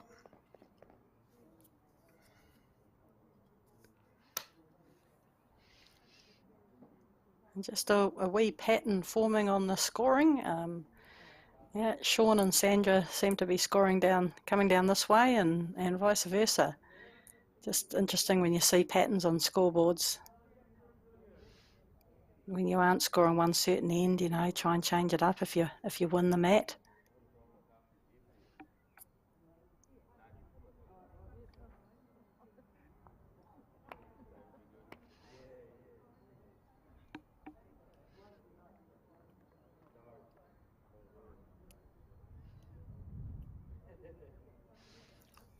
Just looking for his line spot that he wants to bowl to, then thinking about the weight as he lets it go. His head stays down, and a Kia Toa bowler follows it up. Be quite happy with this.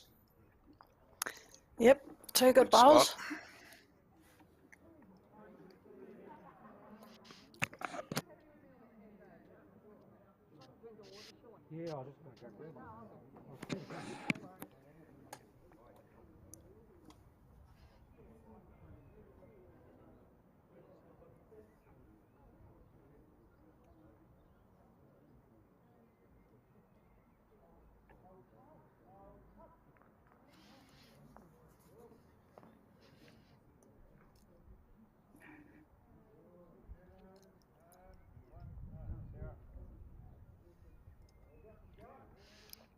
She can run that back to her own. That'll be pretty Oh, good, and she has. She's taken it she's- right back.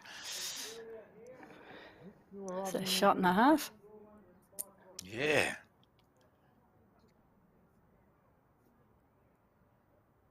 Again, with Finbar playing 2 bowls just past the jack, it gives you the opportunity that any jack movement's going to go to you.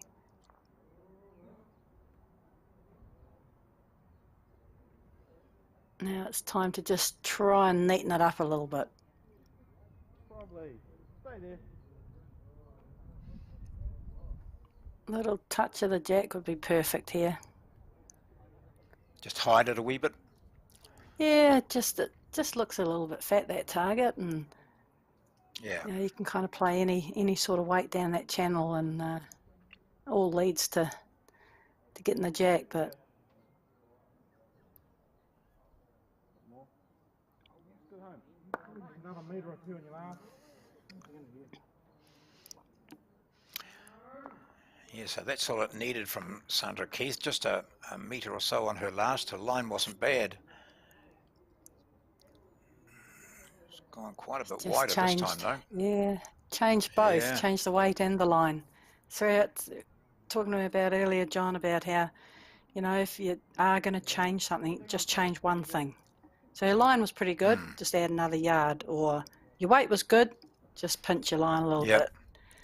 It's when you try and change 2 things, it becomes pretty tricky.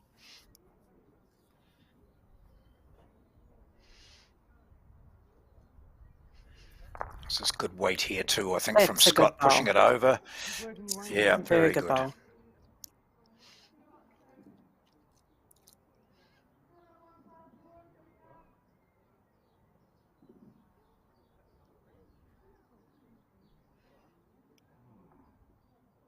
In the zone. Oh, Oh. Done a good home as that's well. all right. Yeah.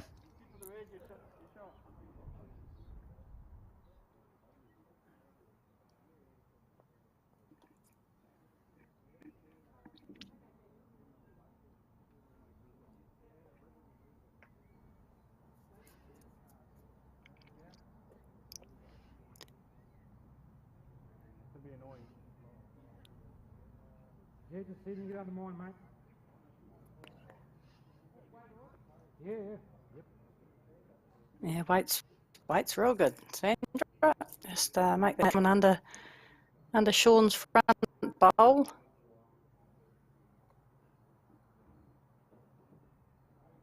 Or touch it in.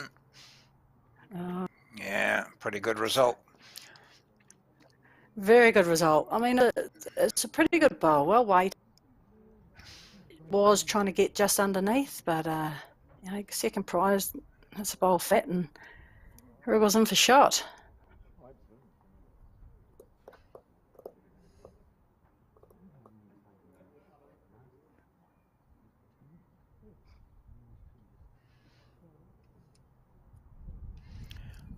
So as I said earlier, you can't feel confident until that last bowl is played, and really what Finbar was looking at was they were holding 3 shots, and then in comes a bit of a wick and a perfect weighted bowl, and suddenly they're 1 down, and he's now looking at what he might do to change the situation.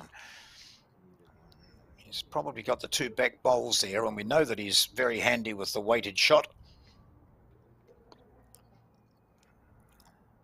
Neil's got the shot, so what does he do now to make sure? Well, he's got the back bowl, hasn't he? Of course, with Sandra Keith just sitting Yeah. on the lip.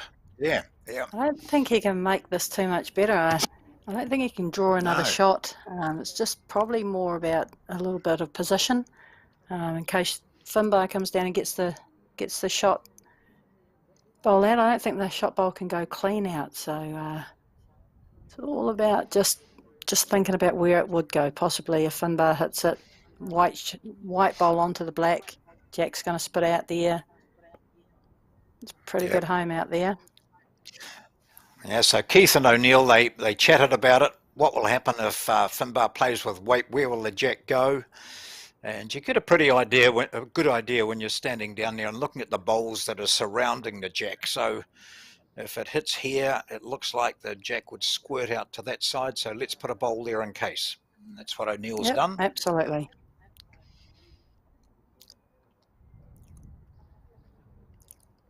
Controlled weight here. Oh, that looks in a good zone. That looks in a great... Oh, my word. Jeez. There's that hole Hey. again. Yeah. I reckon it's about the through earlier Ah, in the first game.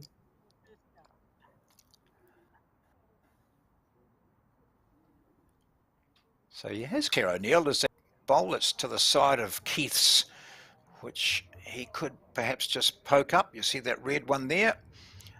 Yeah, If he just can roll just it sit that up. 2 or 3 Yep. times. Yeah. But don't roll the white one. He had a good line too. That was good. So a good point, a hard-earned point on that end for O'Neill and Keith. They again continue to score going in this direction. They lead by 6-4.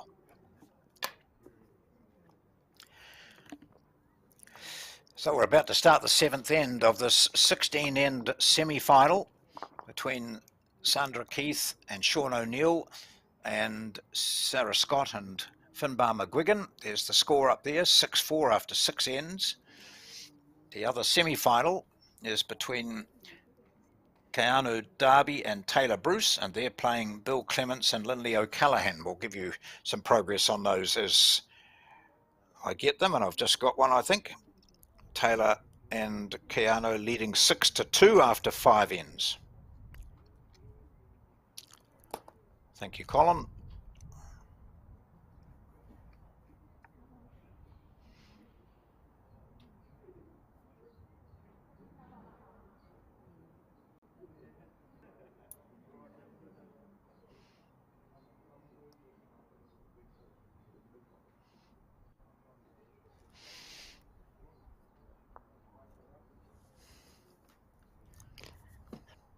Bit of a rough start from both of them. There hasn't been too many bowls out of play by these two.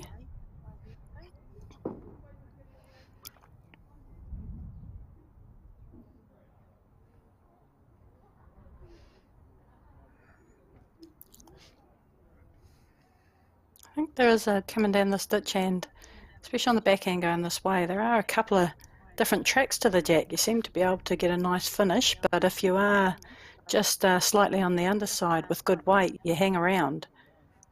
So it's sometimes the channel of a line can be a millimetre. You know, you get outside it, it finishes a yard wide. Get inside it, it finishes a narrow. So it's nice to see that you've got a bit of a channel to be able to get down, to get back to relatively close to the centre line.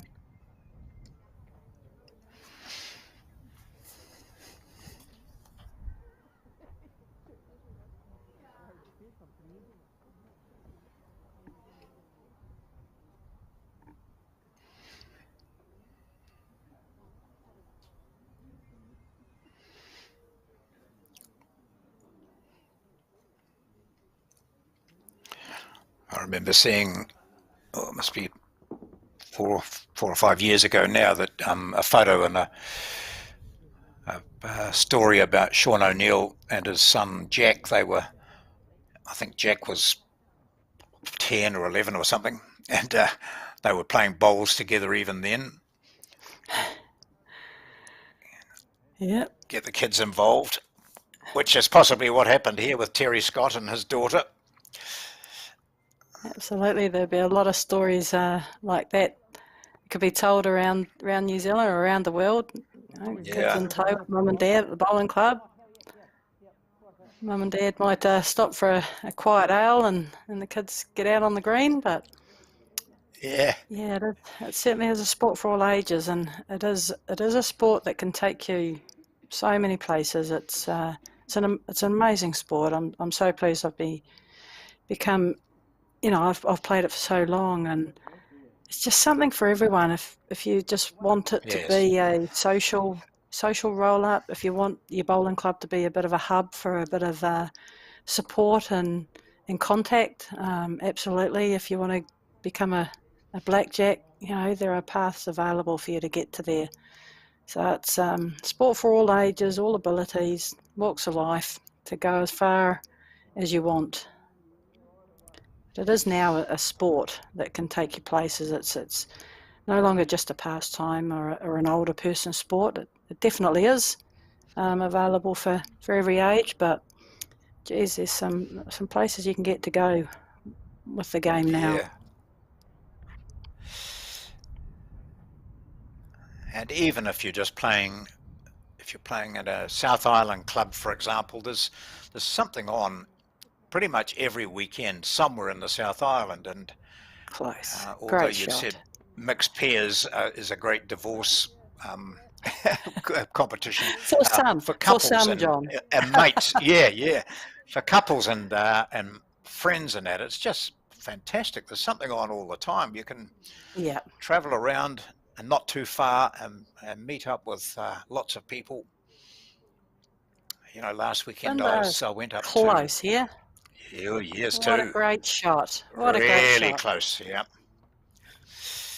Last weekend I went to the Johnson Park Club in Fielding, and that asked me to go up and speak to their club, and just as a social event, and we had dinner and a great breakfast and so on. But I thought, wow, there were so many people there that just made me think, I've got to come back here because it was good. You know, my wife came with me. She enjoyed it.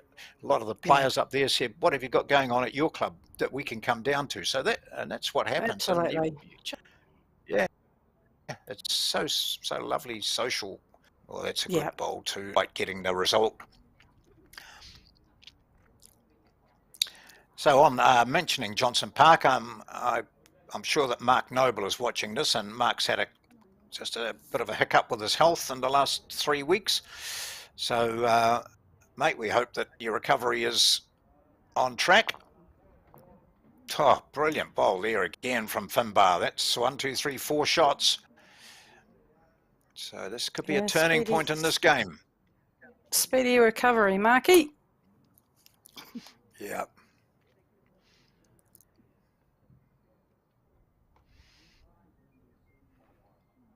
Hard head to get into. You're either playing with weight down that forehand underneath Sarah's white, or you try and draw second shot down this backhand under Sarah's other wider bowl there.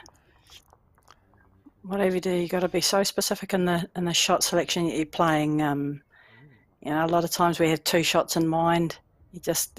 You're drawing, but you don't want to be short. Yeah, the line just goes all out when you've got that in your mind. So it's so important to be so specific with the weight you want to play. Yeah, I'm just drawing a shot down that backhand, or I'm playing a yard of weight down the forehand, but have it right in your mind what the exact thing that you want to do and achieve and the outcome that you want. I think that's what O'Neill was indicating. Yep, forehand onto that shot bowl.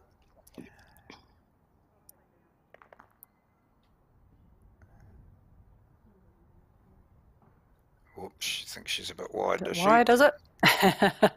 Yeah. Sure, give away.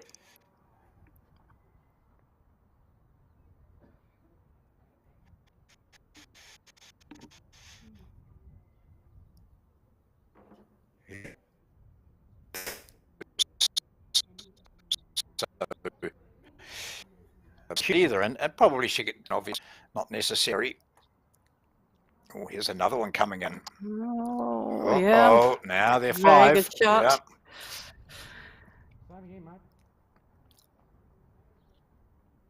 Yeah, same again, but Just composing just a herself. little bit better. Yeah.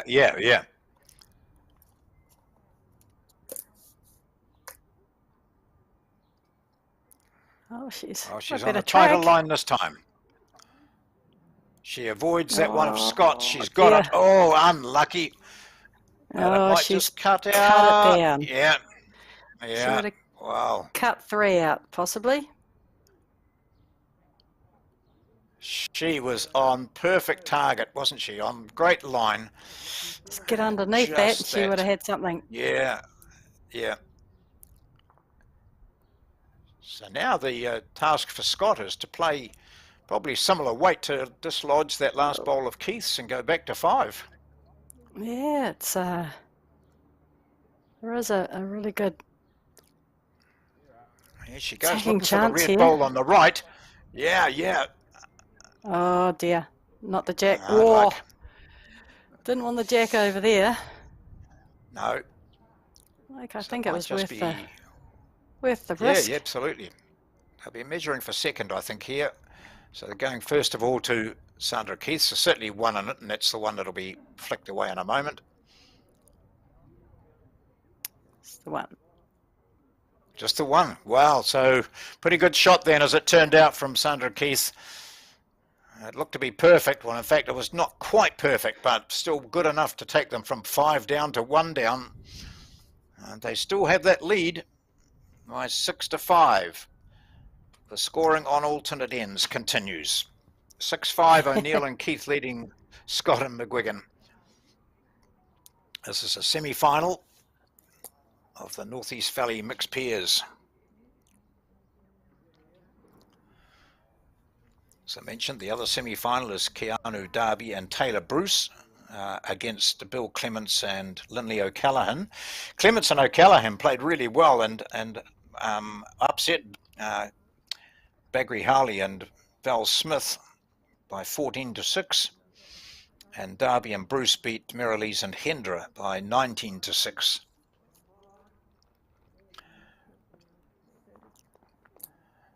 O'Neill's been pretty consistent.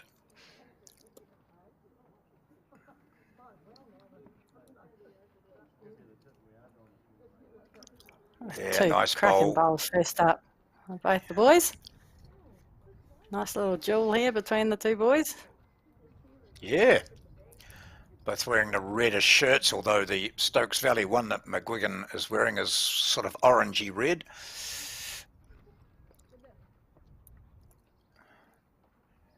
Pretty good again.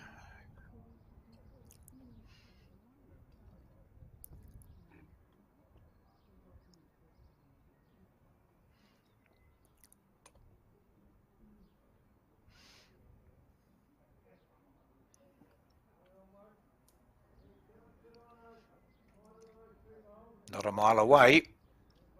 That's pretty good leading by the two of them there.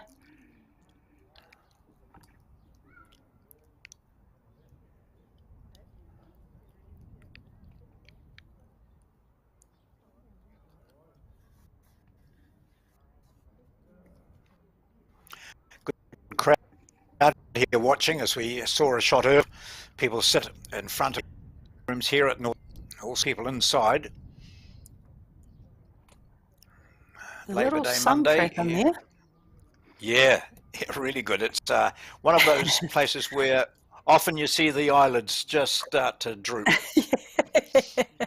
Absolutely.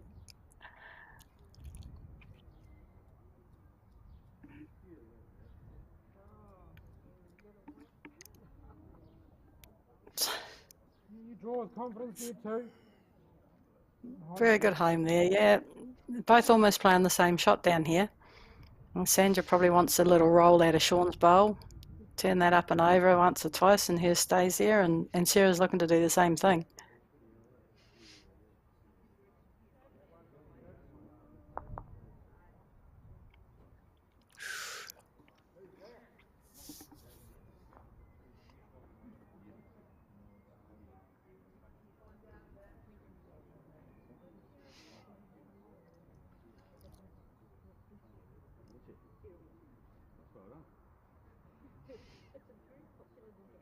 Good again.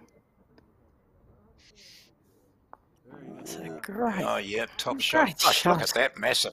Yeah, 6 bowls Still got it, mate. all together. I think so.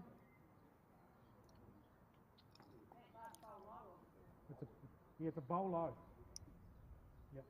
You know, just flop on mine.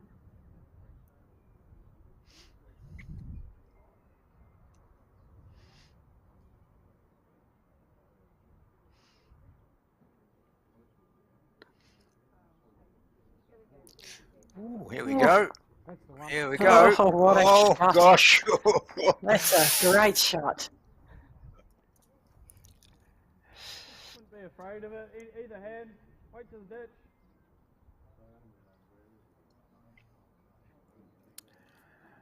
And they can play weight to the ditch because that white bowl is Sarah Scott's. It's the back bowl. If the jack goes back, they would be possibly lucky to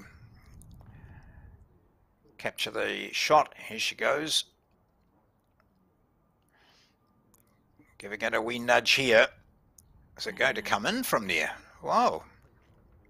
Got two. Yours is a toucher. I think you're drawing to my foot. Try and get in this space. Yeah, it ain't coming back up the green, I don't think, this jack. So anything No. past the jack's going to be huge here.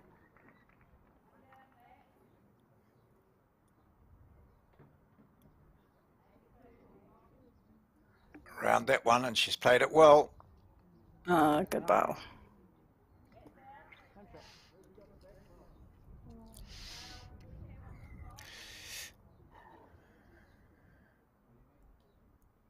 Get it in the area and see where the jack goes. Yeah, that's about it, isn't it? It looks like it had come over to this side. Oh, that's Oh, she's wow. played the perfect shot. Well, look, as Sandra got a bit of a lucky result earlier, and yeah, Put Sarah's nine just on the underside, yeah, a little bit narrow, but gets a great result as well.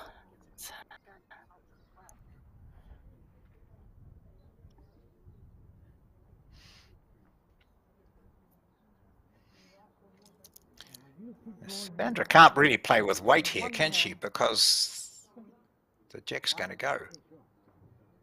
Well, the angle of the jack on the white bowl, it's heading out to Sarah's back bowl there. Yeah, yeah.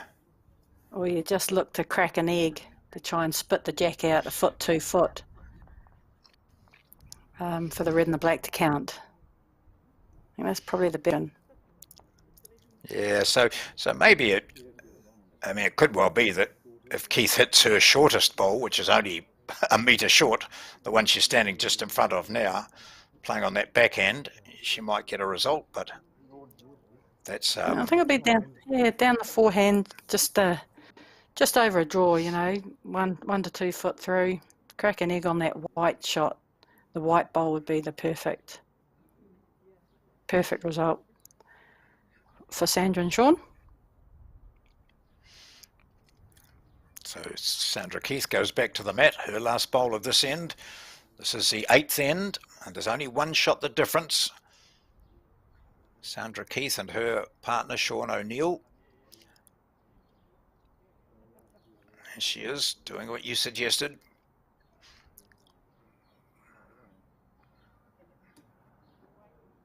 Oh, she's not a mile away. She's, oh my word.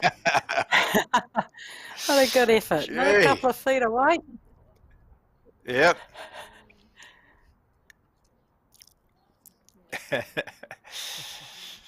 So now it's up to Finbar Absolutely. McGuigan.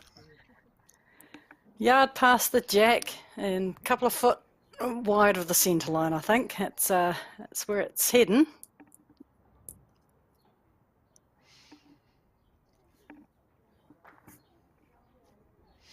This young man was the Bowls New Zealand Emerging Player of the Year a couple of years ago, and has carried on to be one of the most impressive bowlers around. Lots of players are doing it well. I saw that under 26 event a couple of weekends ago. So that now gives O'Neill a different shot to play, doesn't it? Well, I think it's still the same shot. You're just trying to crack an egg on the white yes, bowl. yeah, but just that's right. But with that one there, the jack can go either way, and he'll have the shot. I like that though. Crack an egg.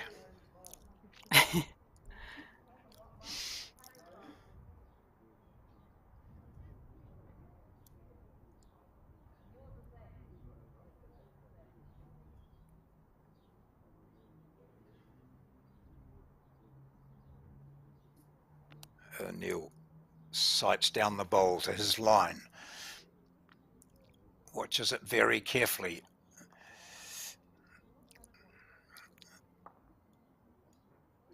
Does it stay on? It doesn't stay on. So he's got another one to go. Now, what does McGuigan play here? Oh, it's something similar in there. I think like Shaw, and you heard him say, is too quick. With that weight, with it being a toucher as well, that's heading back there for probably 2 or 3 down. Just a little bit quick, Sean was with that shot, but I don't think Finbar's shot changes. He's just getting round, beat this white bowl at the back here, but finishing on the wide side of the centre line. Just make Sean play with the perfect weight.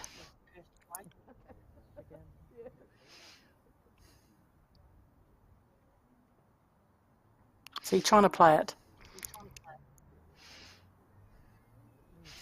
Oh.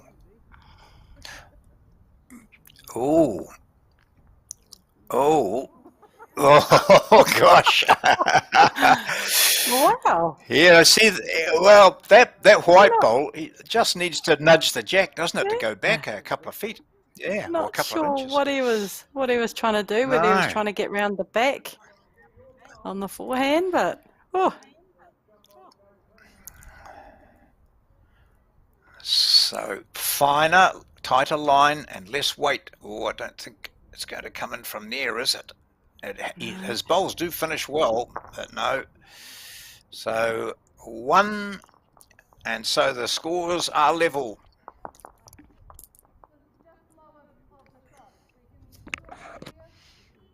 And for the first time in the game, one team has scored on consecutive ends. it's broken the Yeah. trend. We're at the halfway stage in this match. It's a final. The winner will go through and play the winner of the Keanu Derby, Taylor Bruce, Bill Clements, Lindy O'Callaghan match for the top prize of $8,000.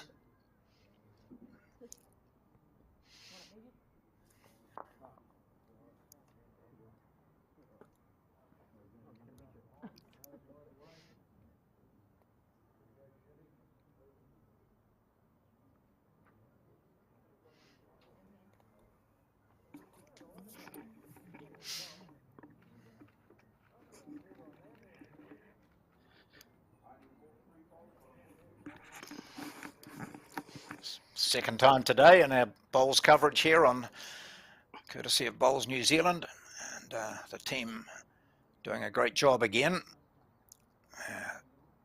They don't have to get up quite so early in the morning these days because they're experienced and have things set up nicely. So, but still, it's always an early start for the team that's from Bowls New Zealand organising this. So the jack was okay. Sarah Scott now leading off.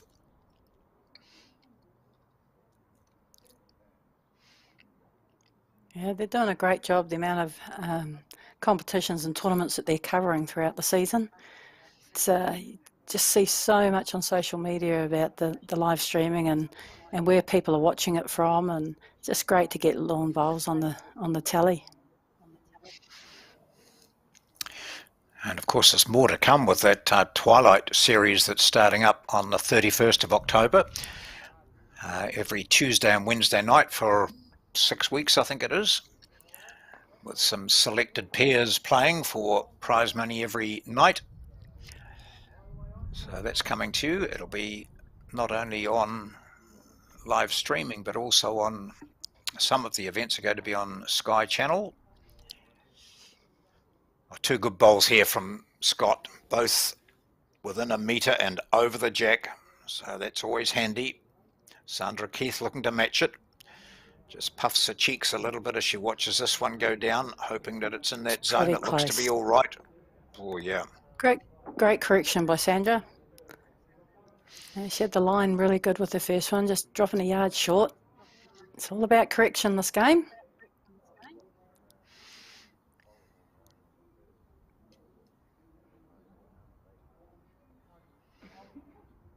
Yeah, the Twilight League, it should be an interesting watch, similar to the Darts Premier League, where every night you will have a winner at the end of the night. Yep, money up for grabs. lots of different personnel involved. So lots of different clubs throughout New Zealand will be having people, their own members playing in it.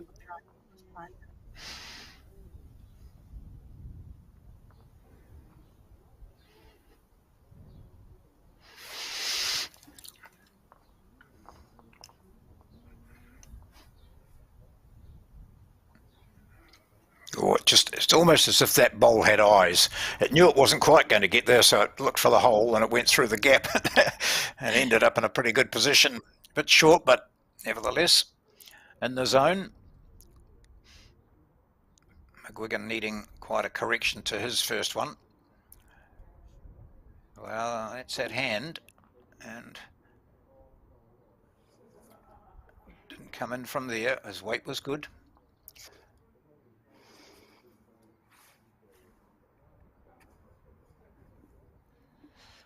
That dog's getting a lot of exercise, isn't it, Joe? Just wandering up and He down. certainly is. Not annoying anyone. He's quite happy in his own little world. Head down. Yep, head down, but secretly hoping someone's going to say, "Here, doggy," and give it something to eat.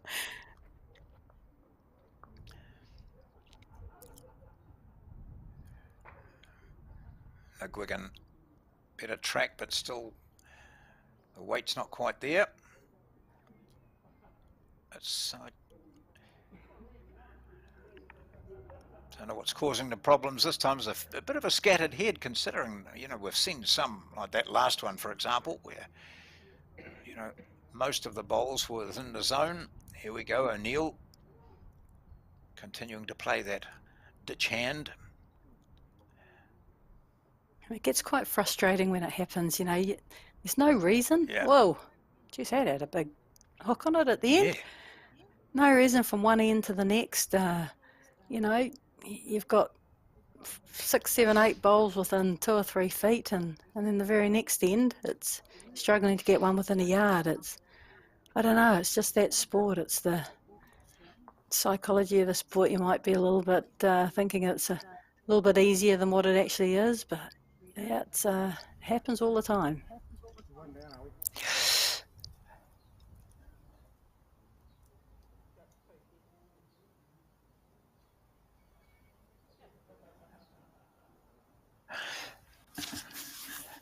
And there's a prime example of, you know, concentration and remembering what your previous bowls have done, because we had Finbar with his second bowl was quite wide, and so he had to change his line, and then the jack had moved, so he really wanted that quite wide line, you know, but he was underneath it, or not much underneath it, I must say.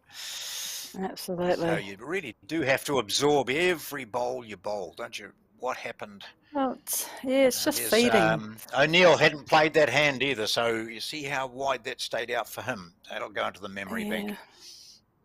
It's just feeding information into the big computer upstairs, isn't it? Yeah.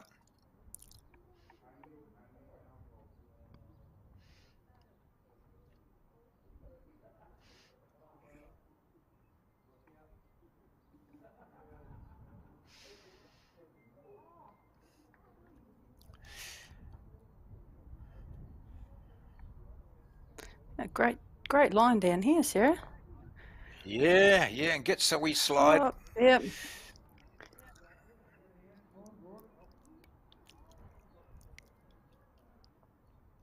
It's better her doing it than Sandra.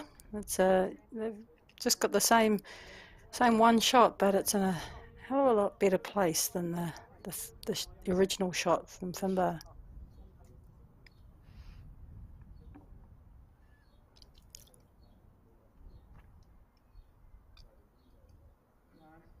Pretty good effort there from Sandra Keith. Yeah.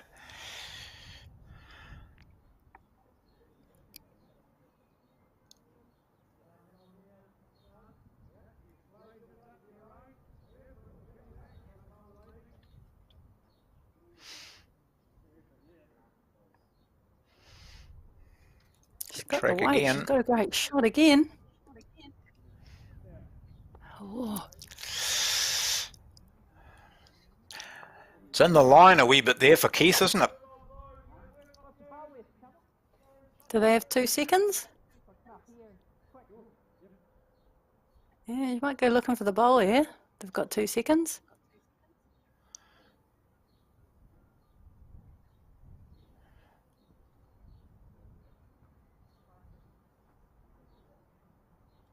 Oh, is she going to use anything? Oh, hard luck. Hold all tickets. Yeah. So just the one. And so they go on a scoring spree. 3 ends in a row and now take the lead for the first time in the game. It's 7-6.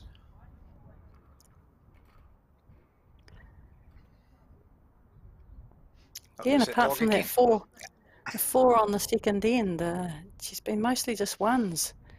Very Yes. tight match.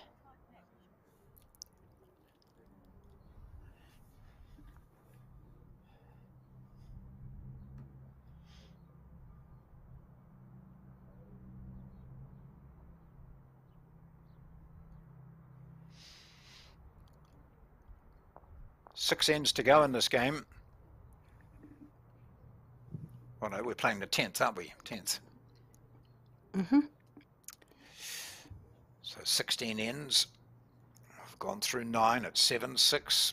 It's very much anyone's game, and it may well be late in the match that we get someone exerting a slight amount of dominance. But at the moment, this is very even.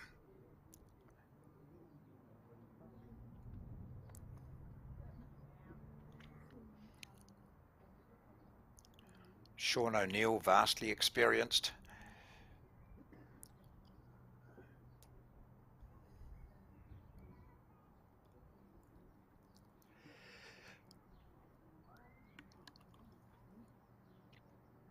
Shot for shot they go.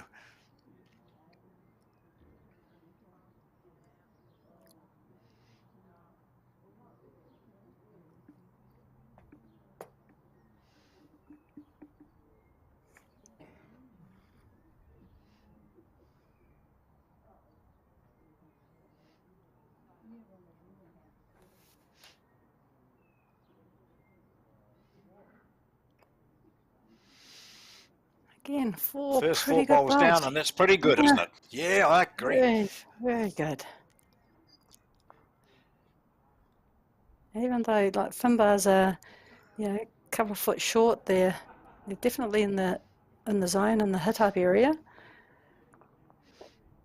But any movement of that jack, especially by Sandra, it's just beneficial to their pair. Sean's played 2 really good bowls, with his last one finishing just past, absolutely perfect.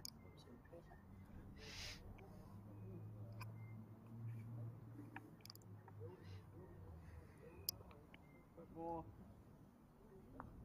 That's good.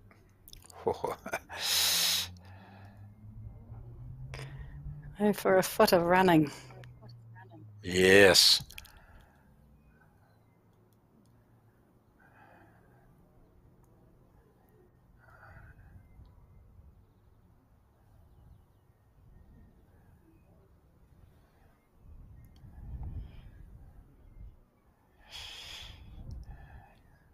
Just a bit of green correction and for Sandra there.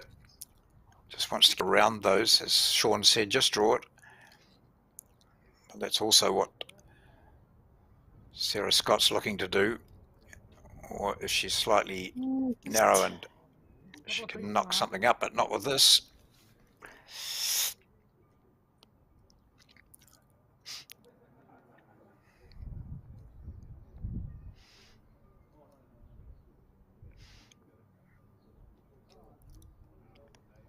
Still cutting away. It's Yeah, both the same. yeah. I don't know, that sounds like there's a little bit of wind getting up. I wonder if it's just coming off that bank. I just have to, just chuck one out just a bit wider and watch it and see what happens, see the turn you get at the end.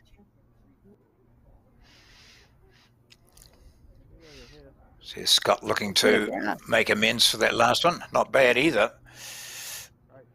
She'd be happy just to sit on that. That's great. Very good bowl. Oh. Yeah, she just gave it a little bit more air out there. Just, yeah, wonder if it is being affected a little bit more by the wind. Down, mate. They got the next three. Bit of a well. wider hand now. I think you just try and draw, follow that in. You give me another one on the head, it'll be good.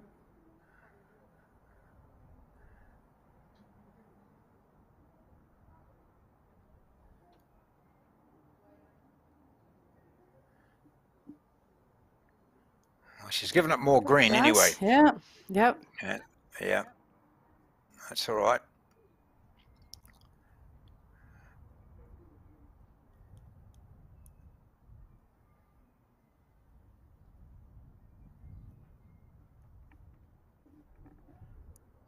I'm going to do the same as her previous, getting that nice little hook at the end.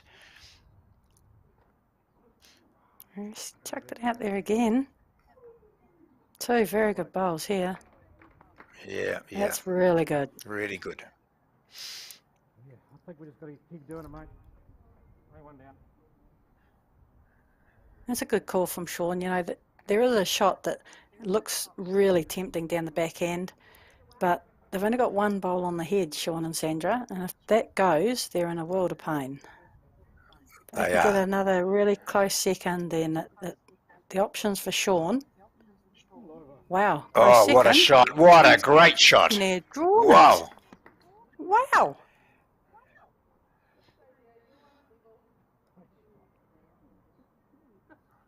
It looked impossible, didn't it? That she's parked it up Certainly did. fantastically. McGuigan looking closely at it.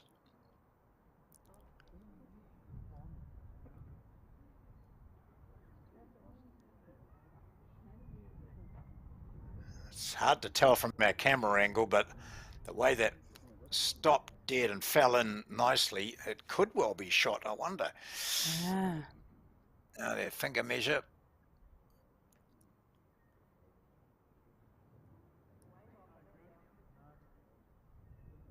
Have a look if we can see what Sarah signals. That'd be good.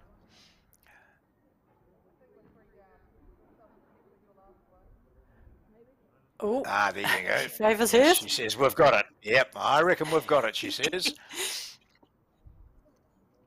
She's got a big smirk on her face, though. And she's hoping that something happens down there, so she's not proved right, not proved Yeah. wrong. She doesn't give much away, Sarah. No.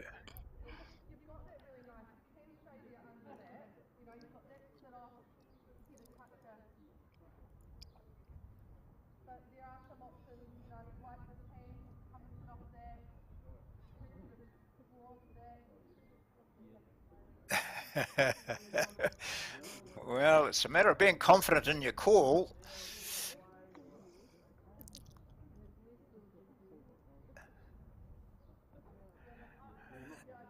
I think the umpire will be called in if things don't change. Yes.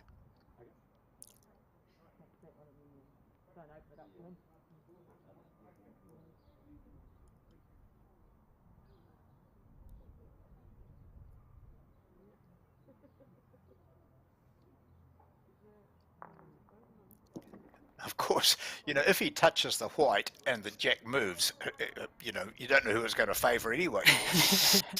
No. Such is the uncertainty. Here we go. Sandra had called him to go just a bit over and Just, take your green.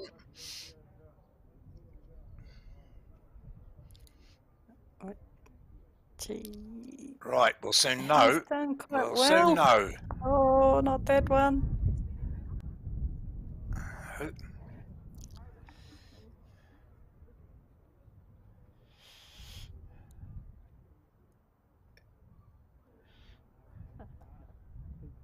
It's a tricky point, part of the game, I because know. whatever way you're only one down, yeah, do you play something and potentially, Yeah.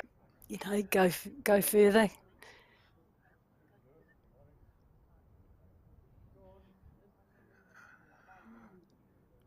Well, you sort of think that they believe they've got the shot, but then again,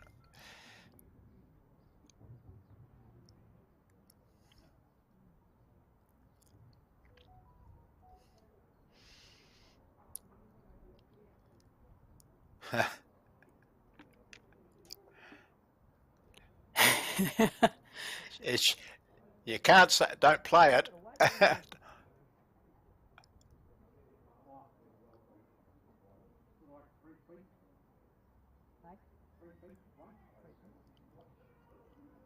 I'm looking at something down this back end. Mm. You get through onto the black to chip the white one off.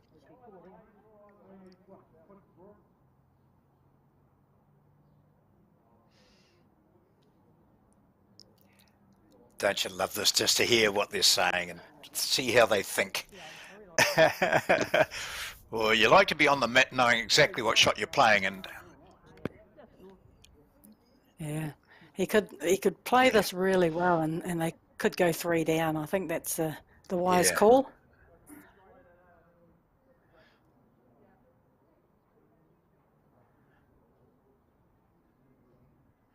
right, well, Finbar goes in and picks up the mat and throws it onto the bank.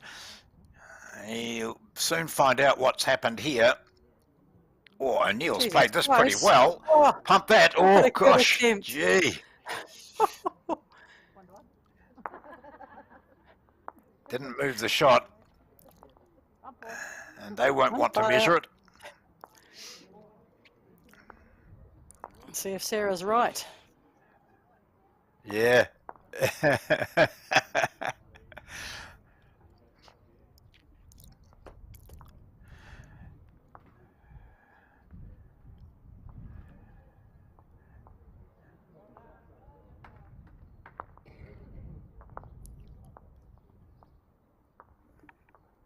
This could take some time, unless it's clear cut. Measuring between the white and the jack. And the red and the jack now, and then it'll just stretch them again, or narrow them, whatever the case may be, and then go back to the white.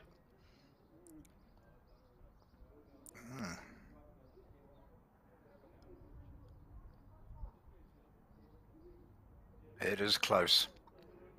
And we knew that from the way the players were gathering round. They couldn't Absolutely. really split it. I'll pick the jack up. Too close to call. Yeah, yeah, it may well be. That happens.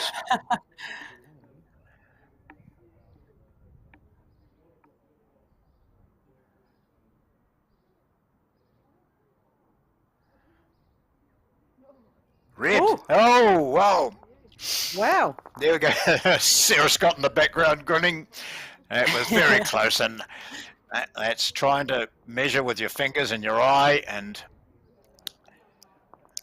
umpire says, I'm letting O'Neill and Keith get back onto the scoreboard. It's 7-all now after 10 ends.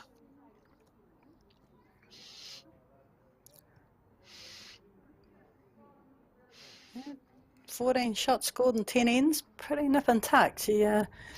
Apart from that 4 on the second end, it hasn't been, opportunities to score big numbers. They've been just negating each other out, bowl for bowl.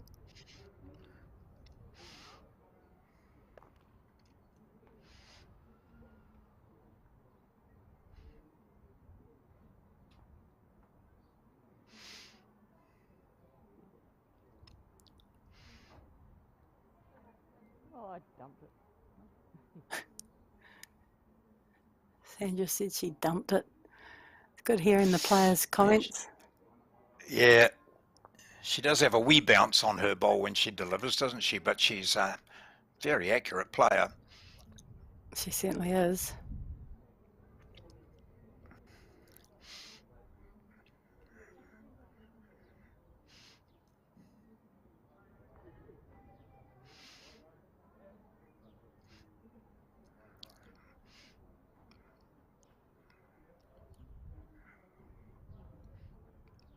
Pretty good correction. So Scott holding the shot on this, the 11th end, North East Valley Mixed Pairs. If you've just joined us, we started on Saturday with 24 invited pairs, including several New Zealand representatives, national champions, And Scott down now to the last 4. So Sarah Scott starting well for this end, holding 2 shots.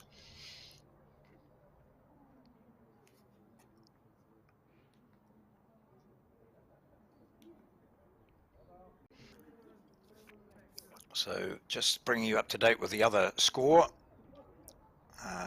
It's Bruce and Darby leading by 9-5. They've also played 10 ends. So a tight match that as well against Clements and O'Callaghan.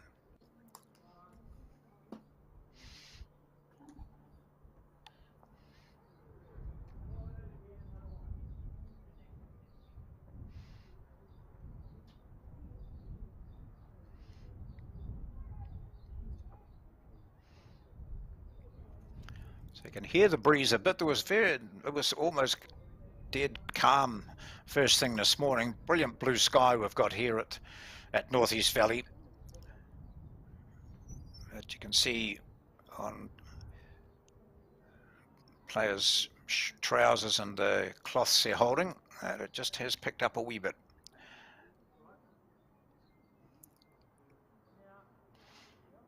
$8,000 first prize. Sean O'Neill from Kiatoa in South Canterbury.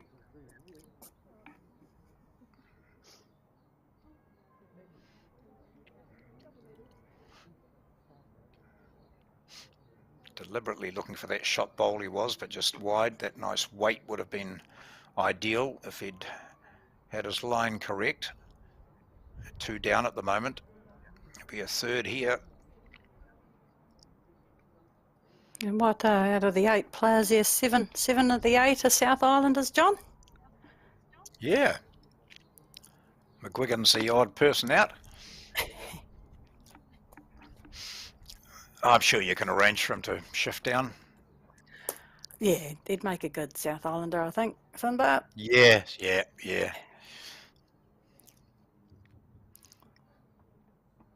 Much tighter line this time from O'Neill.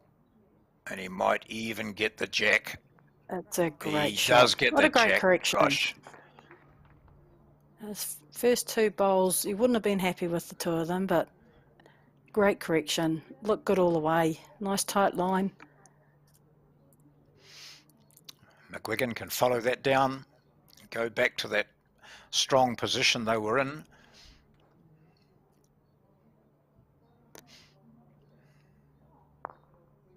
Ooh. That's another second. 3 or 4 seconds now.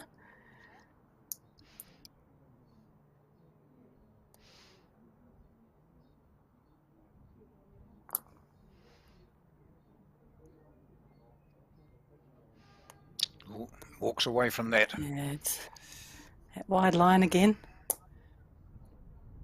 But unforgiving if you get it out there. So we've got 4 of the O'Neill Keith bowls out there. One of them came from being too narrow on the other hand. That was Sandra Keith's. Oh, here we go. He's gonna hunt this shot bowl all day, and he gets it. Wow. He gets it, and look What at a that. That's shot. 5.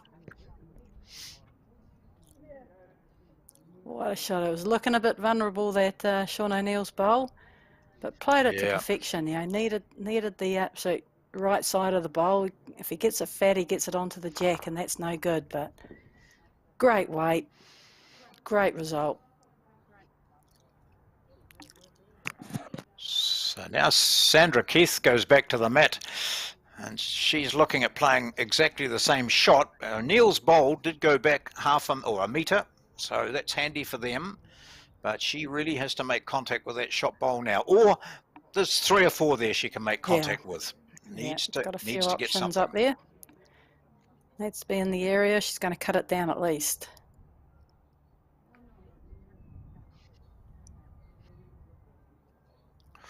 Oh, she'll be looking for a wick. Oh, gosh. Taken 1 out and might have cut it down to 2, Yeah, maybe she's 3 definitely still. cut it down.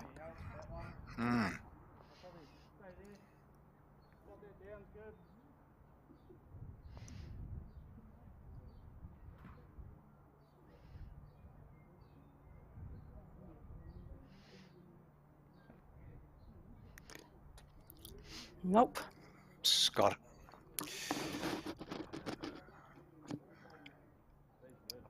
Yeah, it's hang time out there, isn't it? Gosh. Yeah. So close. I'll be rumbling into them again.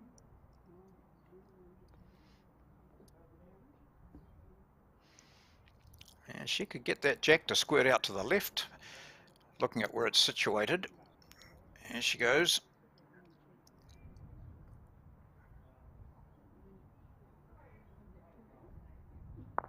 Oh, look. Hey, that's Oh, pretty gosh. good. Yeah, 5 down when she turned over. To be only 2 down now. 2 really good bowls by Sandra.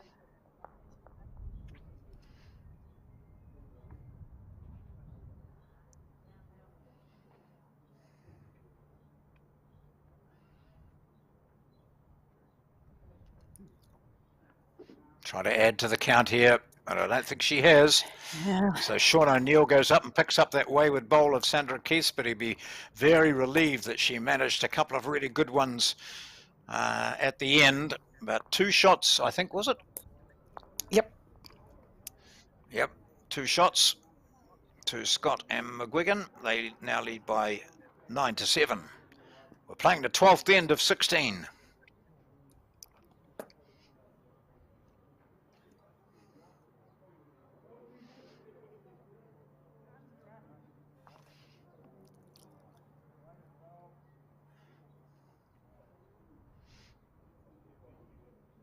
Good looking start there. Very good first bowl. And instantly puts a bit of pressure on Sean.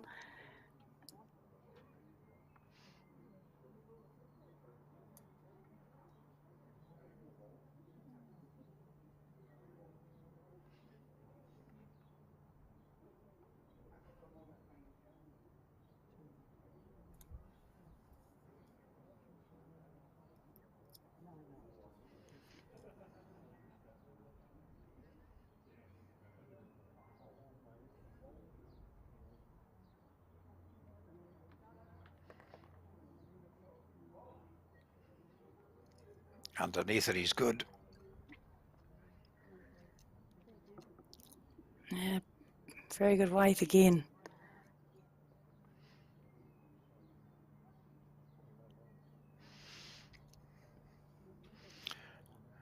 As you keep getting told, just ignore that bowl. It might be in your line, but just ignore it, you know. And then all of a sudden, click. Why did you mention that bowl?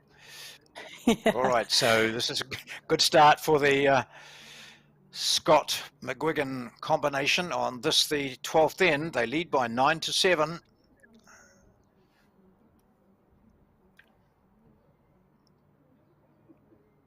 And it's got a really nice drawdown here on this ditch hand on the forehand, and you know for sure if you hit that bowl of Sean O'Neill's, you know you are narrow. So it's a good guide. You know you definitely got to be drawing around that. That's right.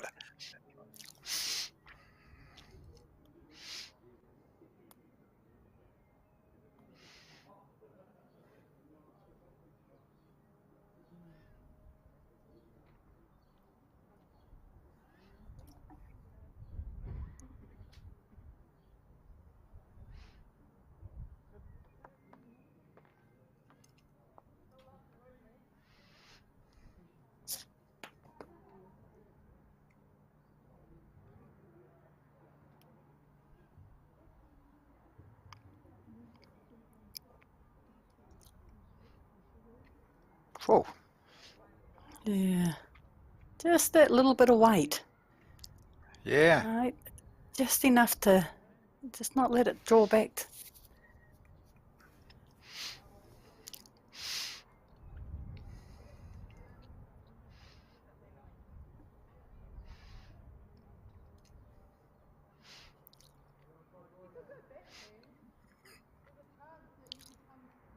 Oh, This time well she's judged round there. it. Great Yeah, shot. Yeah. Wow. As you said, it's round that bowl. If you're underneath it, you're narrow, and you see where her first Yeah. bowl was. Not much narrow, of course, and in fact, in the count.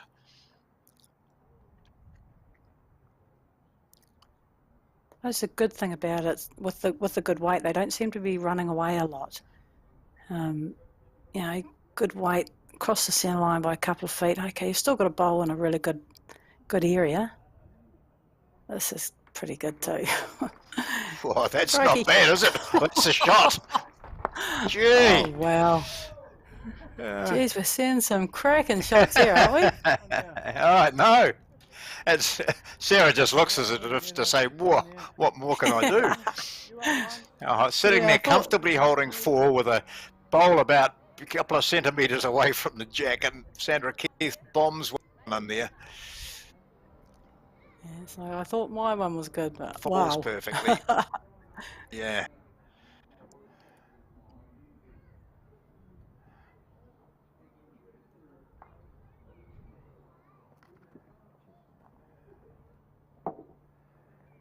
You got one, mate. Go on, do it again, Sandra. I'll just keep going, mate. Yeah, draw another. Yeah. Just keep drawing. That's good. Can you remember what you did? She wasn't all that convinced when she let it go, because she gave that sort of indication. Uh-oh. Well, that's Yeah, the she didn't same give much line. away either. Yeah. No, look at that. Oh, gosh. Well, that's not Under it, I guess. under it, I guess, yeah. Well, I suppose it gives her a Play. line, doesn't it? Yeah. It's just a good yard of weight through her own bowl.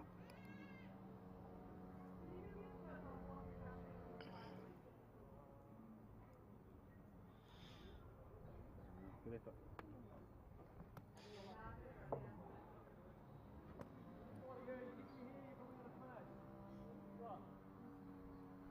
Well, they look all right at the back, don't they, O'Neill and Keith? They've got 2 bowls there, I think. Oh, each one split these 3, mate. Anywhere in here.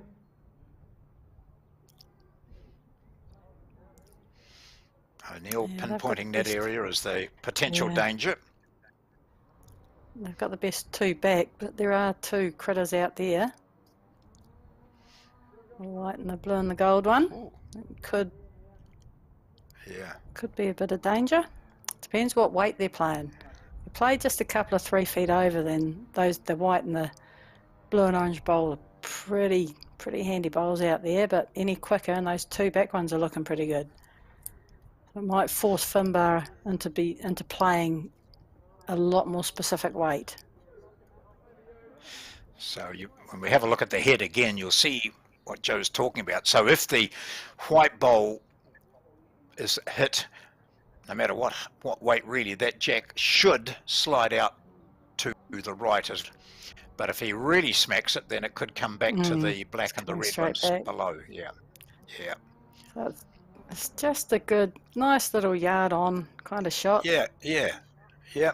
Just reaching, just hitting, just hitting. That's Ooh, no. What weight you need That's to quite, get under that's the the red. weight, isn't it? Yeah. Yeah, I think so, yeah. Like that.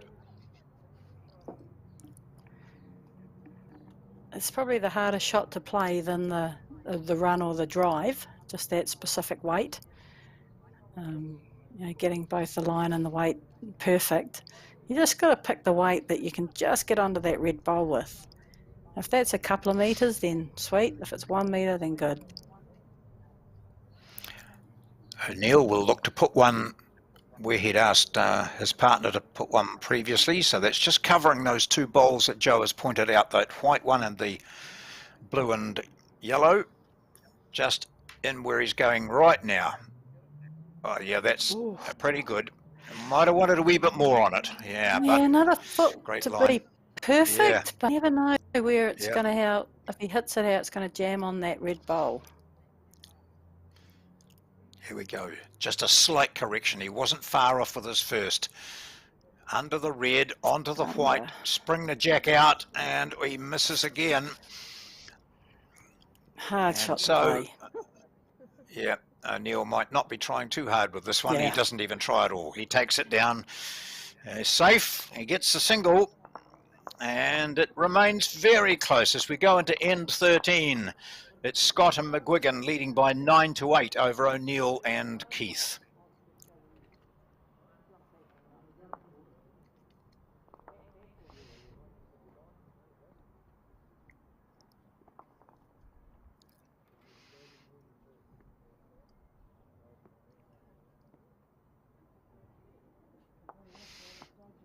taking the mat right back here.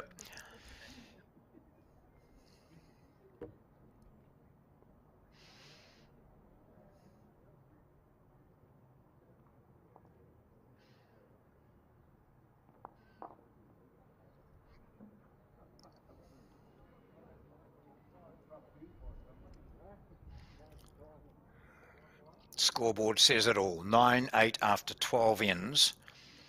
We've had 1-4 on the second end and 2 2s. That's pretty much all the rest has been. All the rest has been singles.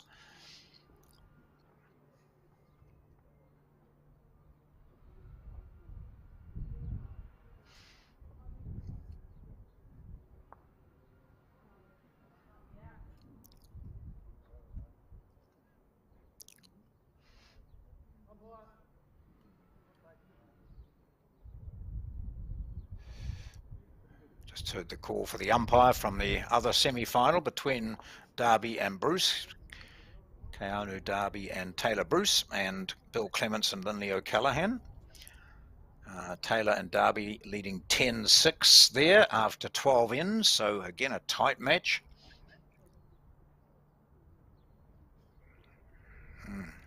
Not the best from Sandra. Interesting that Sarah's playing this hand, which you must get your green absolutely spot on here. She played it all right coming down this way last time, and she's made the correction.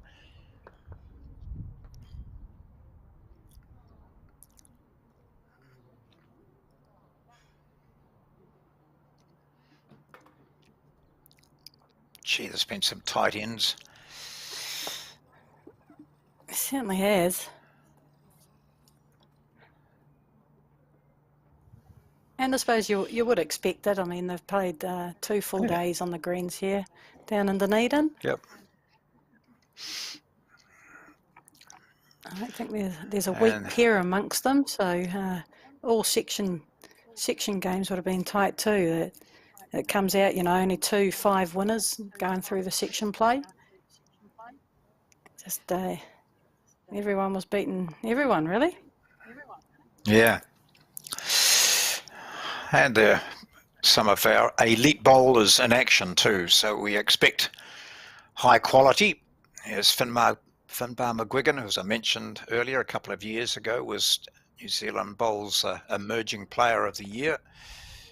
He's since been in Black Jack's development squads.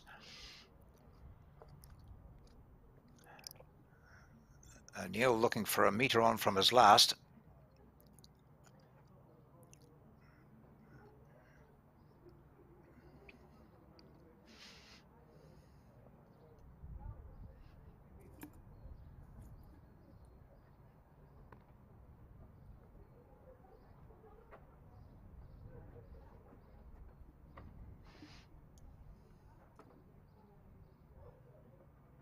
I think one of the funnier comments I've heard in lawn bowls was from Barry Andrews, aka the Rat from Timaru, playing in the Spates Fours last year. Obviously, Val and I played with Seamus and Finbar, and tough, you know, tournament to play in, and we ended up in the plate final, and we're playing against the team of ladies from Auckland, you know, Olivia Bloomfield and Linda Ralph, and so there's 4 of those 4 women there, and we're playing against them, and we happened to win the plate. And in the prize giving, they announced that we won the plate, and the Rat gets up and he said, "Yeah, that's all very good, but I want to know what Finbar and Seamus were doing playing in the women's final."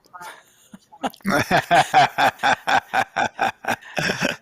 only 2 blokes in the game. Yeah. Yes, the Rat is well known around the country, and as I mentioned, he teamed up with Sean O'Neill there, standing in the background to win that Fours title. I think Barry led in that game. Oh, this is going to be nice. He's going to pull the jack back. Shot. Beautifully. Oh, That's tied it up so very a couple well. there.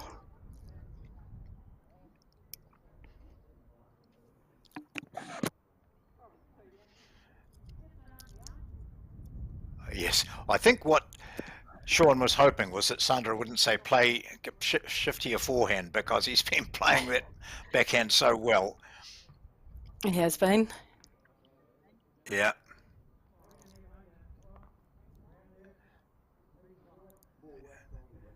Yep, you can get in there, mate. Yeah, when you are playing a hand well, you tend to manufacture shots down there if you can.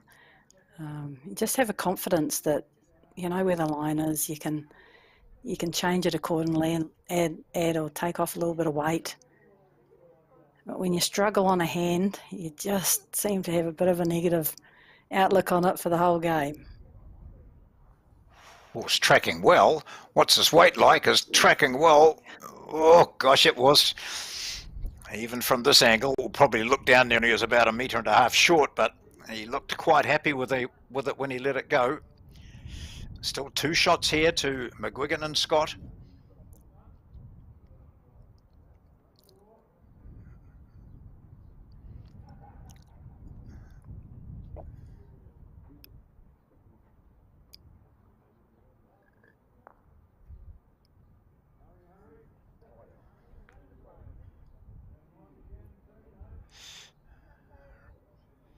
Right, what are you thinking? What are you thinking for Sandra? She played that forehand pretty well with that run shot of hers coming this way last time when they were down a few. Not But gosh, sure whether there's anything on there. It's push up the black. yeah. So it's either quick under the front bowls. Yeah. Yes. Get onto the white, hopefully take both, a little bit of jack movement, or you're playing a yard through the 2 Sean O'Neill's black bowls. I think I'd possibly be going quicker. Yep. Backhand. Just underneath the front black bowl. Yeah. Yep. Mind you, I probably do favour my backhand runner a little bit better more, so it might just be. There's a few people me. like that. Yep. Yeah.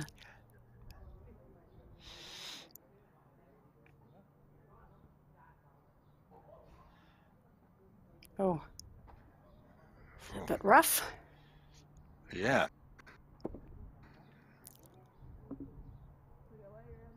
Certainly there, though. She finds it up this time. So Scott and McGuigan are aware of what the plan is. He might just want something up around his feet, I wonder. Or will they just say, no, let's put the pressure on Sandra and put another one in there? I'll just try and get something kind of on the centre line just to block it up. Never been a fan of blockers. I don't know, I just find it so hard to play.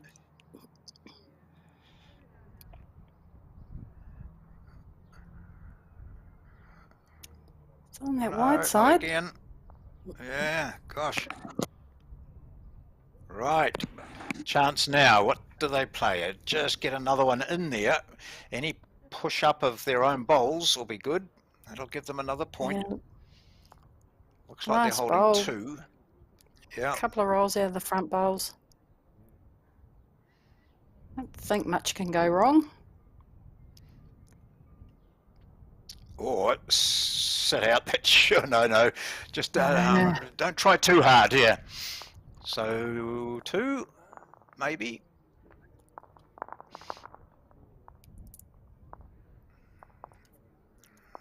We'll see what Sean does with the board. Certainly it went the way of McGuigan and Scott. He's getting into the double figures anyway. And it is 11, so it was a 2. So there was a 3-shot difference way back on end number 2 when it was 4-1 to O'Neill and Keith. Now it's a 3-shot difference favouring the other team with 3 ends to play. They've played 13 in this semi-final.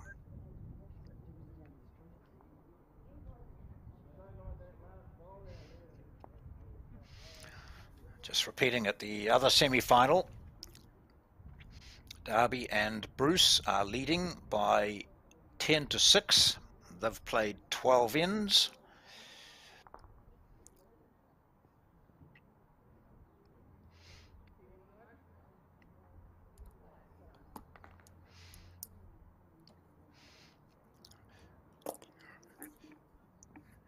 Just great to start with a front toucher or similar, just to put the And pressure it's on. delivered. Yeah. Yeah.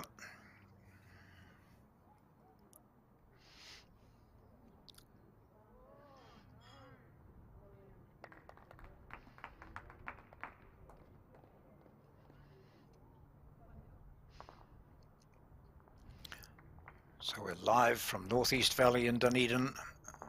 The first prize is $8,000 to the combination that wins the final.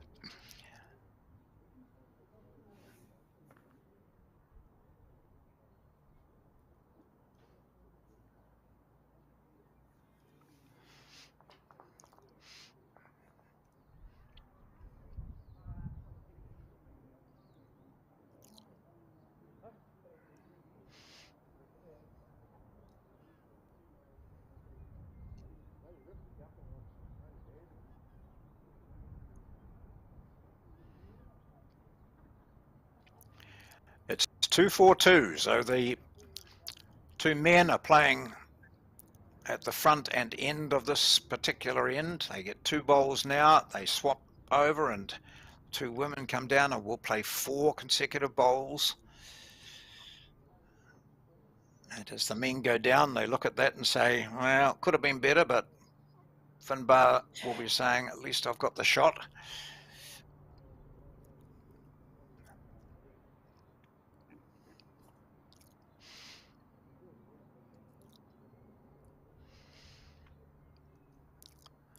It's easy to get a bit tense, Joe, in these situations, isn't it? 3 ends to play and just 2 or 3 points of difference. So then you go back to your processes and do your breathing. Absolutely. It's that word process. I think it comes up so often in preparation for lawn bowls. You know, you just can't get too far ahead of yourself. You know, keep your head on the mat, get everything that you can get right on the mat, and it gives your bowl every chance of succeeding. So you start getting a bit ahead of yourself, you pop up thinking, God, I hope this one's close, and all of a sudden your timing's out. It's the same. You're just delivering another bowl on another green on another day.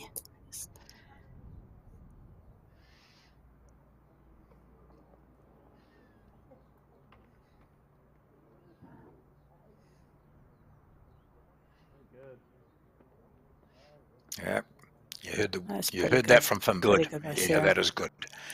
Yeah. If you're not a bowler and you're looking at that and you think, well, she's nowhere near the jack, but the jack does move, and you've always got to be aware of what your opposition might try. And when we get new bowlers coming in to have a try on, when they have a try, some of them immediately want to have a drive, you know.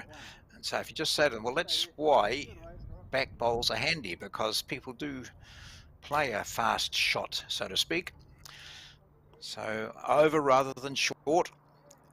And all those who've played with or against me will be saying, well, why don't you pray it? Here we go, Scott again. Practice what you preach. It's a lot easier to say it than do it. Oh, that's yeah, outstanding. gosh, yeah.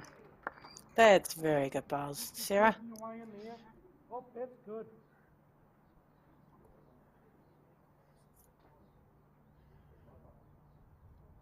Sandra Keith, former New Zealand player, national title holder as well.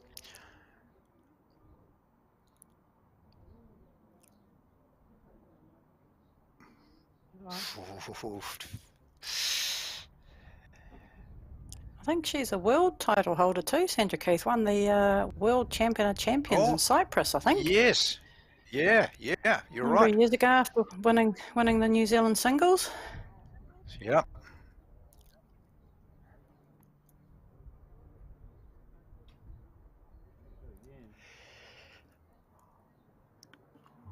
Well, Sarah Scott's in the zone here.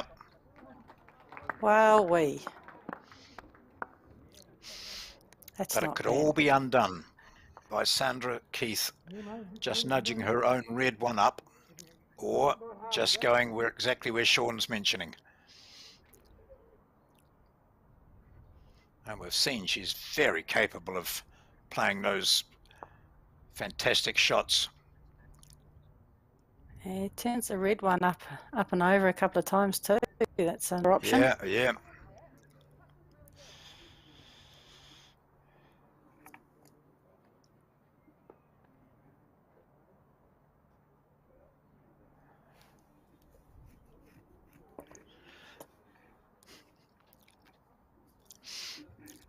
Well, McGuigan and Scott will be thinking to themselves, we've been in this position before, where we're holding 3, 4, on one occasion they were holding 5, but they didn't carry on.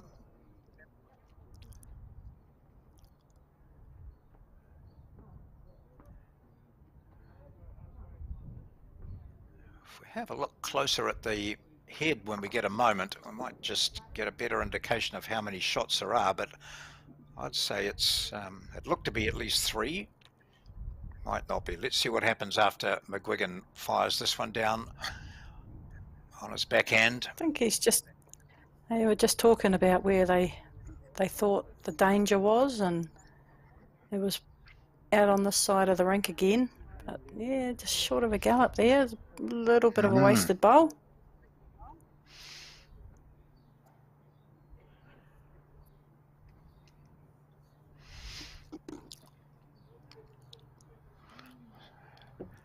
So O'Neill can be, play with a yard on here, can't he? Because turning over his own red bowl will be advantageous.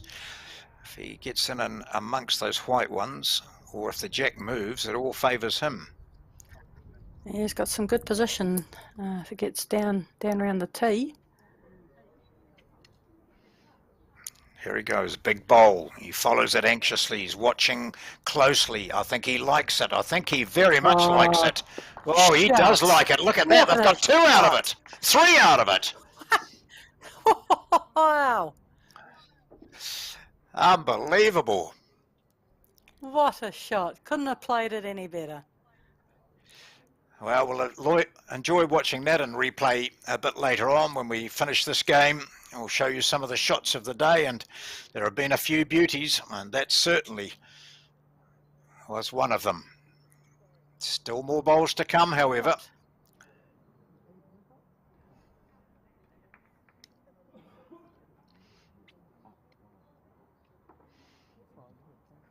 Great shot, 3 Sean down to O'Neill. 3 up. Wowee.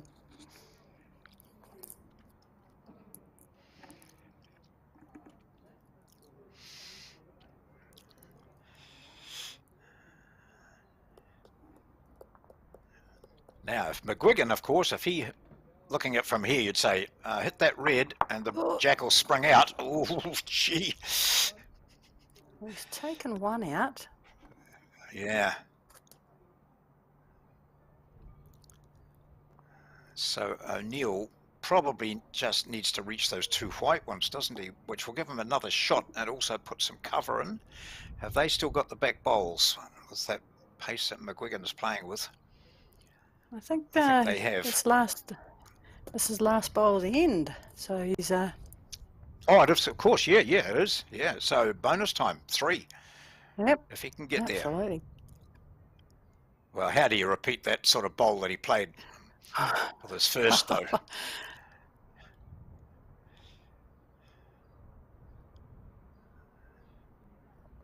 Oh, well, you can give us another.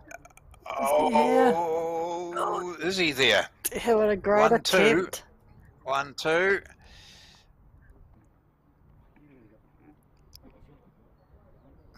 That looks close enough to measure, doesn't it, from here? And they will.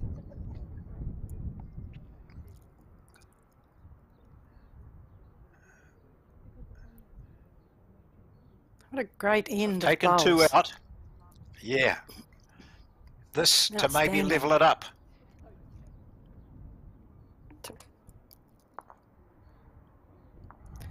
Just the 2. What was it? Just the 2, was it? Gosh. Oh, some special bowls being played in this match. We're coming to the penultimate end.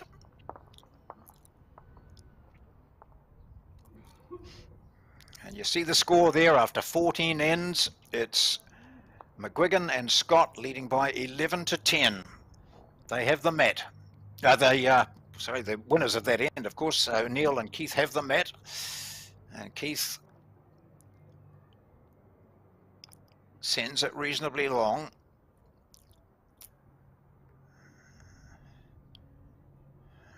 So a bit of concentration required here. The last time coming this way, I think Sandra had one that was short and wide, and then the other was narrow, and eventually they were in a situation where they were 5 down. Well, she certainly atoned for that. So there or thereabouts. Sarah Scott playing this forehand well going in this direction.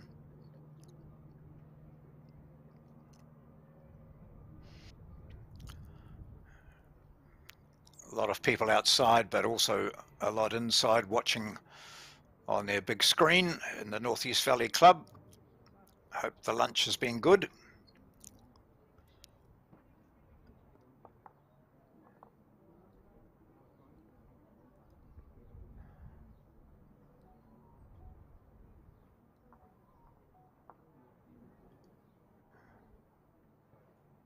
Good weight correction, lovely weight correction.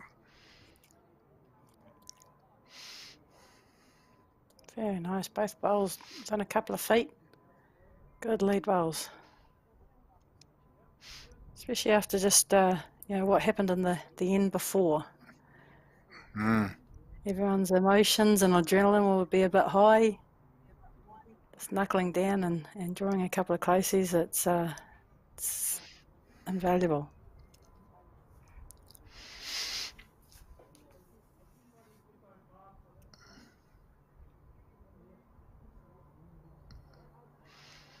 So Darby and Bruce are now leading 15-7 after 14 ends. So that's a sizable advantage in their game against Bill Clements and Lindy O'Callaghan. And just reminding you that O'Callaghan and Clements beat Baggery, Harley and Smith 14-6 in their quarterfinal. And Darby and Bruce beat Merrilees and Hendren 19-6 in their quarterfinal.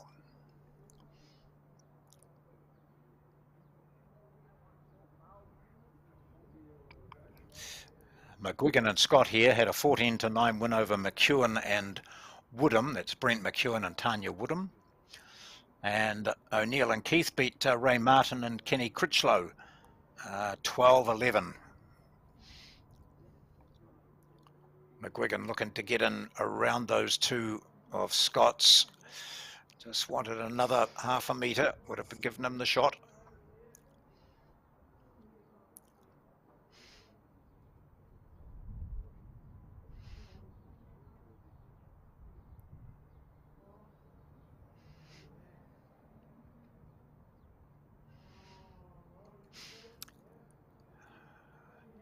Must find out what losing semi-finalists get too from our team in the clubhouse there. Someone I'm sure will wander out and tell us. Certainly $8,000 for first and $4,000 for second, so I'm sure it's more than your entry Maybe fee a back couple. if you get to the yeah. Yep. Has he added the weight?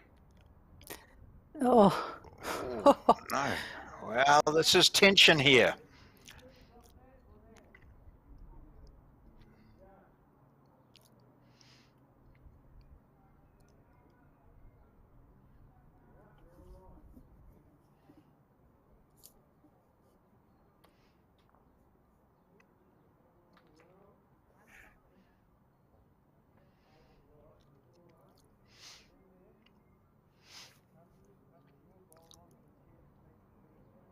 Oh, this looks a good bowl underneath those. Yeah, beautiful bowl. Touch the jacks. Pretty good Oh, again. gosh, yeah. So all in a good situation there, those bowls from Keith and O'Neill at the moment. McGuigan, his line has been spot on. Look at that. Just, that looks a bit wider than what he's gone previously.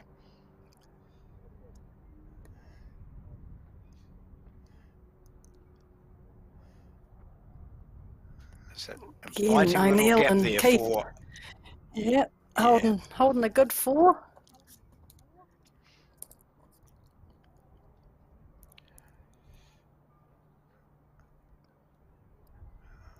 Ooh, does he like it? Does that little skip, I think, He and every does. time he does it, he's Yeah, quite yeah. close. Look at this. He's Yeah. done it again. Whoa, Yep, he same has. spot. Well, that's That's pretty inviting, I good think, ball. is it? He's got to have a go at those now. They're 5 down. Yeah, I know, but there's he's played 3 down here. He's out wide again. Yeah, bit of weight on this time too. Is it going to come inside onto the red? Oh, he's played a perler. Yeah, needed that. Gosh. Pretty good. Wow. That's a great Oof. ball. 5 down. Good pressure Potentially ball. second shot he's just drawn. Huge bowls. Context of the game, yeah, just 1 now. What a bowl by Finbar.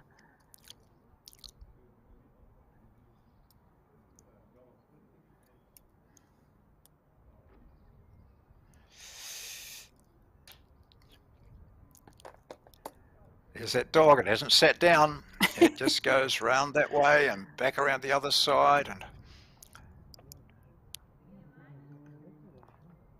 now it could be inviting for Sandra Keith to play the forehand and, you know, try and move the jack back to where they are. But I think they decided that backhand is better, safer, and She's easier been to playing handle this too. backhand. Yeah, she's been playing Yeah. this backhand pretty good. Right, Beth on a Ooh, perfect line, wasn't No, it? Hey, just another meter. I don't think they can get rid of Finbar's second shot, No. but they can touch the jack for a number. Yeah. But as I said yesterday in our wee tournament at the Nelson Club, 100% of short bowls will not get a toucher. As I did Yeah, it. that's right. I said, look, I'll just try and get a toucher. I'll get a toucher, try and get a toucher for 3 and finish the yard short. And I'm like, I've got a tip for you guys. Short bowls, 100%. Will Never get a not toucher. get a toucher. Yeah. Give Yeah. it a chance, little touch of the jack. Just a nice confident draw. Well, she saw her partner play the perfect bowl last end. And now she's looking to search through that gap and touch the jack. And she again had a great line.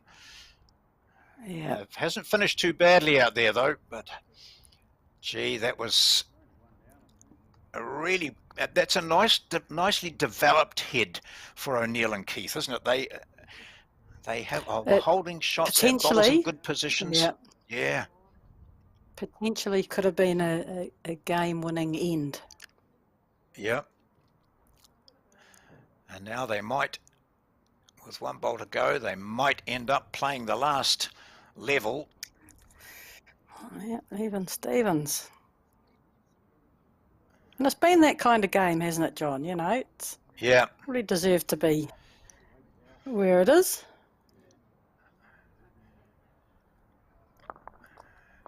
Just 1. We do go into the final end.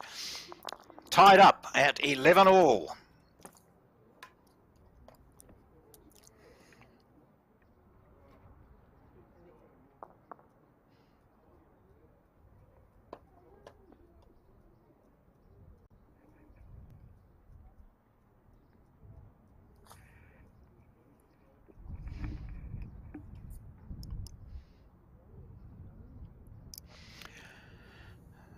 This is one of the 2 semi-finals being played at the North East Valley Mixed Pairs here at the North East Valley Club in Dunedin. The wind has picked up a wee bit, but it's a beautiful blue sky. We've had very good conditions. And this final end, the 16th, sees these two teams tied at 11 all.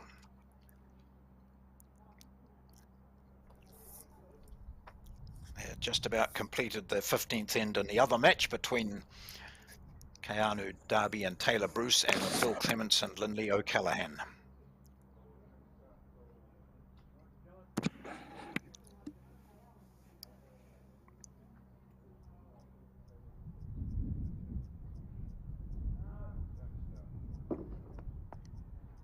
It's a pretty handy start from Sean.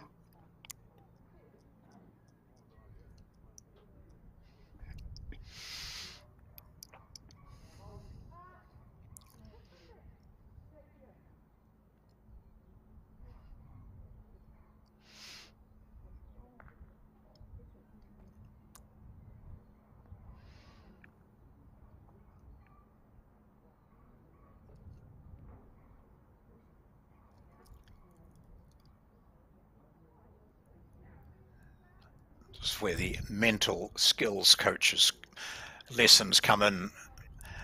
For most people, they don't get that sort of stuff, but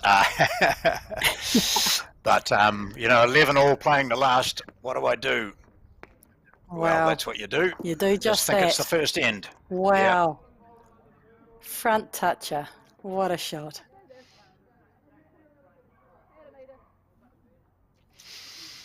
So just had it confirmed that the losing team here and in the other semi-final will receive $2,000, so $1,000 per player. The losing finalist will receive $4,000, so that's $2,000 a player, and the winners wander away, possibly thinking they could shout for their mates, with $8,000 in there as a share, so $4,000 each. So very good prize money here at this Northeast Valley tournament, and some other tournaments that you'll see around the country too that attract a lot of really class players, top class players, whether it's by invitation or they pay their own entry fee and try and enter.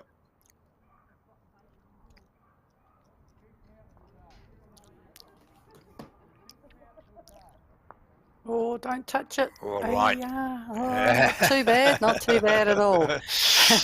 Oof. Last thing you want to do is spring that out 6 inches. Yeah.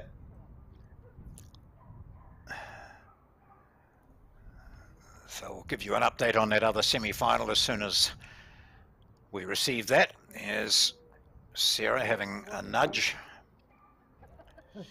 So at the moment, Back in here, mate. O'Neill and Keith holding the advantage. And again, I just think that weight selection of Sarah is, if you're going to miss, you need to stay on. Because there's Yes, only one yeah. way this jack's going. It's coming straight back under the number. If you're going to miss gosh, with your and- weighted shot, geez, you've Yeah. got to stay on. And the same with that one of Sandra Keith's. You know, she didn't need to be in the ditch.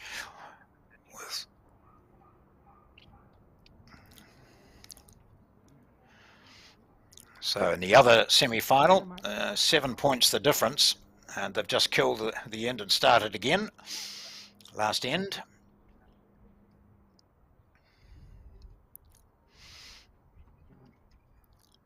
So just drawing to the ditch or the 2 metre or somewhere around about there. I think we need That's, to play weight that our bowl stays on. yeah, there you go.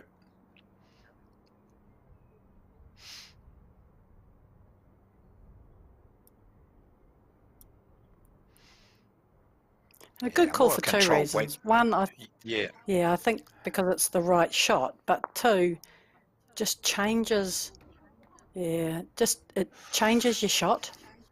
So it makes you think a little bit and gets a bit of clarity in your mind rather than just, doing the same thing each time. And it's a great shot by Sarah. It's changed it up. It's given them a little bit more options and to be able to get the shot with Finbar's just behind. And it was perfect weight that if she missed, she was going to stay on. And I can't stress that enough. It's not all about the here and now getting the shot. It's having the shot at the end of the end. So Sean O'Neill contemplating long and hard on this one. Just asking Sandra, I mean, if she could come round where that blue ball is, that'd be great. She's just a bit shy on weight. Line was good, but Not a good bowl by Sandra. She'll be very disappointed with that. Easy to say sitting here watching. yeah. Change of hands now. Scott with that movement and her bowl going back. She's opened it up for herself to draw this It's in and move close. the jack back to. Oh, not that's a far off great either. shot. Wow. So.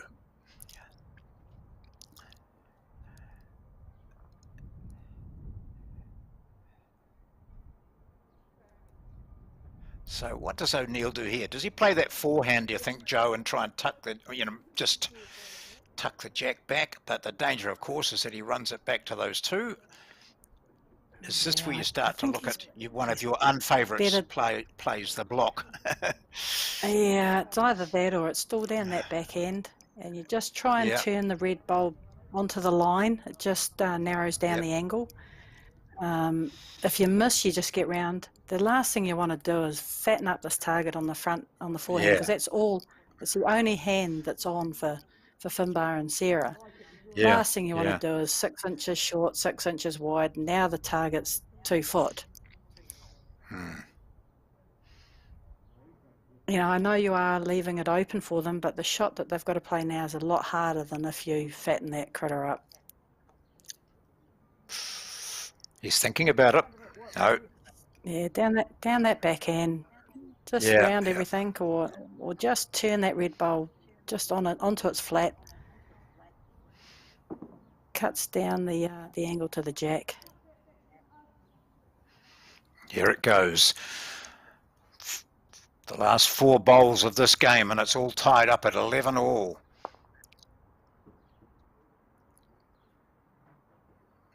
Right. That's not ideal either for O'Neill, but does it give Seamus another option? But I think you're right. That's only the forehand for them, isn't there? Yeah, I think so. Oh, yeah, gosh.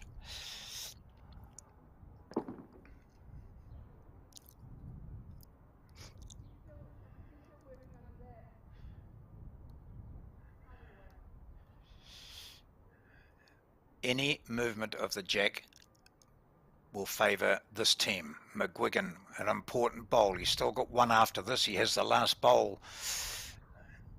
Tight. Yeah.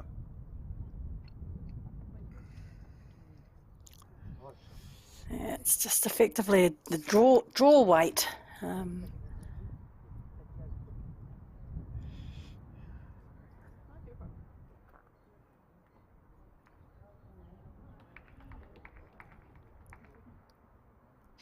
This is sort of when you pleased your Keith or Scott, really, isn't it? You're not playing the shot. You're asking for it. That's it.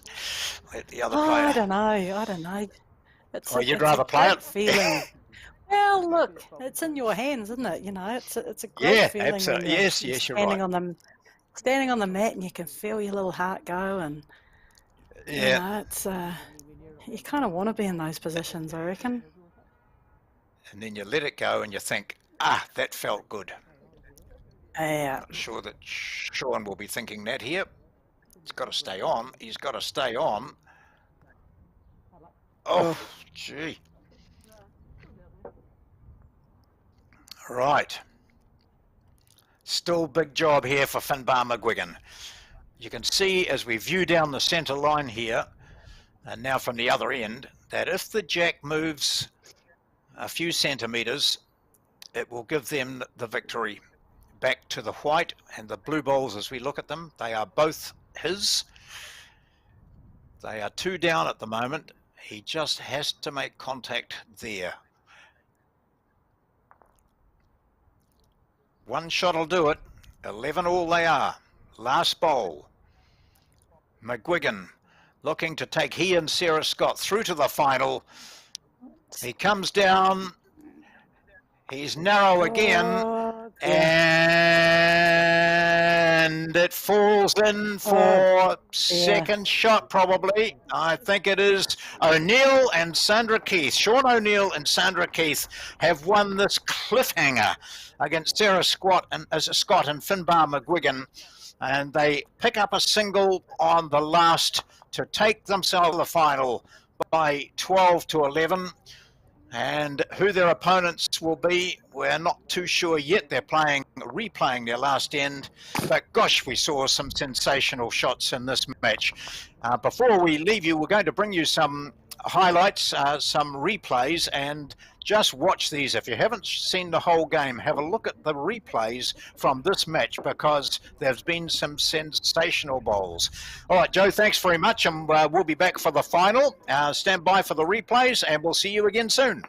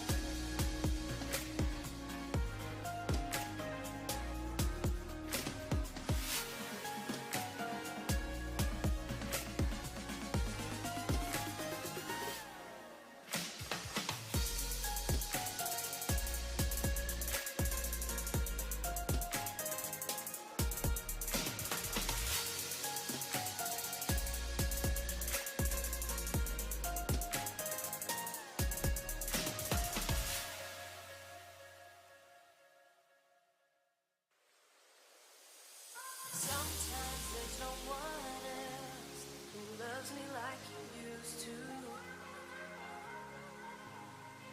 Sometimes we're not ourselves, there's no one I can turn to. And I know all the feelings that we shared are in the past. And I know your relationships are never meant to last.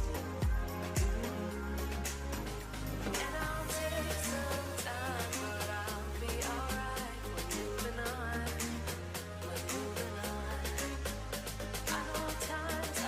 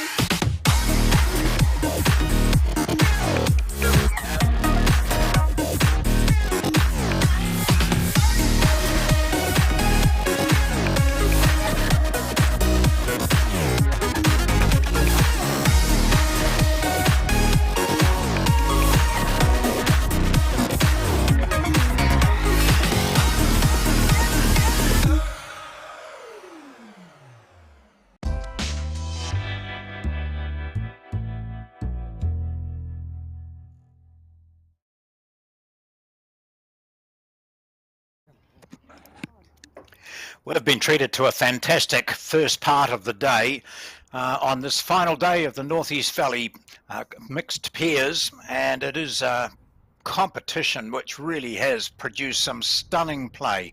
We're down now to just 2 teams out of the 24 who were invited. The top prize is $8,000, runner-up gets $4,000. The defeated semi-finalists, and we've seen one of those games earlier today, receive $2,000 per team. And now we have the grand final. As you can see up there on your score tick on the top left, it is Sean O'Neill and Sandra Keith playing against Keanu Darby and Taylor Bruce. So some outstanding players. And to get this far, Joe Edwards, they've had to be on top of their game for 3 days, haven't they? They certainly have, John. It's outstanding field that Northeast Valley have got together for this inaugural mixed pairs tournament. Lots of blackjacks, ex-blackjacks, junior blackjacks. It's really cool to see them all in the one place. And as we've witnessed today, some amazing bowls. They're playing on the same rink, and it'll be interesting. These guys go with the different kinds of bowls, different deliveries.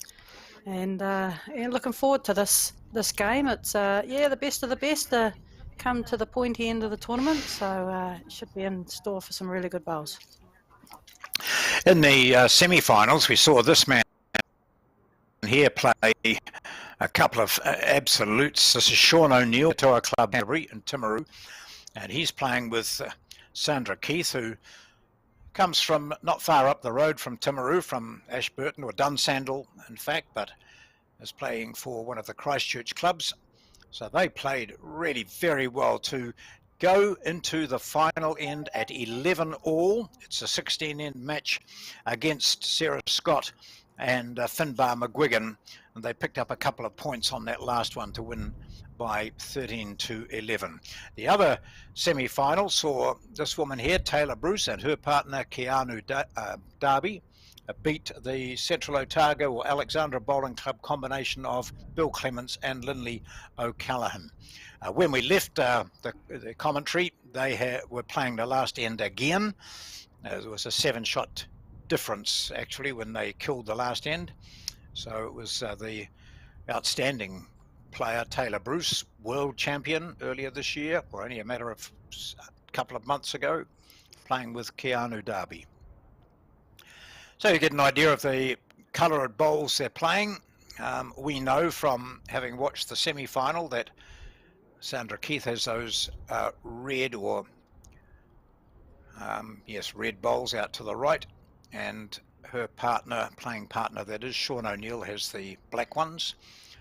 So we see now Taylor Bruce playing again, also with black bowls, but slightly shinier than this man's.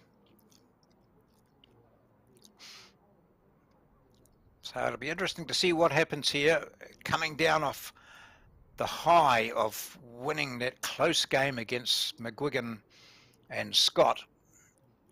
Might be quite difficult. But both Keith and O'Neill are experienced players. They know what's required. A couple of good bowls from him. So it was a great finish. Great finish to that the semi-final that we covered. Geez, it could have went right down the wire. Could have been anyone's game. But I think what stood out to me from that game was that Sean O'Neill shot on about maybe 14th end, where it was 3 down. Yes. Plays an absolute bomb for 3 up, and just turned the match. I think after that, they scored a 2 there, and then they got 2 ones to peel out. So yeah, little turning moments in a game. I'd put that as top of the list. Well, if you watched the replay that we had after that game, you would have seen some brilliant quality bowls from all 4 players in that game. We expect more in this too, the grand final. Let's hope it's not an anti-climax, but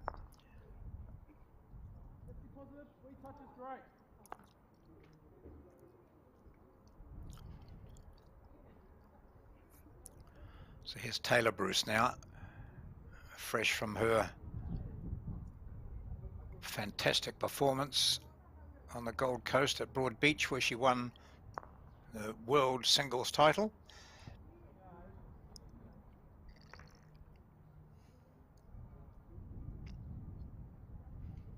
Yeah, outstanding effort from Taylor. You know, pretty much first time she'd played the singles for the New Zealand team, and you know, you can't get a better tournament to have victory in your first taste of singles for New Zealand. Outstanding in the singles, and went pretty good in the triples too, to come away with a silver medal, and for the women to claim the overall gold, first time for Yeah. 50 years, I think. Outstanding effort by the five ladies that went away.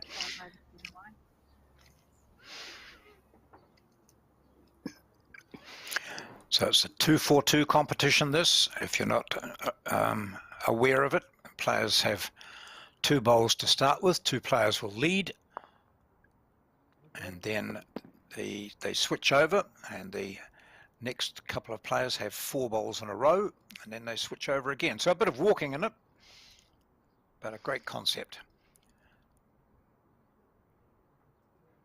Keanu Darby has got the sort of greenish bowls, tracking well here. Oh, that's a Playing great exactly shot. the shot that the opponents were trying to play, just resting the Yeah, shot out. Taylor's so he's rested his bowl. own out and got 2. Yeah, Taylor's bowl was looking a little bit vulnerable there. I think Sean and Sandra had a couple of 3 seconds, and the way they played that semi-final, they never died wondering if they had a chance to score multiples. They certainly went for it.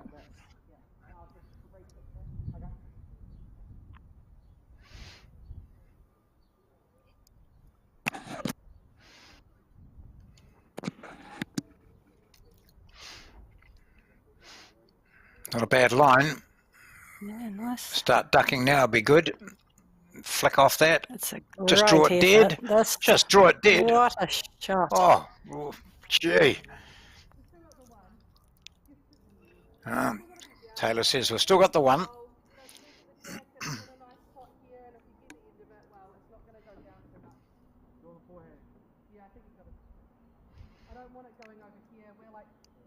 Oh, fraught with danger everywhere.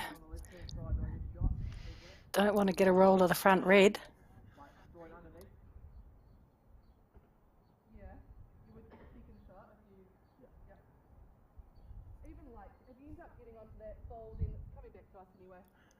Is this the last bowl, or has Sandra got one Yes. up her back?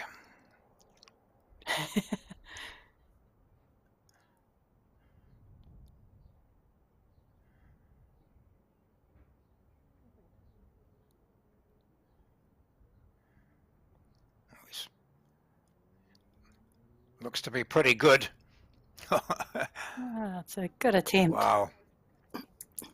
Just the one then to Bruce and Darby. And this final, which is over 16 ends, starts with a single.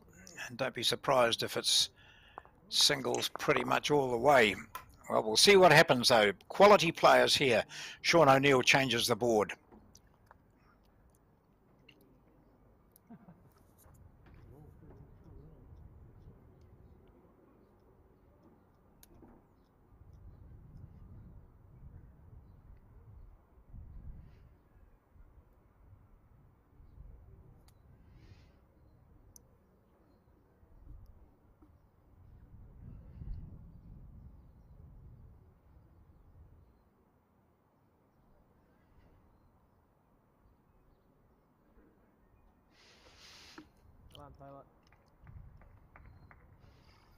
Not bad. Yeah.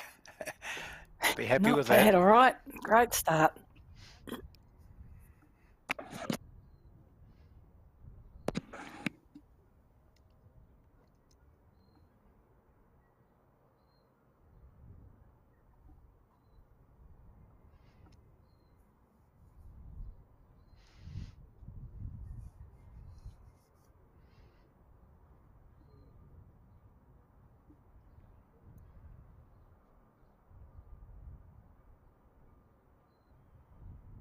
No danger here for Taylor. She wants to just get past or up and over her front one.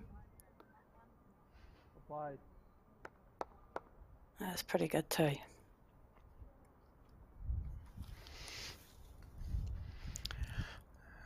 This is Sean O'Neill, who'll be well acquainted with the man at the other end, his opponent, Keanu Davies, Darby, who grew up in the same area as O'Neill, started bowling at the Temuka Bowling Club before moving off to Dunedin, and he's certainly gone from strength to strength as Darby.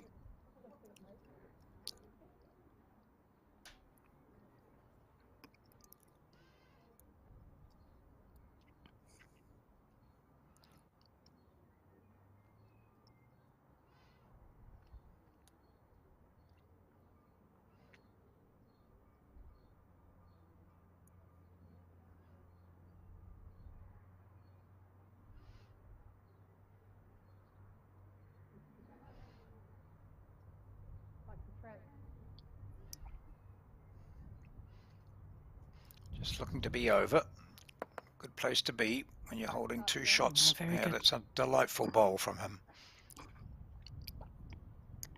Very measured delivery. He absolutely the same every time. He's got that pre-shot routine. He's got his technique absolutely looking sweet as. It's the timing point coming out of the hands perfect. This gives his bowl every chance of succeeding at the other end.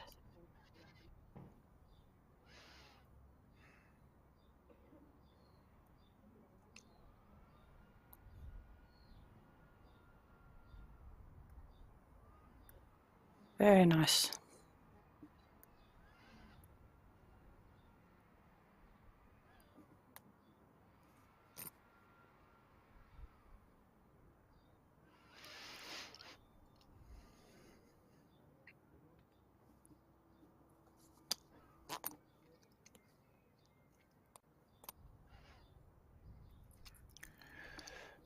Oh, Sandra Keith just not quite finding it here. Wanders away nonchalantly, but also probably muttering to herself.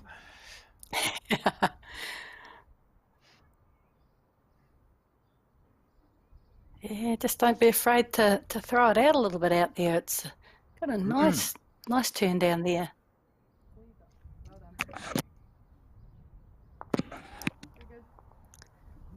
Coming under this bowl here, mate. Yep. Just slight encouragement to change your green. Don't be afraid. Take a bit more grass. Yeah. Yeah, looks a lot better line. Absolutely, a lot better bowl. Great shot, mate. That's a great Oh, shot look at there. that. Oh, yeah. You know, after the first two, it's you get a little bit down on yourself, and you're just urging it to be good. But yeah, it takes special just to throw it out and have faith it'll come back. And you hear the skips when they're in the skipping role, and they all skip in this game. But all Sean O'Neill did was, just put his foot out there and say, you just need to be just inside this or just around out to here, rather than saying, don't be narrow again. Take some more grass. Yeah, it's To encourage, definitely is God, in- for goodness sake, in the get your ear. in the delivery of the message. Yeah.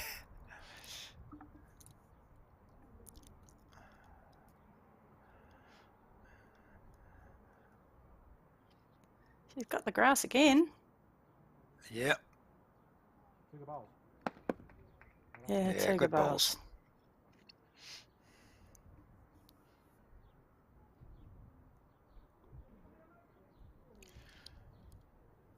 Well, let's see what sort of signal they might give to each other. Here we go.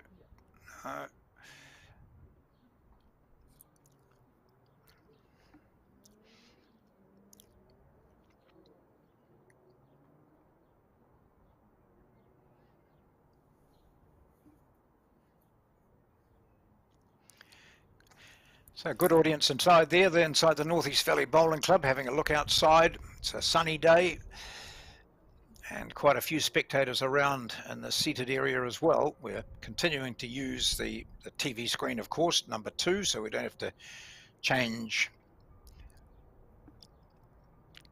cameras and things, although I suppose there might have been some talk about the fact that because O'Neill and Keith had played here previously, that They should move it, but I sometimes wonder whether it's much of an advantage having played on a rink anyway. Yeah, it's awkward sometimes. I know you think that one team's getting an advantage, but sometimes, like if it's the best rink on the green, that should be the TV rink. Where you're going to get the best bowls out of the players. And from mid-morning to afternoon, a green changes, lines change, and sometimes it can be a little bit of a disadvantage if you've been on that same rink and you perceive it to be one speed, or that's where the green is, and all of a sudden it changes. It does your head in a little bit. So, for Taylor and Keanu, they come onto this rink not knowing anything. They just got to watch their bowls and see how it reacts and make those adjustments. So, yeah, there's pluses and minuses on both sides, I think. Yeah.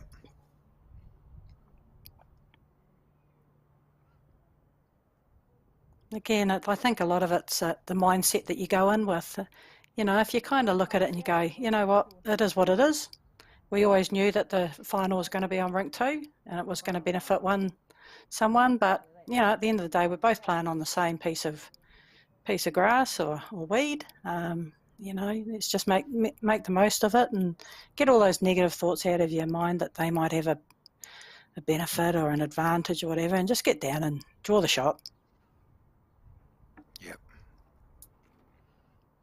Oh, and he might have drawn the shot.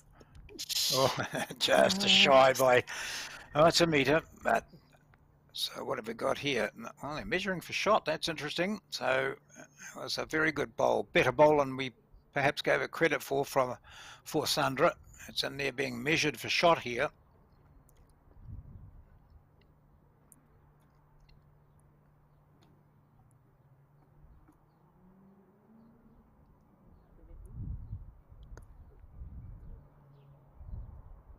I think Keanu, by the looks of his actions, thinks it's theirs.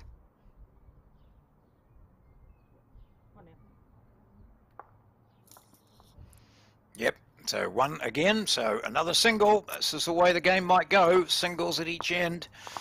After 2 ends, it's 2-0 to Keanu Darby and Taylor Bruce.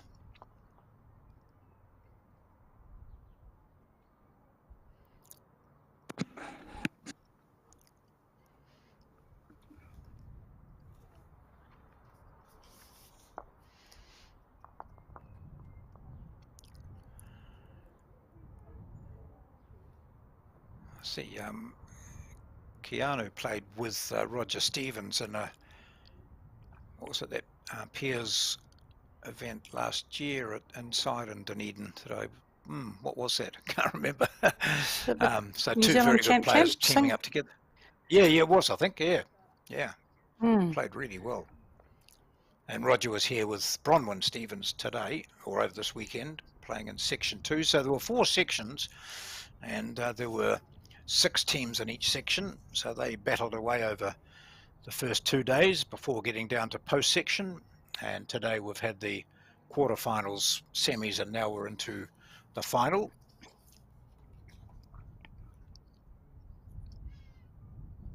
And Roger Stevens, talking about him, has had some pretty good success over in Australia last week, winning the Aussie triples. Oh, Went really? away to Perth, I think, and won that with a fellow Kiwi, Dean Drummond, and a Queenslander. Oh, yes. Yeah, it went really good.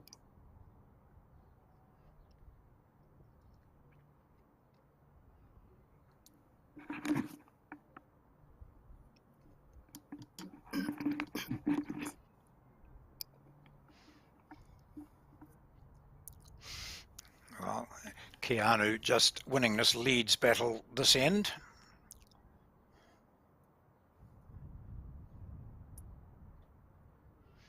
Absolutely, two fantastic bowls there. Really starts off that end well.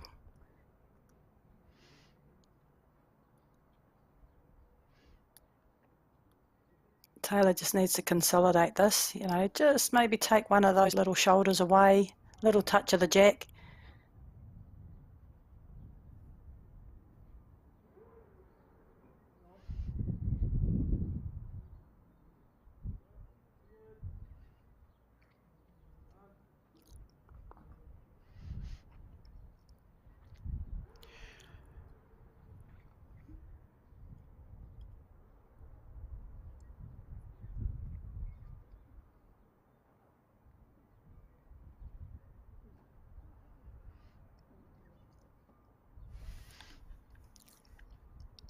Sean O'Neill looking to bring it in onto that shot bowl. Oh, he's played a humdinger here.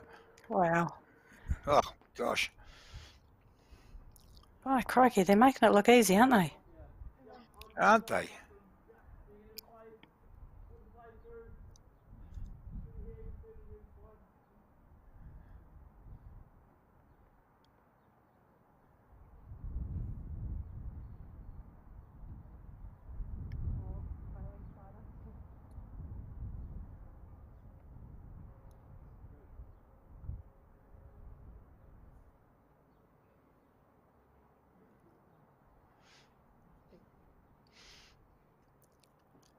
Right, Sean beat that last one of yours, I mean.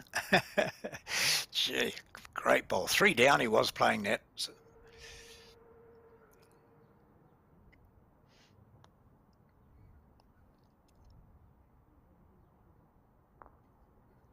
Oh, oh, he'll take that as well. Yeah, yeah. There to be used. yeah. I think Taylor's weight with her first bowl was pretty good. Just as we've seen a few times down this forehand, play with any kind of weight, it just doesn't like getting back. But she's made the correction on the line here. She played this pretty good. Oh, shot. Got the shot out of it. Yeah. Shot for one. Good shot.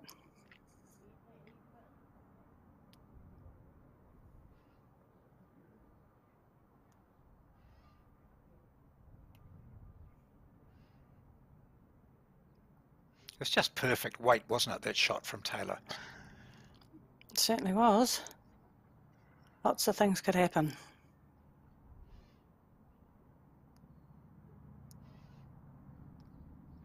Started off well. Ooh.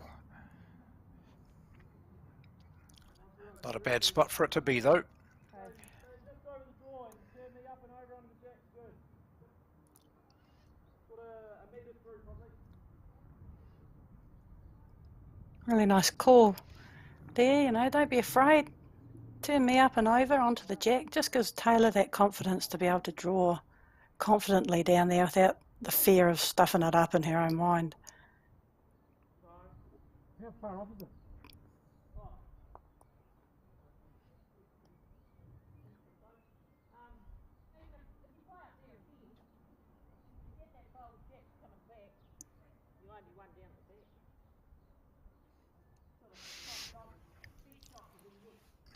We had hoped the players might wear microphones for this, but some of them are a bit reluctant to. Just hear some of their comments through the sound effects microphones that you can see attached to the cameras.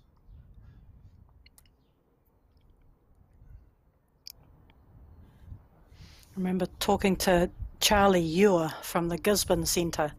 He used to play soccer with my dad in Nelson for the National League team, and he's taken up bowls, and he was at the Interclub New Zealand finals earlier this year, last year, and he got asked, he was on the live stream and got asked to wear a microphone, and he said, no.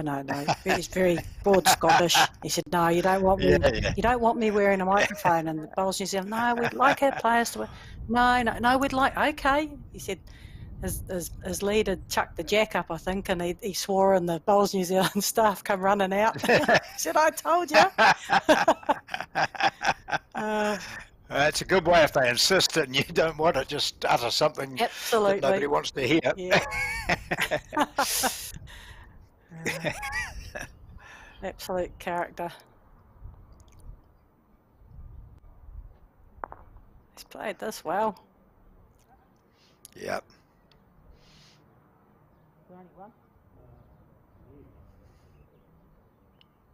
My drawing up onto it to push the jack back. I think that's all you're doing with this ball, mate. Drawing onto it. On this hand? Yep. Drawing the bar. It's a good bad one from Darby there. It has pushed one of Sean's bowls back into a nice area. Oh, pretty good line. Draw onto it, he said. Oh, Yeah. it's a good attempt. Great attempt. Good home.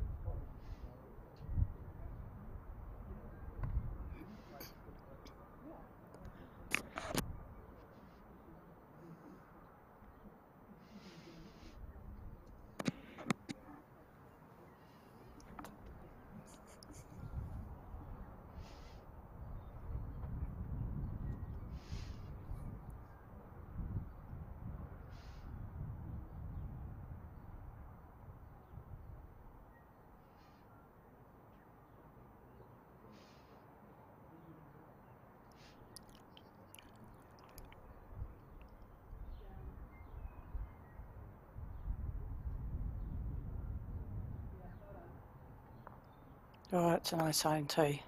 Just splits those three perfectly.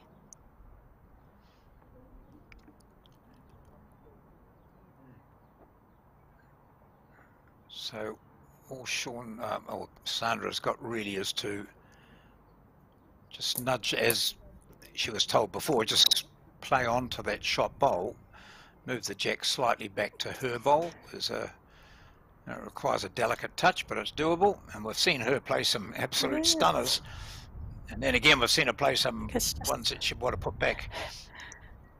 Yeah, it's just playing the old crack an egg on the shot bowl here. Yeah. Any movement to that jack.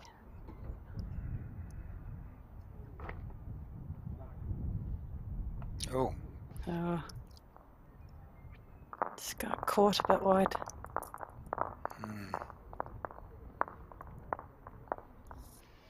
So we've gone through 3 ends, and it's Darby and Bruce doing all the scoring. As Taylor Bruce comes forward now with the mat. You won't be too worried just yet as Sean and Sandra. You know, you are only dropping ones. It's just so important not to drop big numbers any time in the game, but you know, at the start of the game, drop big numbers, it can get away from your, perceived to be getting away from you pretty early, but dropping ones is okay, you know.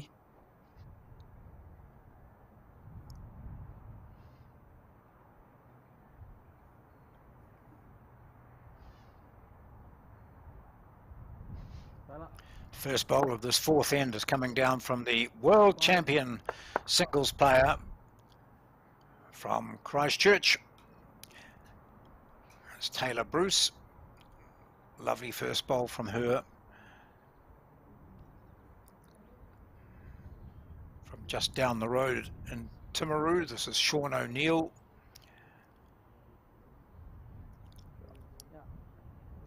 Pretty good bowl Pretty much as well. matching it. Anything you can do? Yeah. Great leads bowls.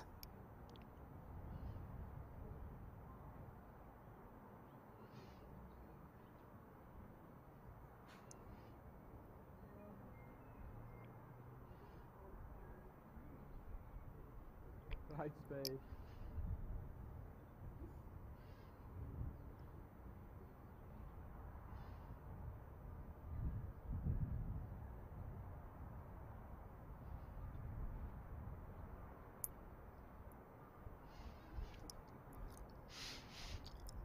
So that's the 2 part of the 2-4-2. Sean O'Neill and Taylor Bruce send down their 2 bowls each, and these are 2 buttes from, just dying a little bit. And still a handy bowl there, promotable and nuisance as well.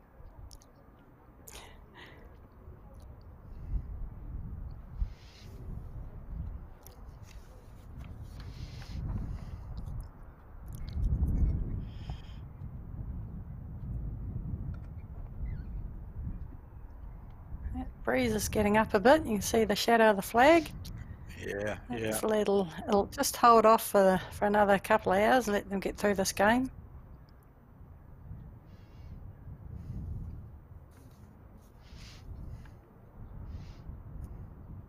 Close here. Very Pretty good. close here. What a Shit. shot. Oh, just been a couple of unusual reactions from the bowls. You know, you're thinking that they've set them out perfectly, and they're just hanging around a bit. I'm Hold my foot. not sure what's going on. Anywhere here is good.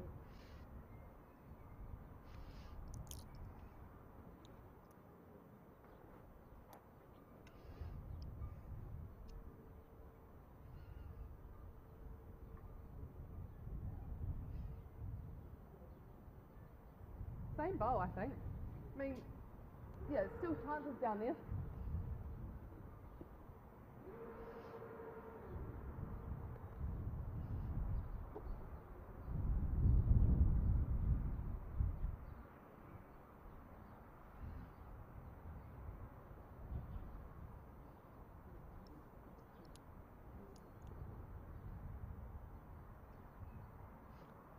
Same sort of weight too.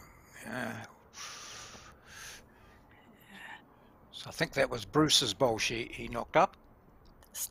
Just turning Taylor's bowl into a pretty handy position Yeah. there. You know, Yes.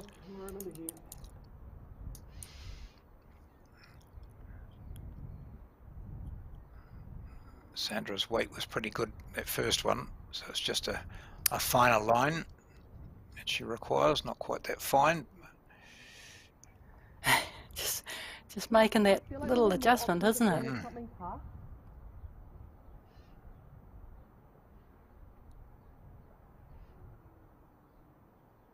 Good call from Taylor here. They're getting a bit of position in before you actually play the shot.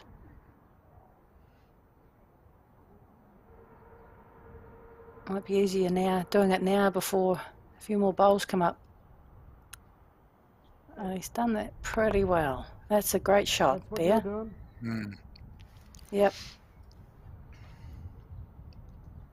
Gives you lots of options for the next couple of bowls.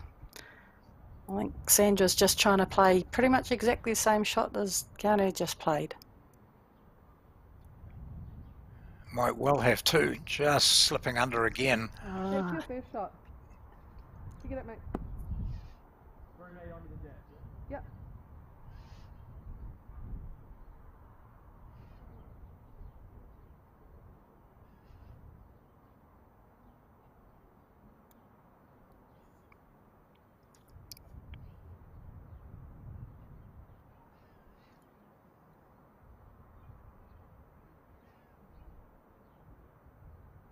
Very good.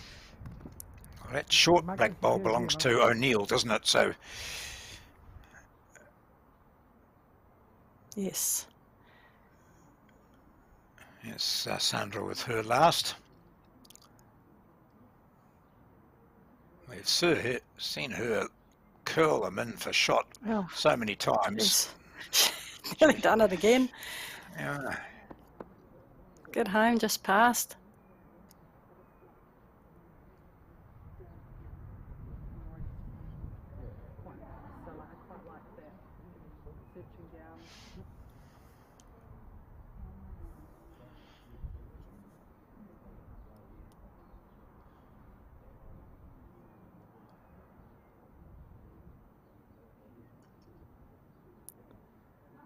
Taylor's just playing that similar shot to what she was asking Keanu to play.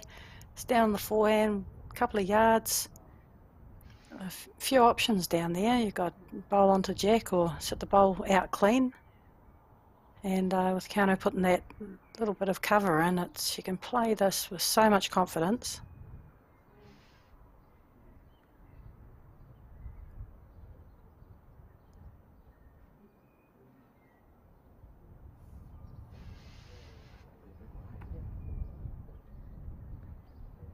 Pretty good pace, I think.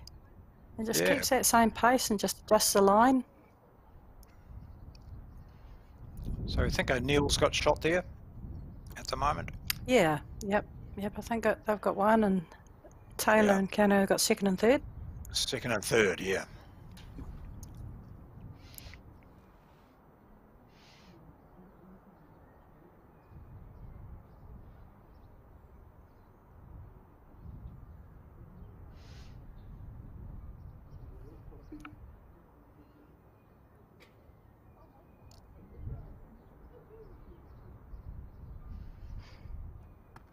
Has it stayed on? Oh, it hasn't.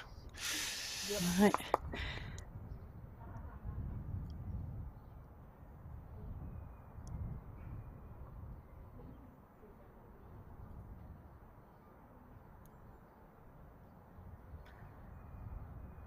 It's going to hold its head. Played it a lot better. It is. Get the shot clean. Oh, Oh, hard luck. what an Gosh. effort. Yeah. That bowl, you're close to getting another one. A great effort. Yeah, it's, got underneath there. She would have set the shot bowl clean out of the head for 2. Good effort. Same weight that she played with her first bowl, which is, you know, a really good thing. Just change that line.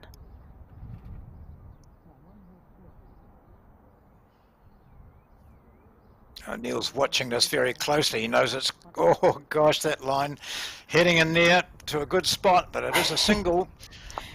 So 3-1 after 4 ends. This is the North East Valley mixed pairs.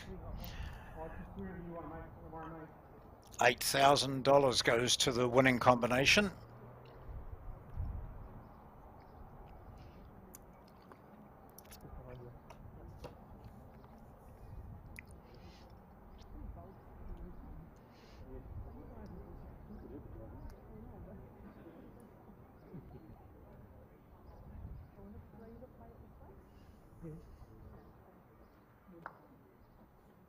Keep going. Breathe your eyes.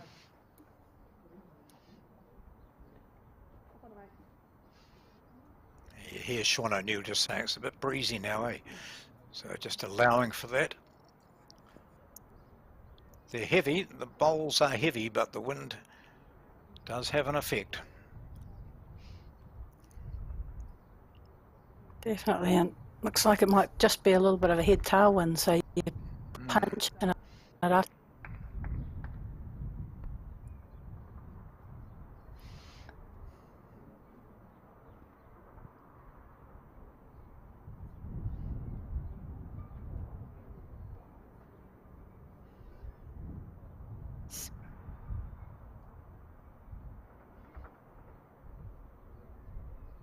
No problem with finding that centre line down there.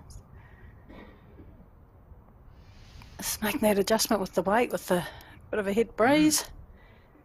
It's always hard to play in the wind. Far rather give me rain any day.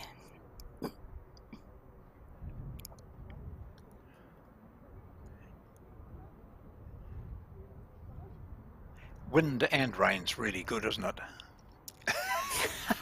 Together. Good for movies and good for movies and chip and dip. That's right. Yeah. Can't we go inside? Yeah. Well, there's the Hope Stadium. Ramsey Bowling Club. Couple of cakes. Oh yes, yeah. We had an outdoor one of our championships just a couple of weekends ago, and it was horrendous. And the players kept looking up at the clubhouse, looking at the match committee, who were sitting inside watching the play. So why don't you come out here? Yeah. Tournament controllers parked up having a cup of tea watching the play, and everyone's getting really annoyed out there.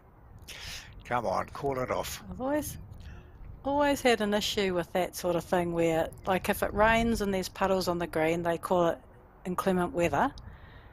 But if there's wind that's blowing the jacks around, blowing the mats around, that's not inclement weather. I've always had an issue that there should be some form of a, you know, let's come off, this wind's just Standard. too much. It's, Yeah. oh, look, I've played in competitions where, like, there's been 3 bowls on the rink out of 12. You know, just can't keep a bowl on the rink with the wind, and it's like, no, that's not inclement. No, keep going. You've got to keep standing on the mat all the time, otherwise it'll blow away. Yeah. Put toothpicks around the jack to keep it still.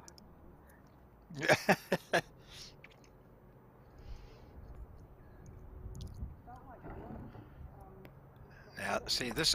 You talked about the wind effect here, and all those bowls are short. Now we haven't seen anything like that all day, so it's now a matter of Sean O'Neill. Yeah, just looking at a metre past the jack for your because this is it's obviously a headwind going this way. Getting the green well, or playing this hand, the backhand. And in your mind, you're saying, look, let's just make that correction. Don't make a huge correction. Don't go flying by. No. But, you know, you say, just beat your last bowl, and it's when you beat it by like 4 inches and you're like, oh, come on. Like, Yeah. you know, but it is catching them all out here. Yes. Everyone other than Kano, really. He's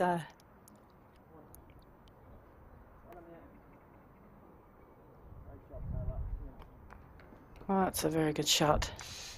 Very good shot. That's a couple there to the Darby-Bruce combination. So Neil got his weight correction in. Now just needs to fine-tune the line. Here he goes. His last bowl.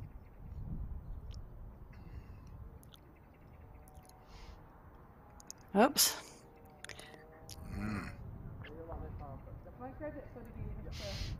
And now it's pretty hard for Sean and Sandra to get the shot in this end. It's about minimising the damage, I think. Really trying to get second shot.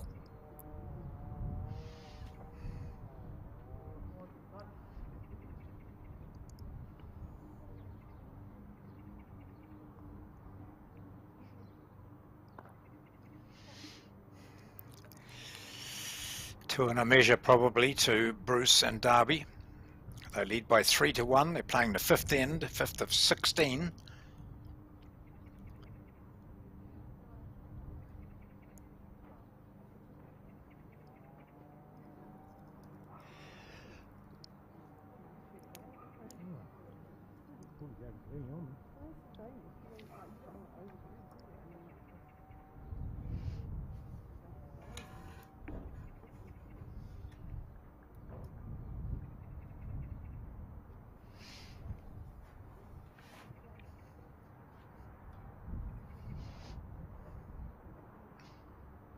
Oh, it's a very good bowl. That far past that last one. Sometimes you just have to take your medicine, and you know, when they've got a very, very good shot there where there's really nowhere to go for Sandra and Sean, just take your medicine, drop a 1, move on. Yep. Yeah. We've all done it. Same ball, mate.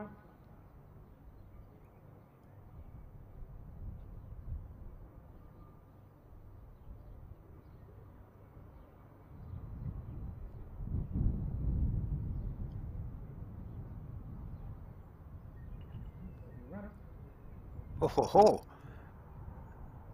It's a good attempt. Yep. Yep. Yep. Be pretty happy with those two. It's all they could do. Just minimise the scoring opportunity for Kano. Give them as least room possible to add another one.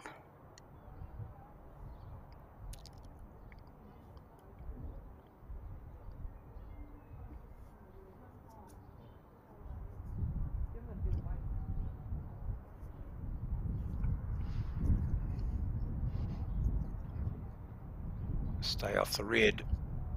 Oh, Quite no, so. no. Just the one. So that was a good save there by O'Neill and Sandra Keith, because they were in all sorts of trouble. It was potentially looking at a 3 or 4.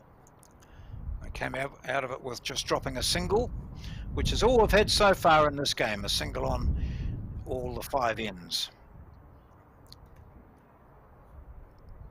Just really, really sensible from Sean and Sandra. Yeah, it could have gone horribly wrong. Drop a 3 or 4 there, and not good at all, but really sensible bowls, just trying to get a really good second shot.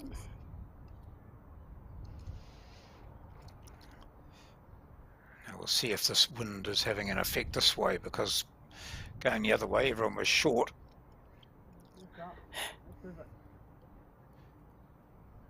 Pretty good there.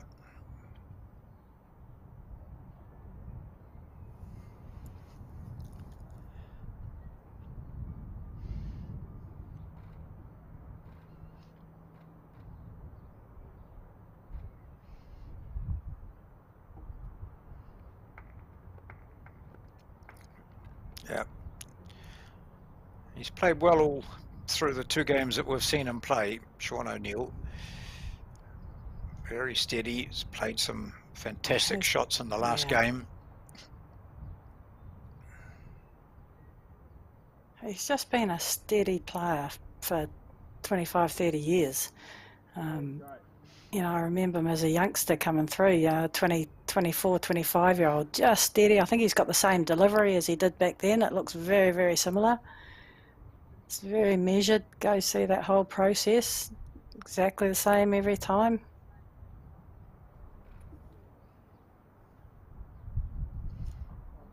Quite likes this.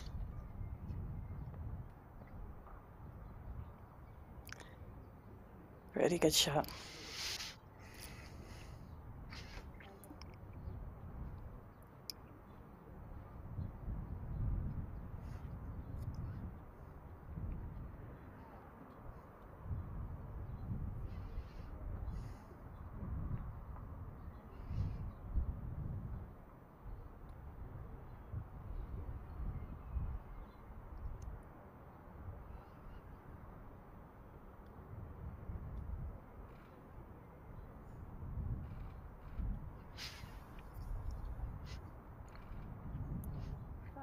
Or quite comfortable playing this ditch hand here, coming down on this hand, forehand for the right-hander. That's Darby putting one in at the back, a metre over. Keith was seen to be slightly narrow. Yeah, about Keanu's delivery, how it's exactly the same every time, right down to, you ever watch of the little wiggles of his toes?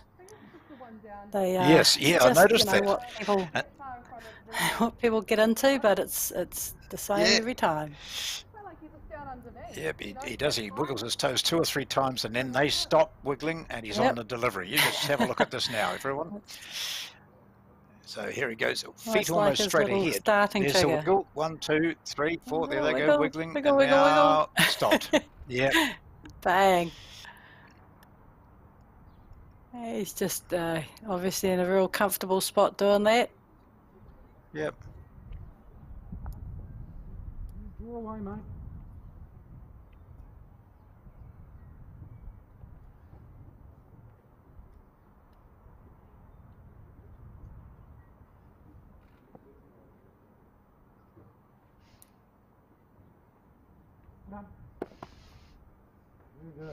Oh, she played pretty much the same shot as the last one. Played it perfectly, eh? Great shot. Same line, yeah.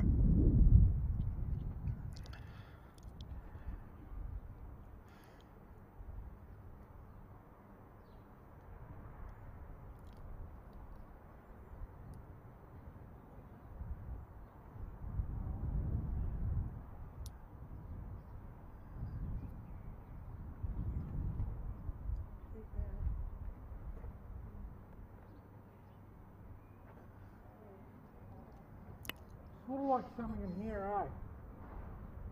We'll make that your jack. Don't worry about that. You in here.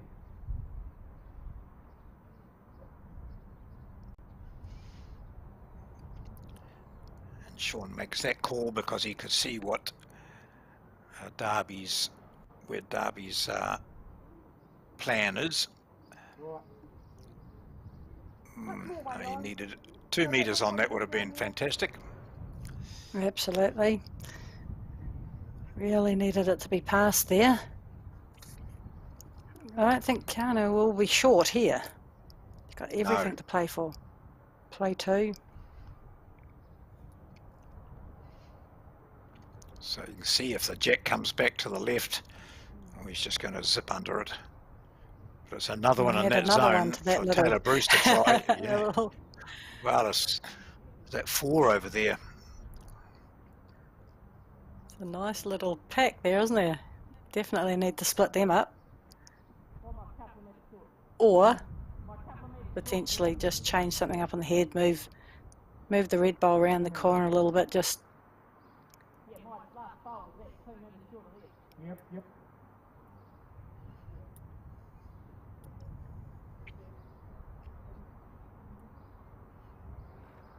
definitely need to get something past. It will make Taylor's shot harder if she can get something to mix up those. But at the moment, you can kind of play it with any weight, and it's a Taylor bowl bit going back into that pack too.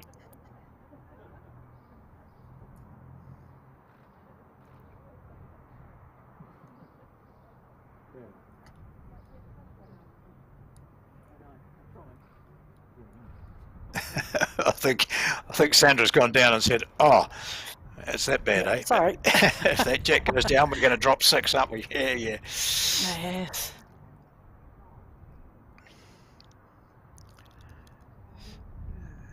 Well, of course, this is an occasion, Joe, where the jack could go slightly forward and out to the left over to those 3 red bowls, and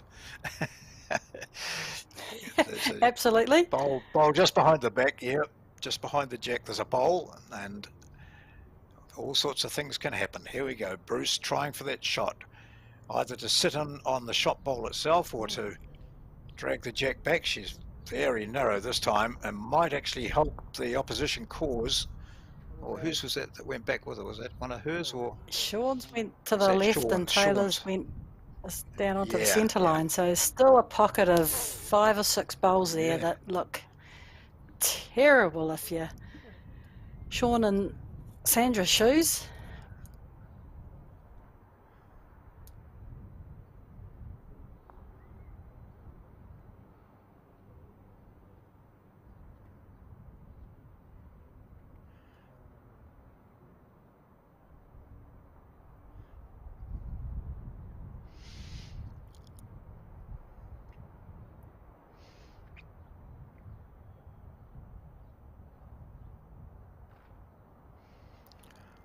Looking to cover, or looking to draw another one?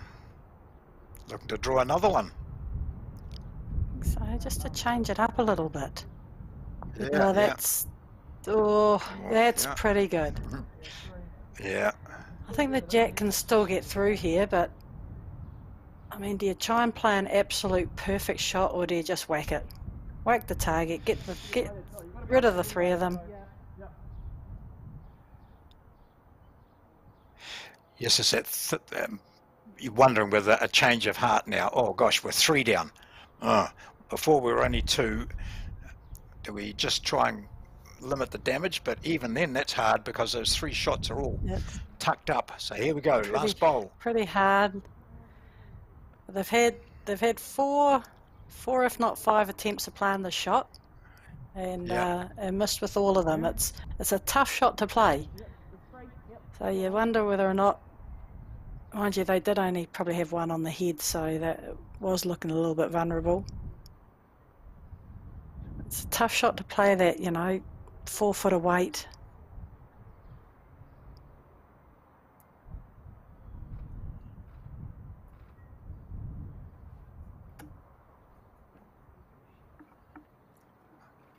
Looking to get 4 here. Oh gosh, he'll be kicking himself. So 3. Yes. Wow, what a great chess game that turned out to be, wasn't it? Yes, You it's can see what the it could've opposition gone were either trying. way You were there. trying to counter it. Yeah. 3. So 4 all after 6.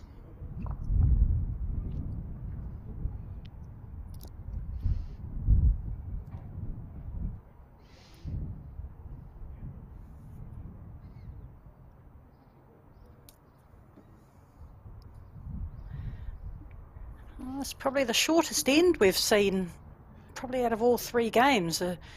Just noted not a lot of mat movement, as in bringing it right up and changing something completely. They've all got this probably 3/4 length that they've been playing, 3/4 to long, and this it'll be interesting to see how they go with this. Probably the shortest end that we've seen.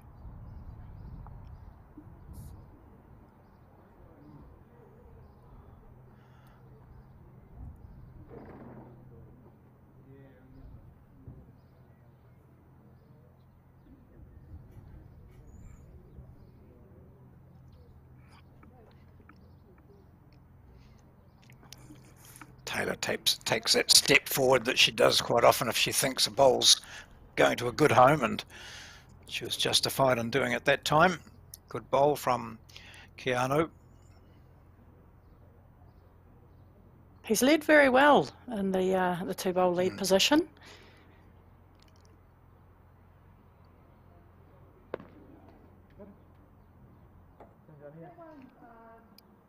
The last one's just set high. Yeah, I think you can look into drawing it out.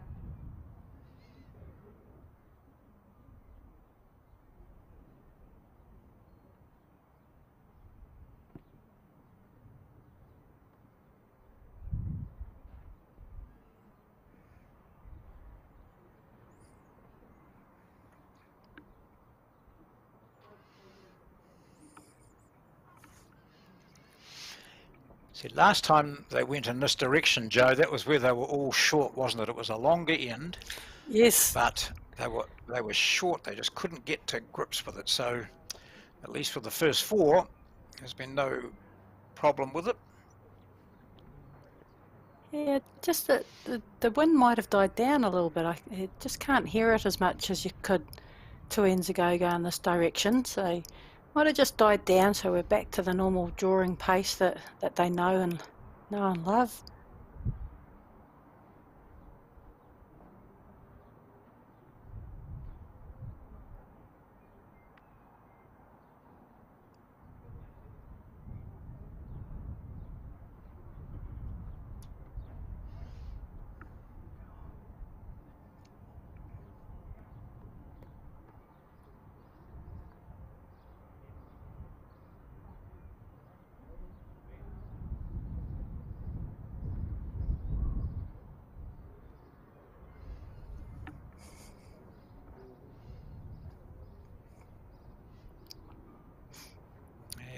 Still a fair bit of wind noise out there, just as you said. It's you can see the shorts on Sean O'Neill there getting blown around a bit,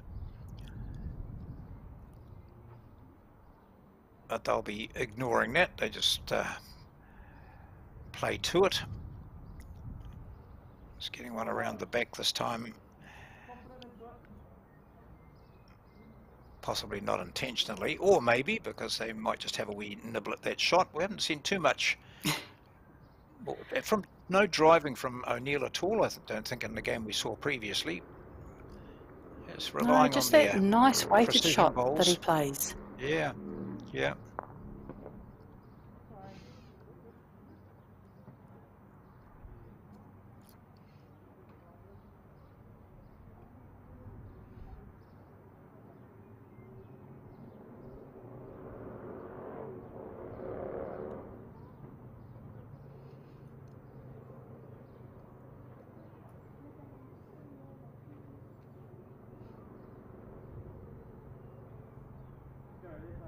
Yeah.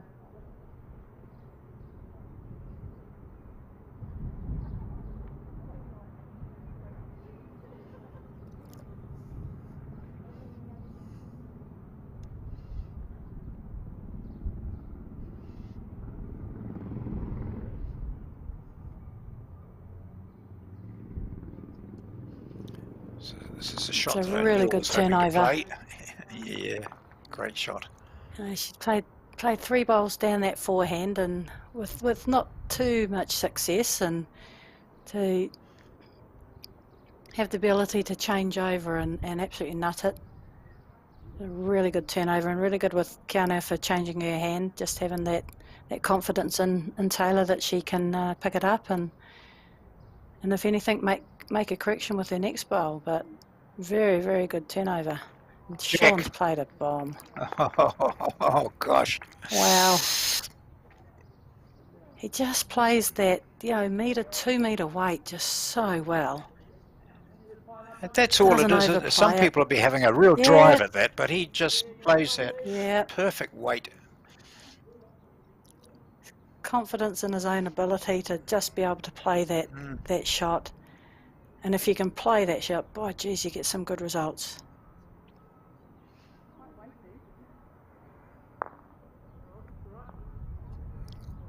Well,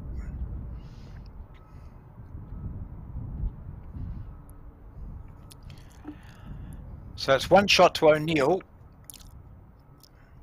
I think the other two dark ones there are Taylor Bruce, so they've got Yeah, a couple of Taylor's. seconds.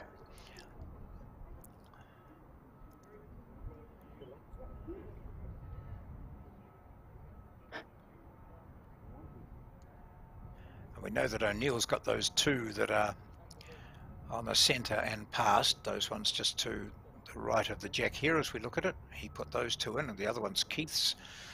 So they're pretty well covered over there. If the jack does go back anywhere.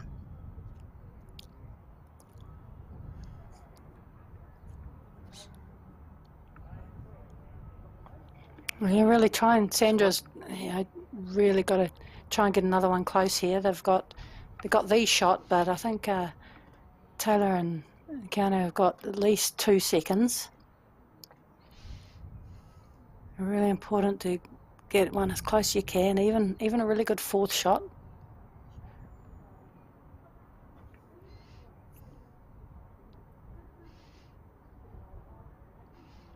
Through that hole would be good.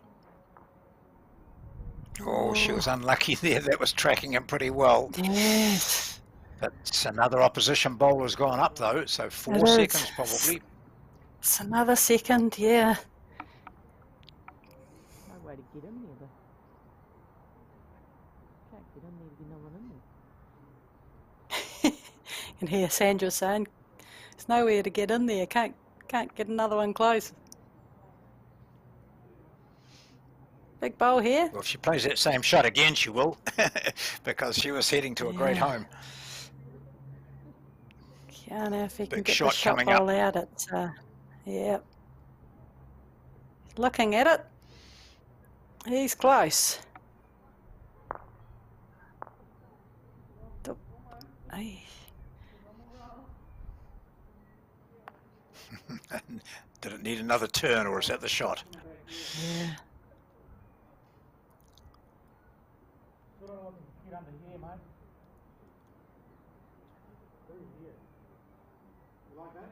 Oof.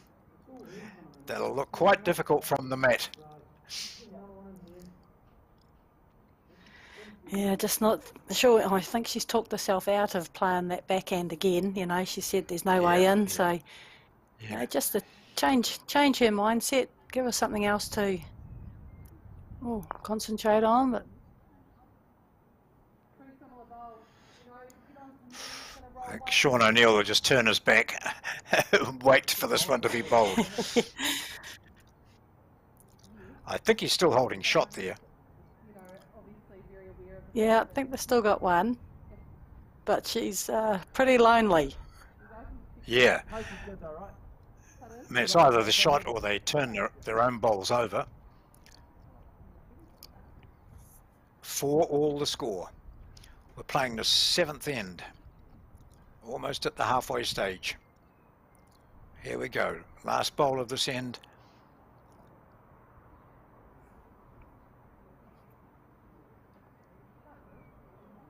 Well, Likes it. oh, I think he's played this very well. Oh, Oh, good shot. got it. Yeah, good call. Well played. 5-4 now. Darby and Bruce.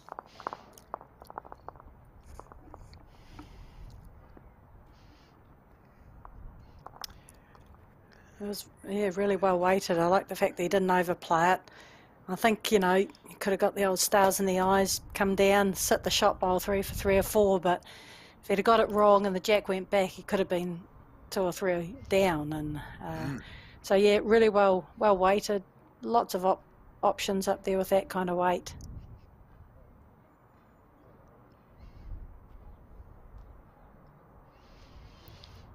It's the final and it's as tight as it should be. We've had some fantastic quarterfinals and semi-finals today. Weight's really good.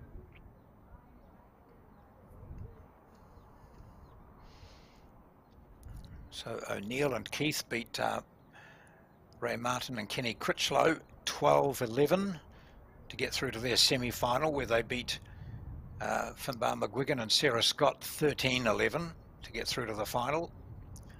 Darby and Bruce had a comfortable win over Craig Merrilees and Claire Hendren 19-6, and then beat Bill Clements and Lindley O'Callaghan in their semi-final after the Central Otago team had beaten Sheldon Bagri Howley and Val Smith in their quarterfinal. So it's seen some fabulous bowls at this Northeast Valley annual event. Now mixed pairs.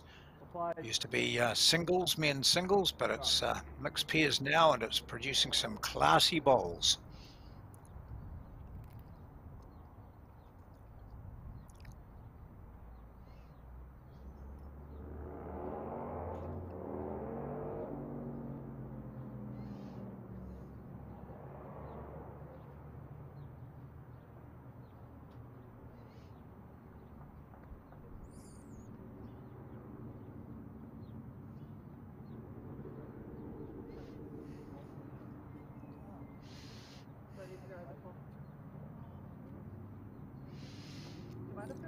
See a number of people up in the clubhouse there looking out through the glass, the big windows, which are a great viewing area here.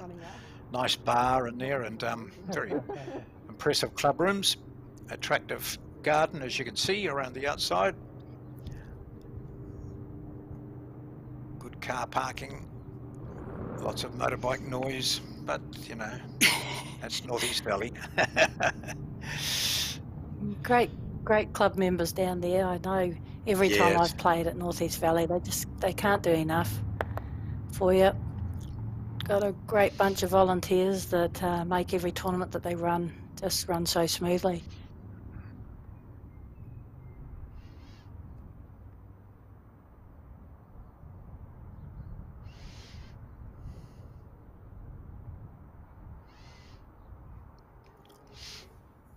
Hendra on that ditch hand side. Good place for that, for her next shot.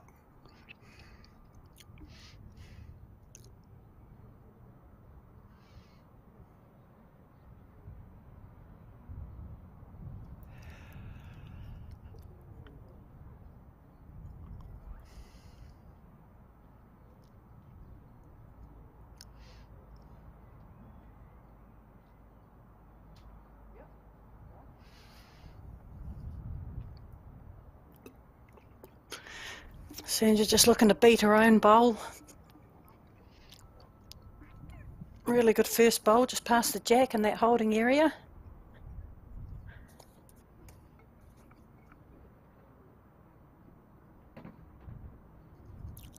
You ran that.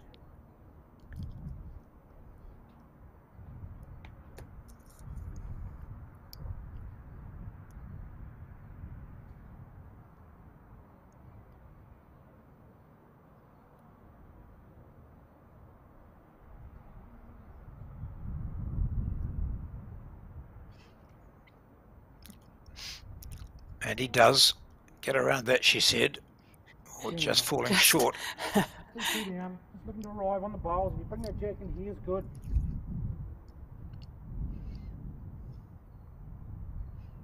Change of hands.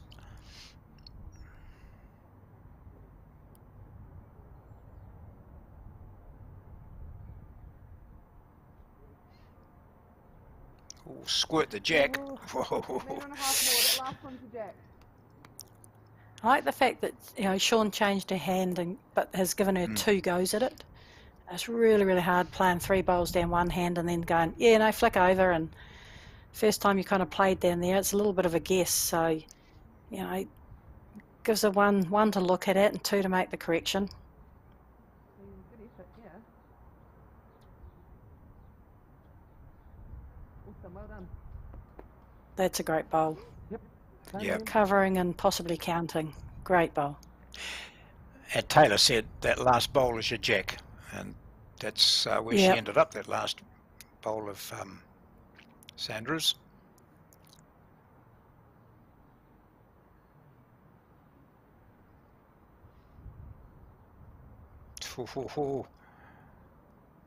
Flick it this time. Oh, same bowl. Gosh. Same identical bowl. Yeah.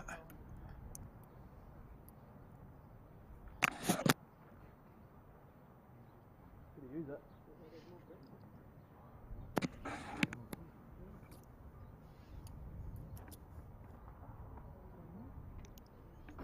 Oh, thank you.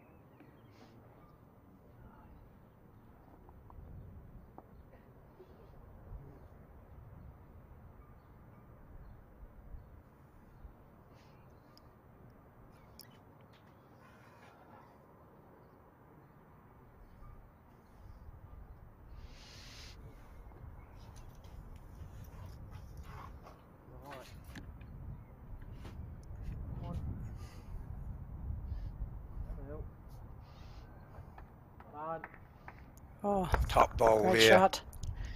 Another counter. Couple of big bowls coming up for Sean. 2 or 3 down. Possibly 4. Really needs to get a good second in here. Draw the shot.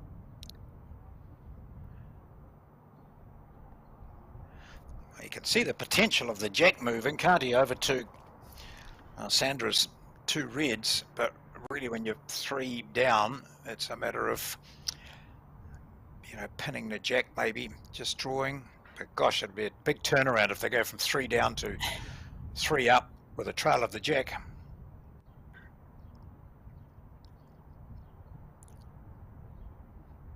It's come out narrow. Inside edge That'll there. help. Hello. Jack. Oh, Oh, dear. well, yeah, you'll take that, won't you? Oh, dear. Yeah, you take it. It's You've got to suck it heartbreaker. up, don't you? Oh, God. Look, you do. It's like, it's not how many you get against you, it's when. Release 3 seconds. When you've got Yes. a really, really good head, Off the jack. you sewed it up. It's hard to get to. Just go quickly, the hand. Obviously, They're the ones that hurt you. Peel it off. Yeah, just pluck it off. Any hand, any weight. Couple of seconds. Get rid of it.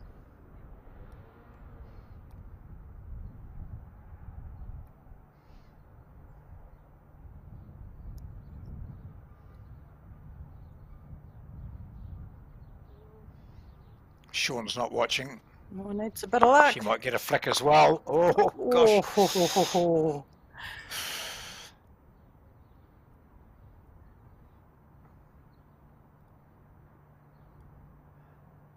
Big that bowl in here. Throw it out with, that second shot.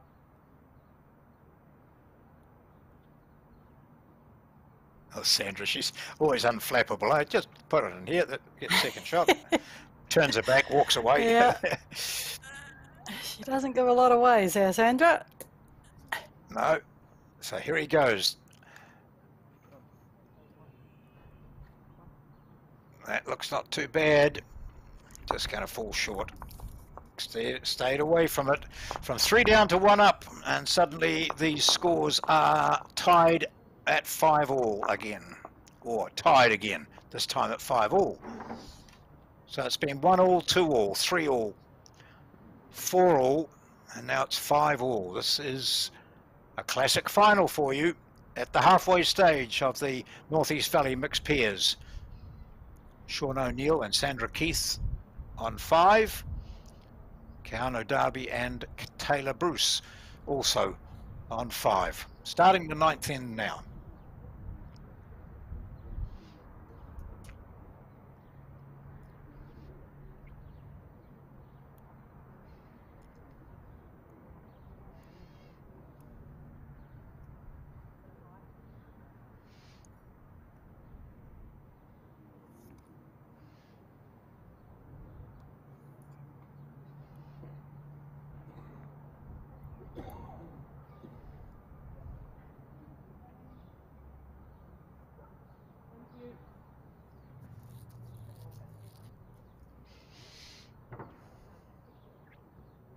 You would have done a tour of the Speight's Brewery in Dunedin, have you, Joe? No, I haven't. Oh, okay. That's one thing that I haven't I done. presume they still Yeah. do them. Yeah, I tried to get locked in there one night, but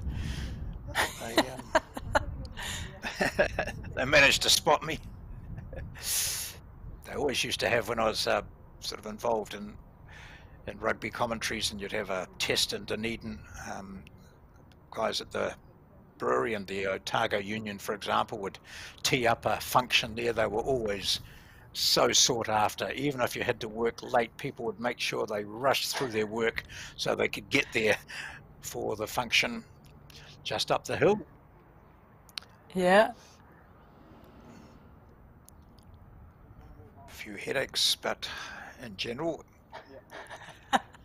A lot of fun had. yeah, absolutely.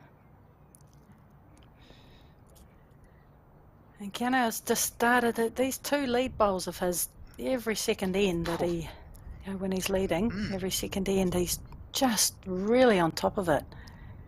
Just really starting the end well. He's setting it up for Taylor's 4 bowls. He's putting Sean under some big pressure when he gets up to play his first bowl.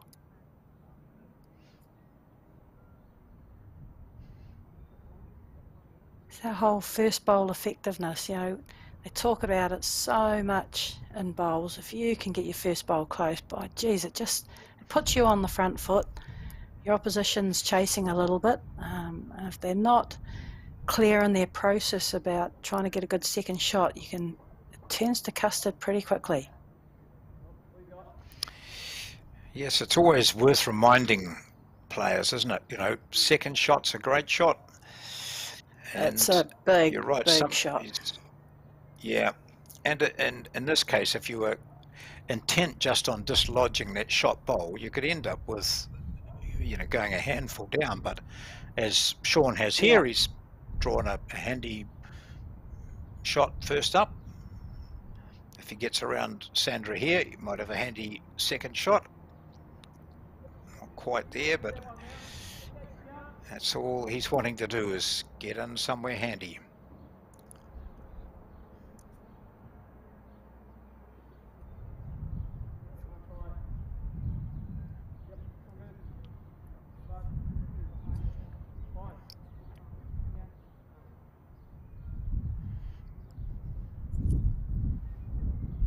What are we?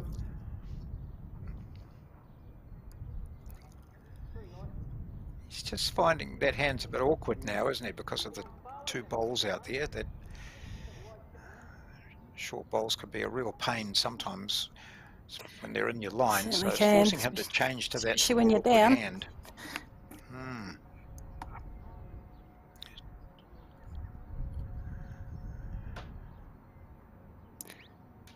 Yeah. It's been quite obvious on this rink. The whole 3 games that we've commentated, John, here. Just that line going down there. It is there. There is a line to the centre line down there, but boy, geez, it's little. There's not a lot of room for error.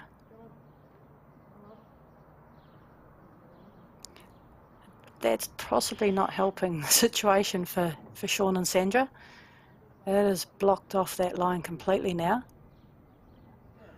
You sort of think almost that backhand, the ditch side, and just going under those bowls to sit them where because I think they might have a couple of shots, have they? Maybe 3, I'm not sure. But I think they're two or three down. 2, yeah. Because it is hard to get at. So backhand and underneath, or is he going to have a wee nibble?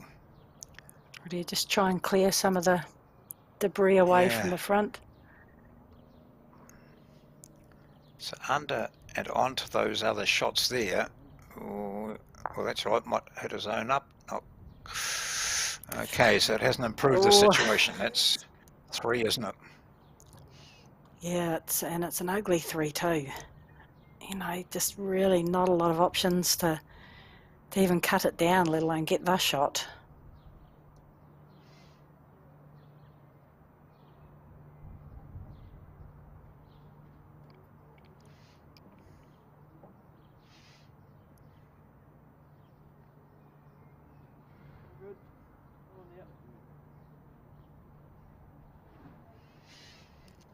Righto, Sandra, go back and hear what your skip's got to say.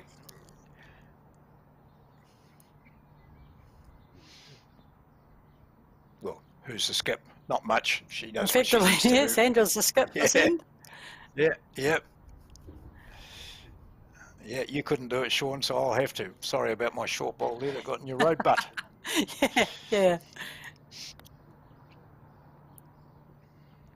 It's definitely down this back end now. Like I say, John, just Yeah. making sure you reach.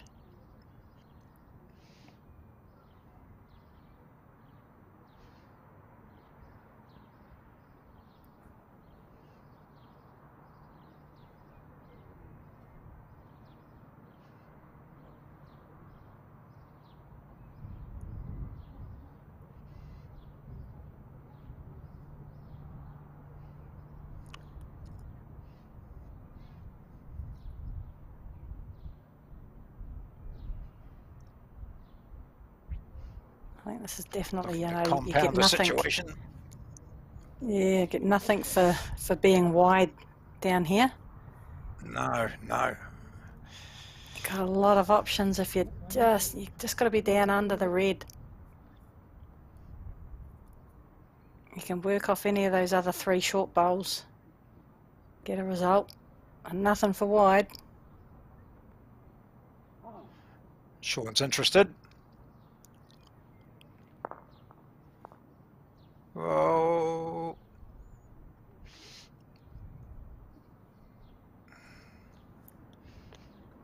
One, two, three, 4. Yeah, it's at least 3. It's Sean's bowl at the back, I think. Which might Oh, be, is it? Might just chop might be them out. 4th, I think.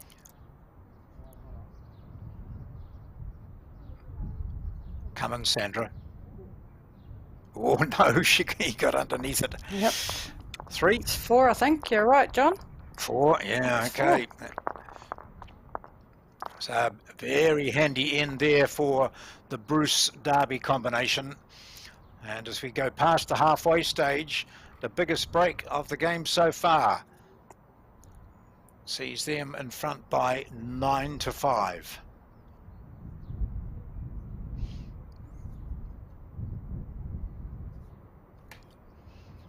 It was an ugly head for Sean and Sandra to play to. It, one bowl's right on it, but the other 2 were a couple of feet away. But just the way the head built up, just really ugly. And arguments for maybe, the 3rd of the 4 bowls that you play, just to try and break it up or get rid of some of the front stuff, just to enable you to have a chance of drawing it with your last 2.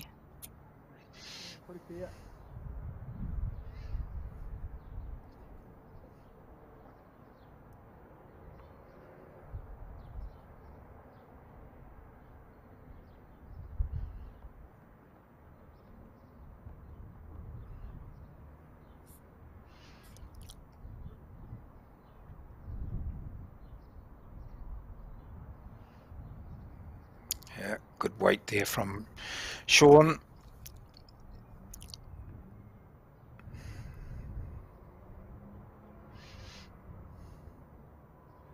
Can't afford to think back to what might have been either. You've got to get that 4 out of your mind and just concentrate on getting back into the game. Yep, certainly can't dwell on things. It's yep, put that end in the wee toilet and flush it away and move on.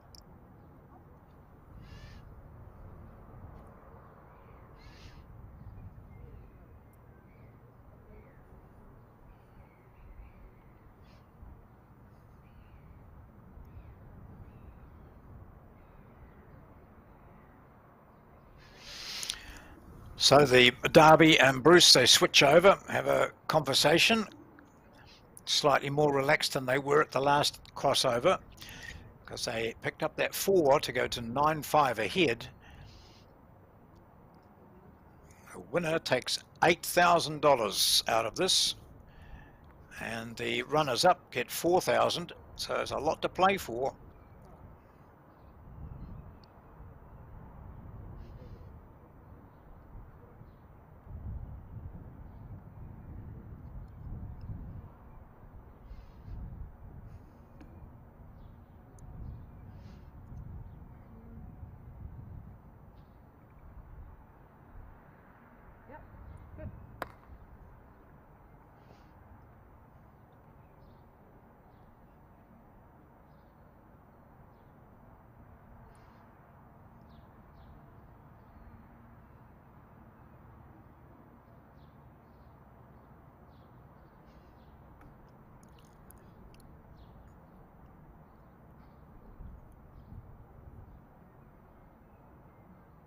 Sean just said, we've got one down there.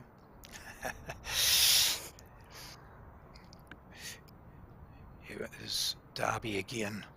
That fantastic style. Well, very good spot here.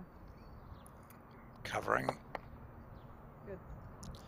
I think generally as a whole, the Derby Bruce combination are playing slightly better than Sandra and Sean, and you know, the score probably shows that at the moment. Even though they needed a 4 to get that wee break, but yeah, just a little bit more steady. Keep doing what you're I doing. think Keanu's winning the leads battle first front up against Sandra, and just yeah, lots more bowls around the area and good homes, and probably deserve their lead at the moment.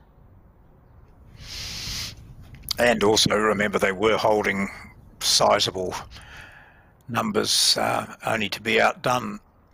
Oh. Oh, Good again. Try and sink it. well, I think Sandra had quite a bit of weight on that last one, and yet she had the same line, and I thought she was going to sneer the jack and take it back. And certainly looking to hit that shot bowl now. Oh, the jack, what a she's got shot. it. What a top Great shot.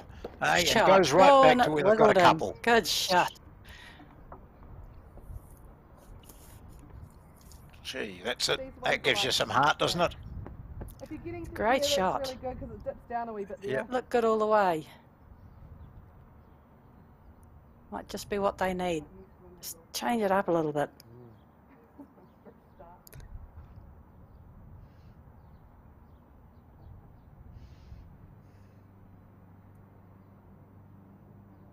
Pretty good, Keanu. Sure, this looks good, doesn't it? Good start. Well done. Inside that. Oh, he's cut out a cup. Oh, Oh, yep. and it's fallen against the bias. Jack's there. Got 2. Draw away.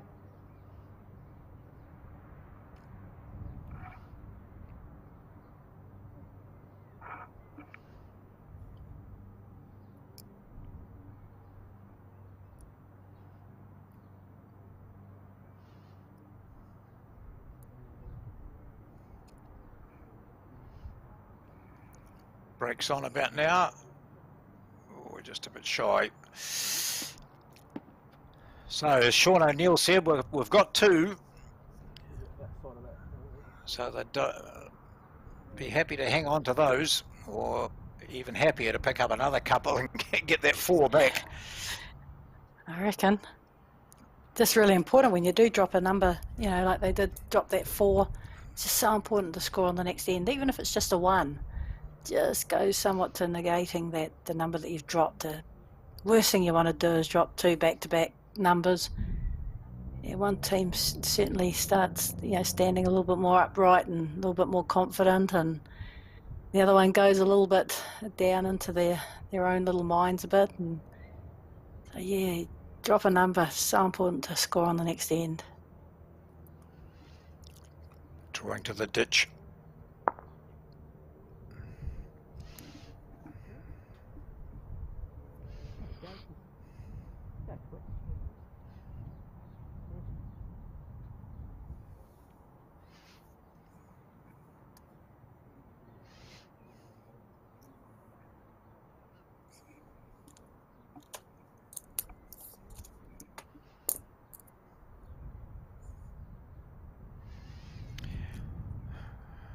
Well, that's the view from the bank, and the jack is in the ditch. Sean O'Neill can see where it is because they've got the white block standing on the bank itself to indicate where the jack is. He said they've got 2 shots, so they've got 2 of their bowls are closest to the jack, closer than any of the oppositions, and now he wants to make it 3. Oh, he's having a little run, Oh. Shed. Yeah, yeah. Oh, righto. That's not a toucher, is it? It Oh, is. geez, He's it put a might be. toucher into the ditch. That's Keanu's toucher.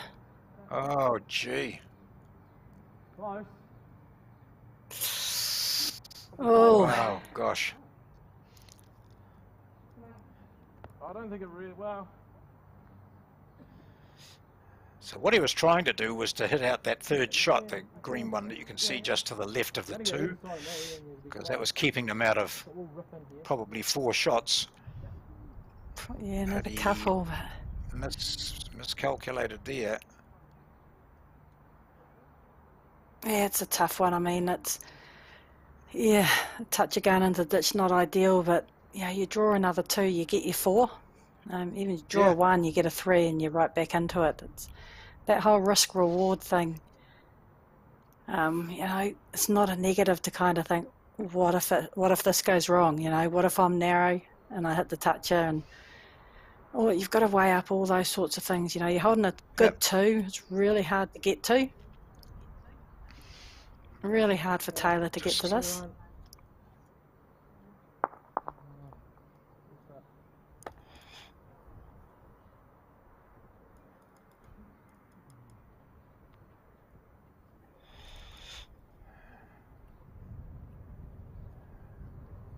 Hmm.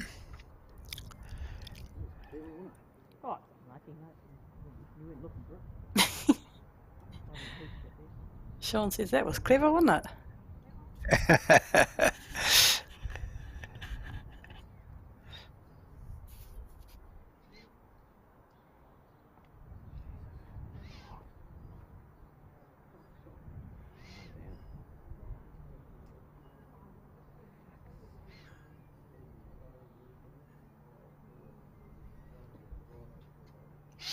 It's really hard to tell too when one bowl's in the ditch and the other's up on the bank, you know, which one's closer.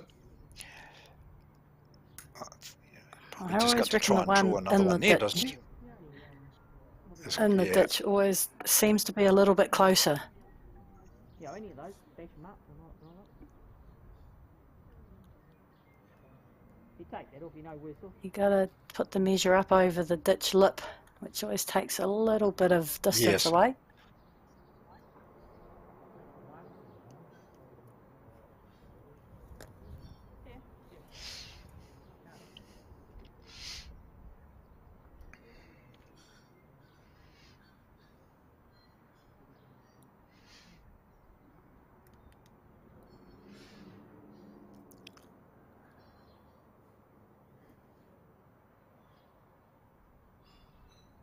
Are there any other touches up on the green?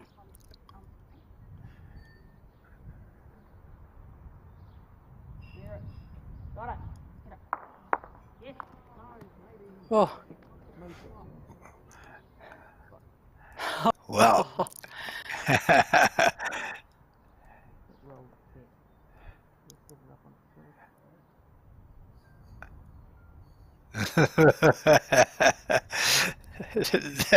That's when you have agreement from the players as to where that bowl previously was. Yeah, it's a hard one. It's sometimes you put a little marker on the bank, you know, before someone's Yeah. driving, just so that you can replace it exactly where it was. Pretty hard to put it back exactly where it was, but as long as both of you Yeah. agree that that's where Yeah. I think it was. Yeah.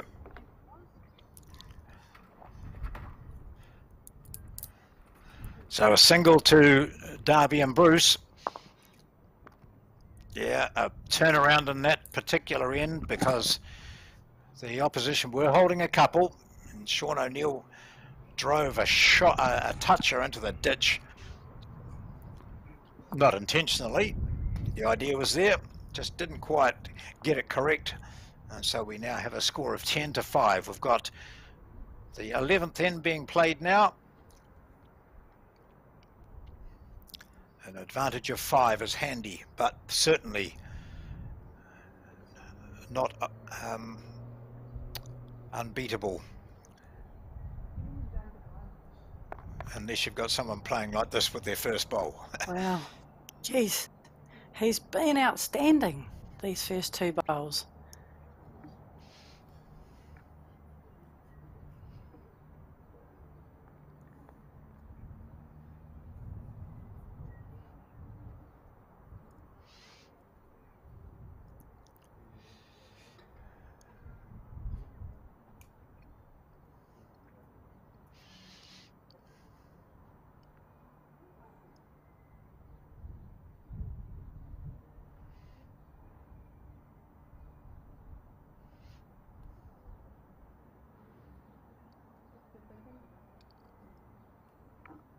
Very good.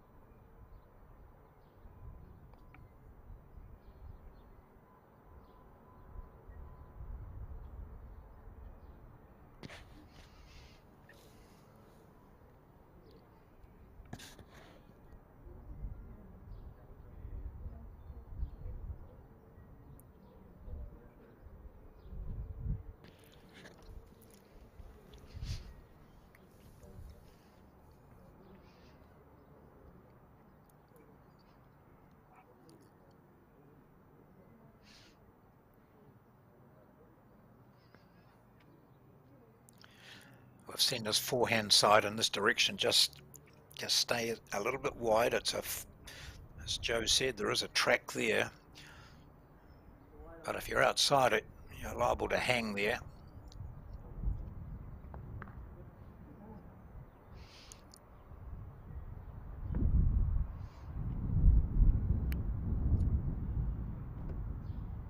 It's a tough hand to play down there on the draw.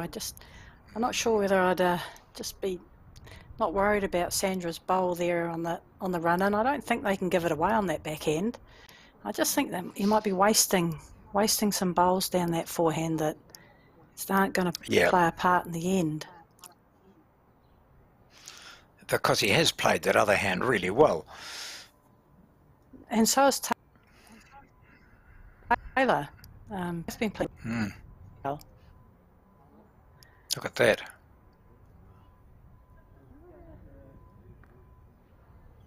Yeah.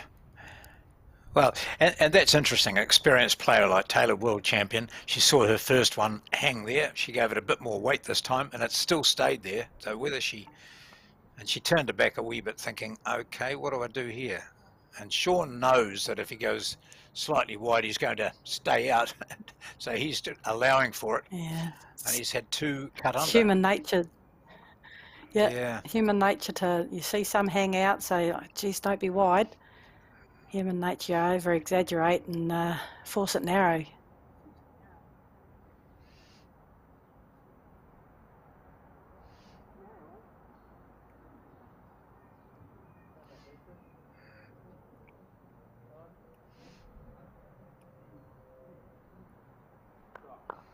Yep, she played it very well. So it's there, Sean. She's got it. Just showed you the line, Sean. He took notice. And he's played it pretty well. Oh, Yep, pretty so good. 2 seconds, yep.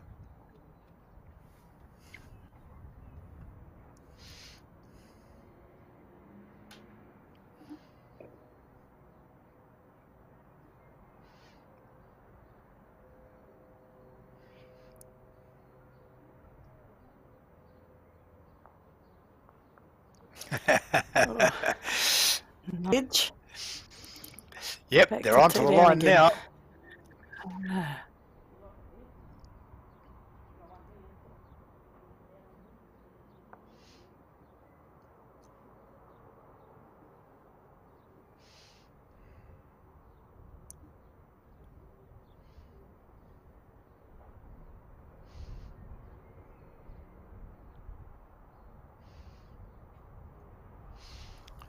Changing his hands with his fourth bowl.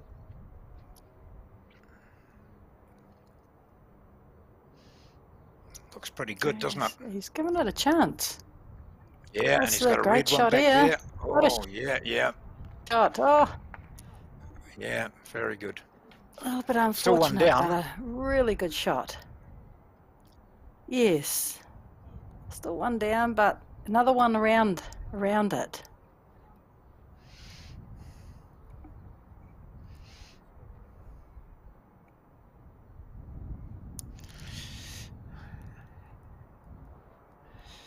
And as we commented earlier, you know, he played that hand so well, and as you said, was it worth worrying about that shortish bowl of Sandra's? And when he has to play it, he played it perfectly. So Yeah. That's the call you make.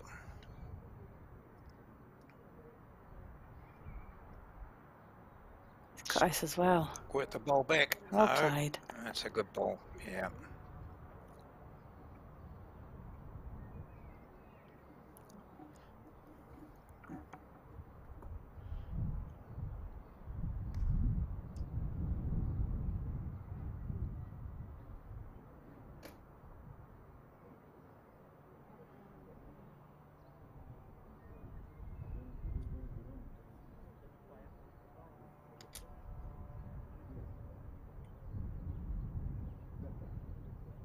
Made their mind up, looked at all the options.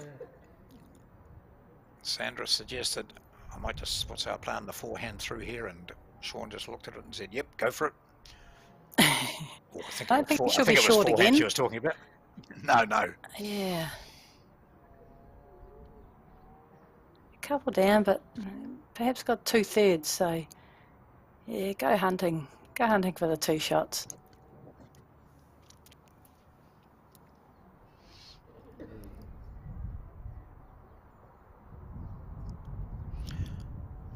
Can't afford to be wide here because it'll stay out, and she's not, and she's looking pretty good.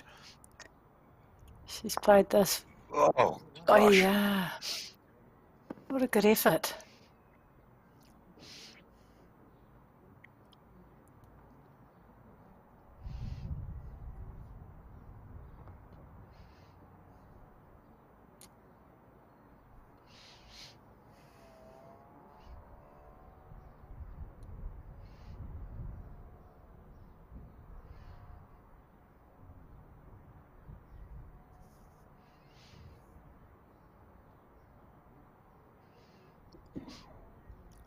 Looking to sew up this end. Hunting that second shot of O'Neill's. It was tracking pretty well too. That weight is all right? Yep.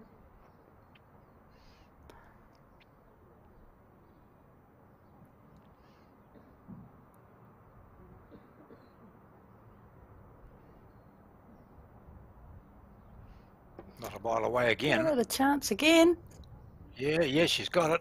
Oh, she Oh got the. gosh, Oh, gee. she just didn't have the same amount of weight. I think if she No. did, she was on a great line. I think she moved it. Yeah, in fact, I've had to get down and measure this now. I think when it settled, took out the support bowl. Yes. Oh, it was 1-2. She got a shot out of it. So a Yep. very good shot.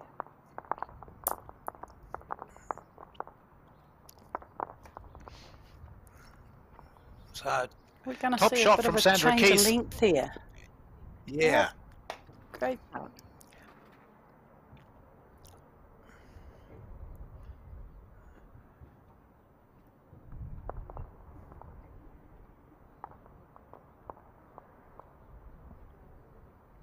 Yeah, pretty much full length, so yeah, a little bit of a Yeah. change of length here.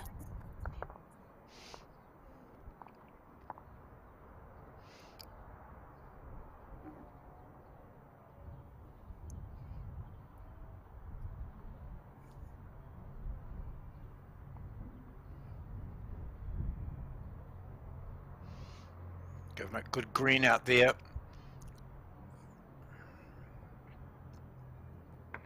Pretty good starter too. That's not bad on a pretty much a ditch to ditch. Bit of wind around. Great start from Sean.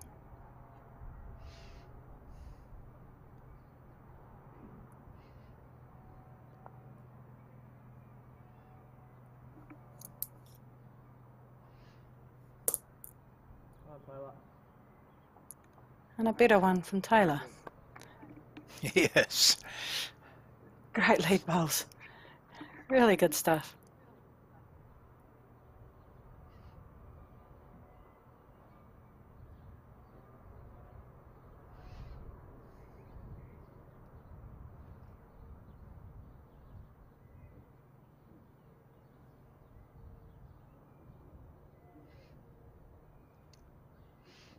Always looked to be a wider line that time, and just overcompensated. He wasn't that far away with his first. Bruce puts in her second one, looking to make it 2 shots. Pretty good weight. Pretty good bowl.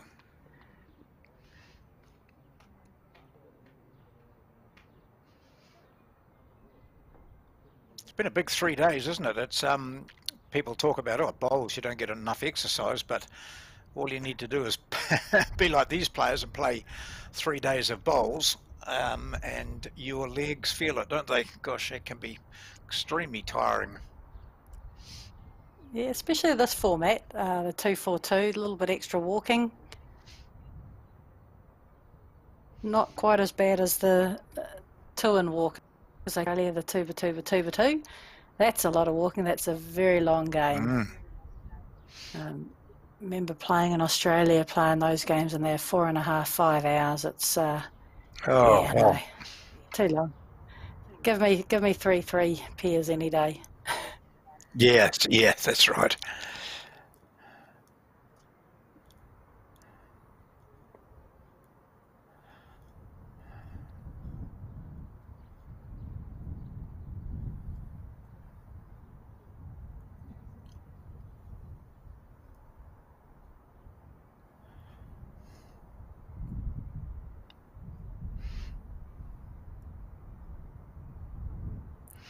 Weight's good. Yeah, good bowl there. Really good. Another very good bowl by these guys. They're just smashing it up front. You know, the first 4 bowls of each team, they're just getting so many around that jack. Look at this. Oh, Yeah, oh really gosh. good stuff.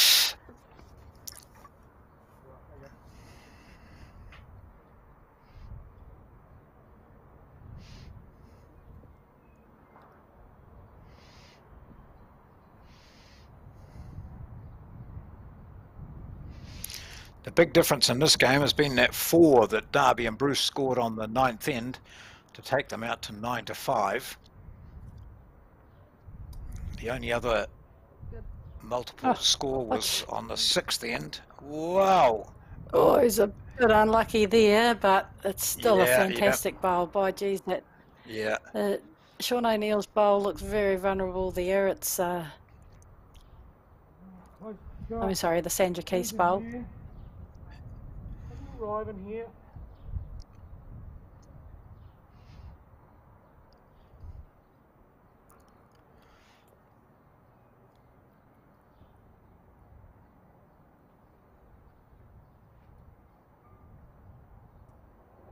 I don't think she's going to be short here. Needs to stay on just in case. Just jack high.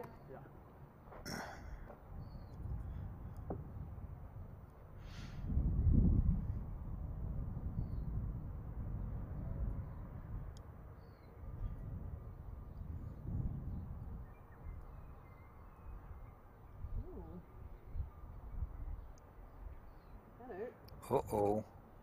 Uh-oh. Oh, Oh, wow. gosh. Gee. Wow, that's great. That's such a good bowl.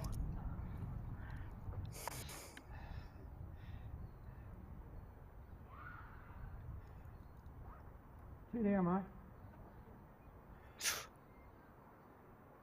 Well, you try and open it up for me. Right down to the green.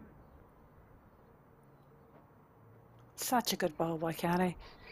Jeez, he's been playing very, very well. Taylor's been playing very well as also. It's you know, they've Yeah. been playing really good pairs together. Oh, and look at this Taylor's too. got something here. Yeah, good shot. Yeah. Whew.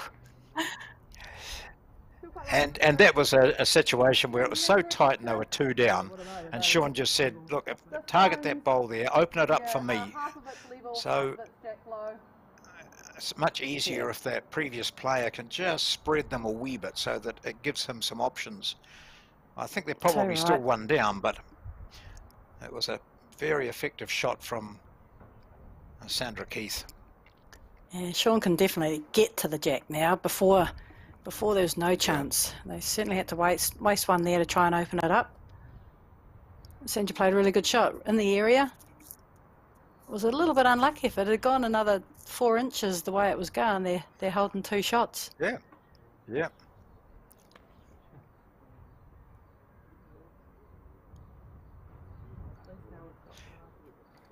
I suppose at least it. Wow, what would you be doing here? Just drawing on the forehand at that ditch side, which he's handled very well. Yeah. Yeah. Turn Sandra's over, just draw inside it.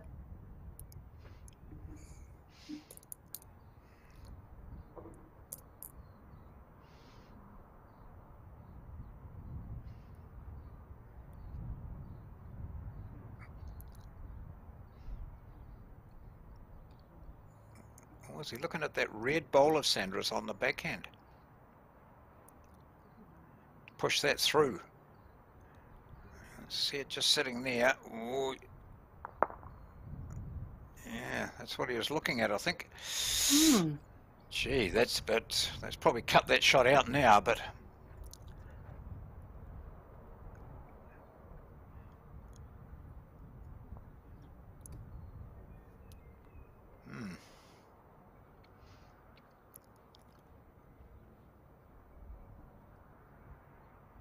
I suppose there's a few options down there. Get onto Yeah, the red yeah. bowls or even the shot bowl and pop him out.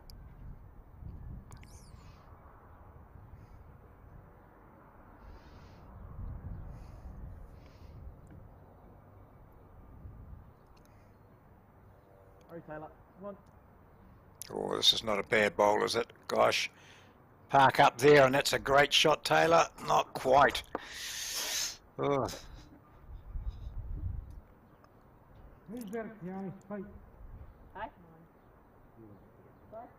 Righto. Yep. I just want to know who was at his feet. Yeah, smack that split. You can do it on this end. Smack the split. They can both go.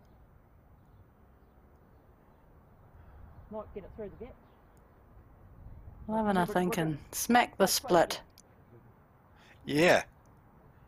So that's hit the red, is it? And take those 2 out? Yeah. Oh, Or get the inside edge the of the other green. side They of could that. both go. Yeah. Yeah. Smack the split. There you go. Good bowls terminology. Yeah.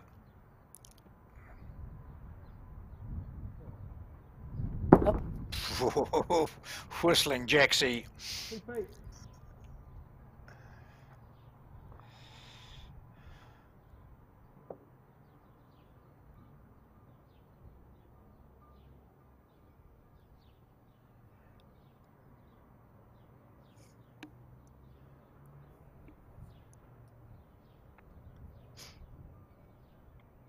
No one looks excited. Oh. Gee, that bundle of half a dozen there was all ready for promotion one way or the other. 1, I think. 2, What a tense end. 2, I think. Or 2, do you think? Yeah, okay. I think so, yeah.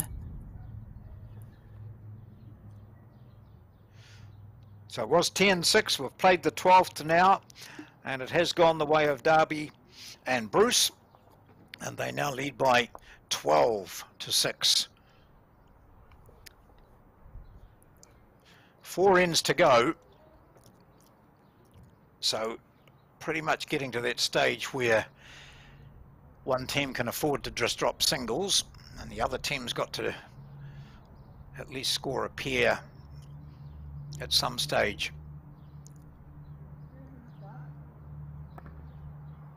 Oh, bit off target there, wasn't he? Must have missed by 30 centimetres. What are you doing? Awful. Yeah. They still don't need to panic, I don't think, Sean and No. Sandra. 6 down, 4 to play. Like, it's not ideal. You'd rather be 6 up, obviously, but yeah, no need to panic. Just string a couple of ends together and see where it takes you, really.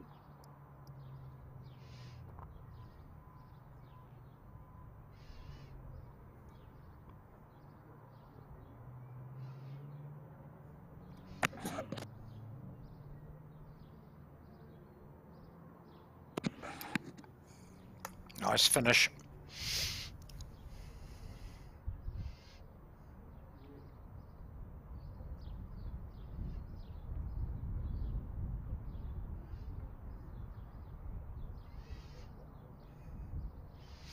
So that's the line for Sandra Keith. Inside the, ooh, yeah, that's all right.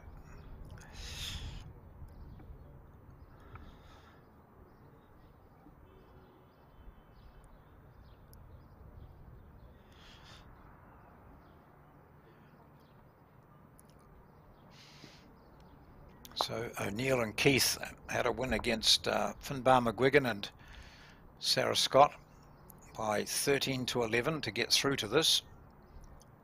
And prior to that, beating Ray Martin and Kenny Critchlow 12-11. So some tough games, very close games. All the games really have been close, apart from, I think it was Darby and Bruce against Mirrlees and Hendra. That was something like 19-6 or so, but that only extended in the latter stages of that game.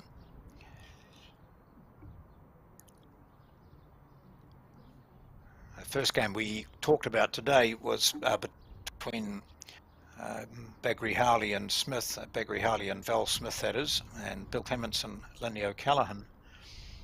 That was a classic match too. Ended up with the Alexandra combination winning it quite well, 13-6 or something, but gosh, that was a good game. So I've seen some really good matches today. Yeah, they both played very well, Lindley and Bill. Val and Sheldon had some unlucky moments in the game, but overall I think Lindley and Bill deserved their victory. Yes. Yeah, we commented during that match that we probably hadn't seen so many bowls go through holes that were only just big enough for the bowl to go through in one game for a long time. Feeling, wasn't there? It tended to be the Val Smith Sheldon combination that were doing it. Good bowl coming in here from Sean O'Neill.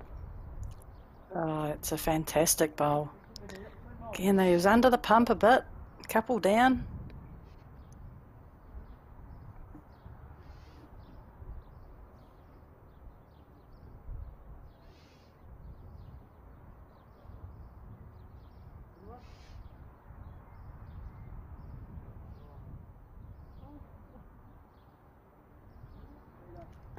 Look at She's the all green, over the those line three. again. Yeah, absolutely spot on.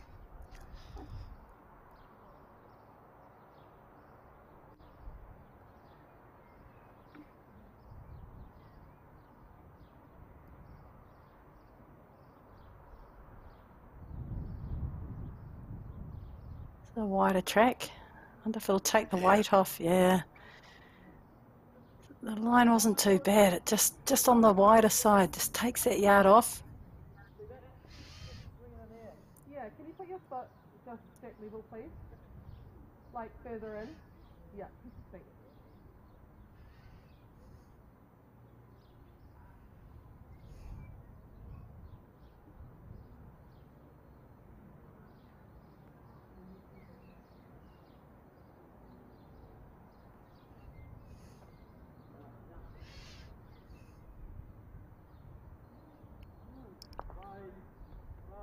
Oh, Ooh, nice little edge there. Good weight. Could have been a lot better, getting a little bit less of that edge. Brought it back down to the jack.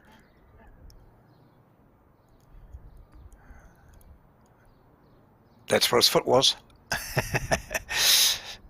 Yeah, exactly. You did right. Oh. So as they switch over for the last time in this end, this 13th end, it's O'Neill and Keith holding shot.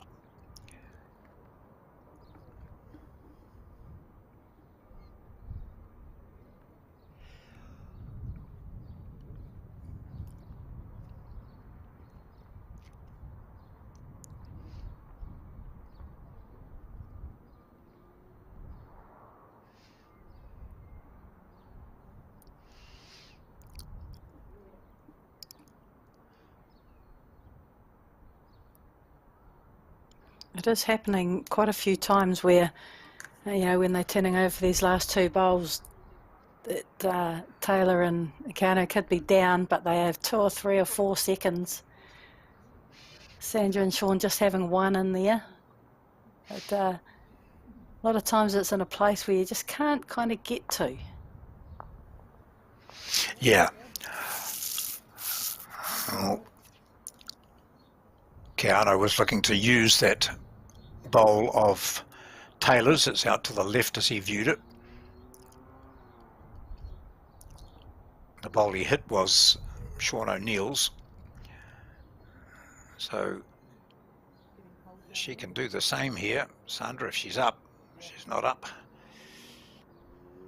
More just that now, eh? Yeah, I think, yeah. Let it turn. Yep. Let's wait, allow it to turn.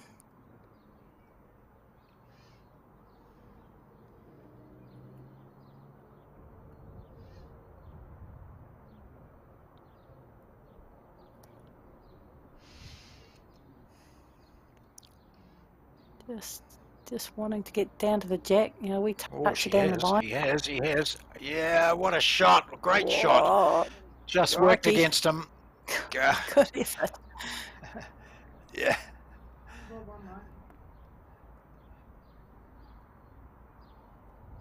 Not sure whether you can make it too, Sean. No, I just think he'll carry that one down.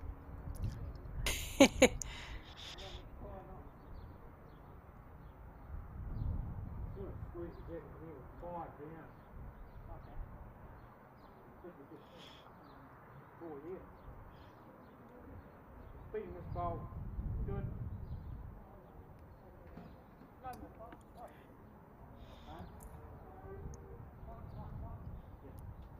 I'm not sure if I'd even play it. I mean, you've got to draw it within 2 no, inches That's right. Yeah. on a hand that's not really turning all that much. You just take that, I think. Yeah. Yeah. Yeah, good thinking. Nothing going back later and saying, I didn't want to play that. I could see that might happen, no. and it did. So 12-7, 3 to play. Will they go long again? I know they put the mat out a wee bit. See where they puts it this time.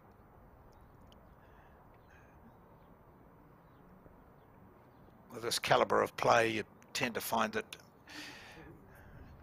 it doesn't really affect the opponents all that much, but it is quite nice to, it's quite an advantage to just sort of change it up occasionally. So 7 to this team, 12 to the opposition, 3 ends to play. It's 16 ends in this final of the North East Valley Mixed Pairs. I think sometimes when you say to mix it up, as long as you're happy with doing that, it's one thing changing the length to try and stuff your opposition up. But if it stuffs you up, then it's a little bit pointless. So whatever you're doing, you've got to be absolutely 100% behind the length that you're throwing, the hand that you're playing. You've just got to really commit to it and own it.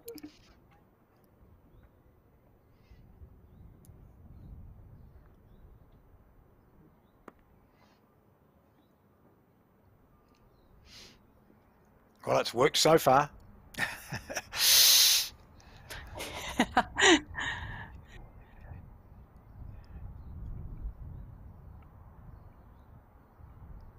Really at the pointy end of this match now, this final. These two teams are playing for $12,000 in total. Good bowl here from Sean. I thought it was going to run it out a bit more, but still handy.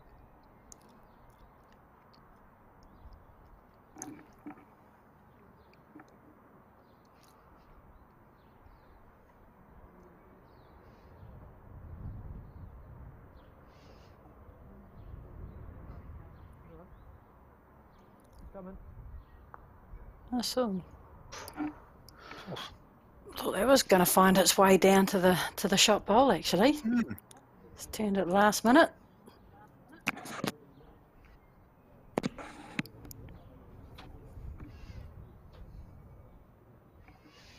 As they switch over 2 shots at the moment to Keith and O'Neill. They're down on the board by 12-7.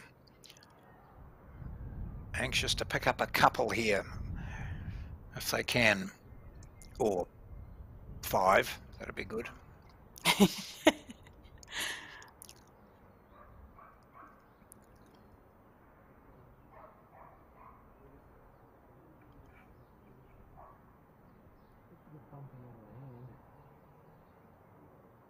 She got the weight. She's got a good shot here.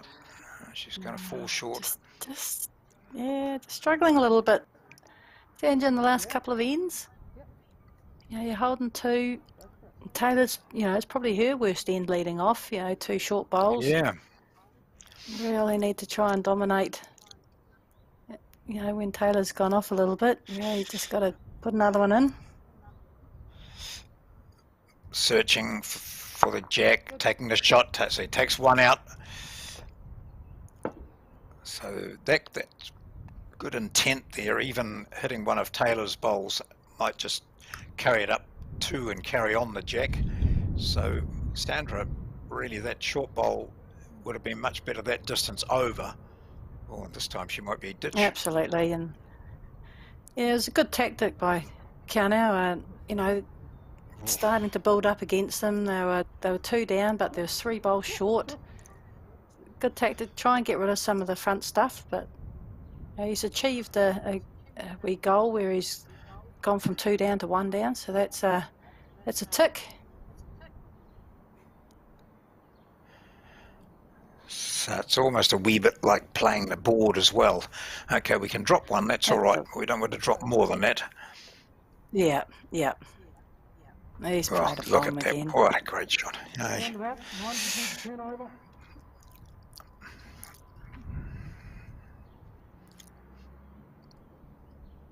Well, I've seen Sandra Keith play a couple of ordinary bowls occasionally and then pull out a perler. And pull one out of out of the top hat. Yeah. That's a better bowl. Good. Yeah. Yeah, good stuff.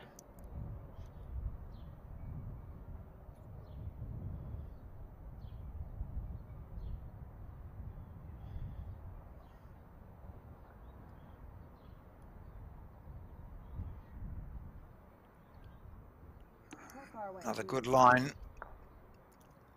Oh, got caught up, but still in a great spot. Yeah, mine only needs a bump.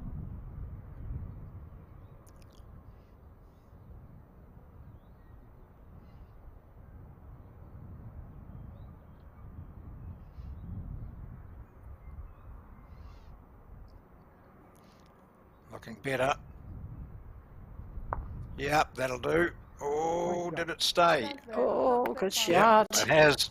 No, you just Yeah, very good shot. pretty similar to what you've been playing last couple.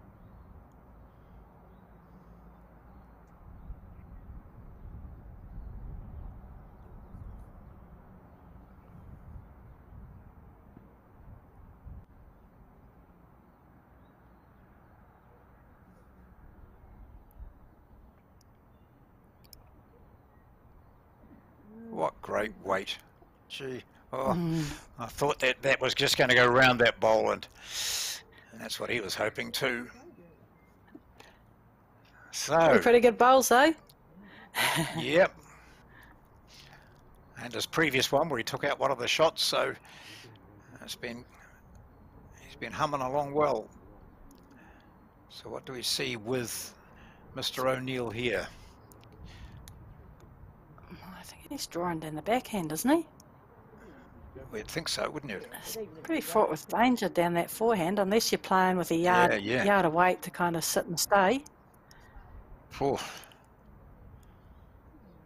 Yeah, 1 here, puts them 4 behind with 2 to play. yeah. So how they placed at the back, if, well, mind you, the opposition will probably be okay with dropping a single. Here we go, He's looking forehand. for a little bit of jack movement. Back to Yeah. Sandra's.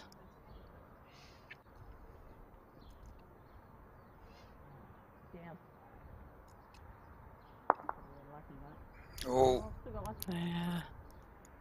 Still got it.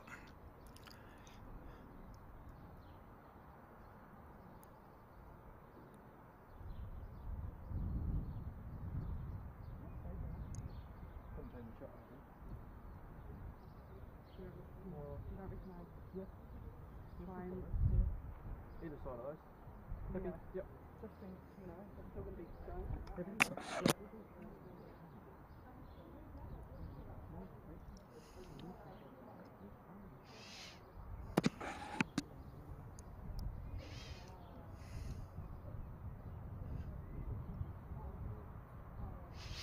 She has 2 balls to play. We didn't really get an indication of whether they had the shot or not, but as we said, they You can probably won't know from this shot either, because if No. up or down, you know, one up, one down, it's much of a muchness for them. Yeah, and they did say just cover those bowls here. Okay, so Yeah. it's done that. Now where can O'Neill and Keith see numbers?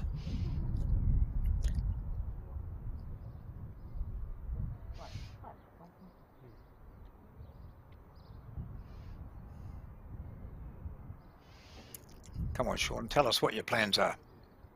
I think he's just drawing down that forehand. Just a wee touch on the jack for 2, perhaps.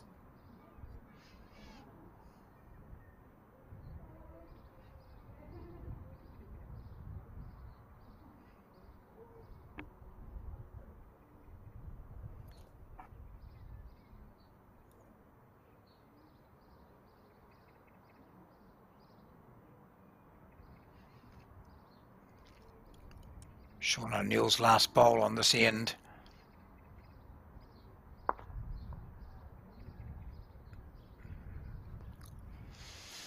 Well, you won't be unhappy with that.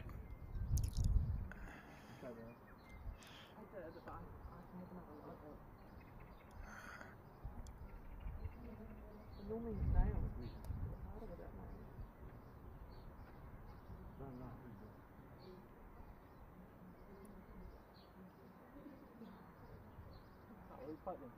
I think we need to try and get you get into there, you make 3 out of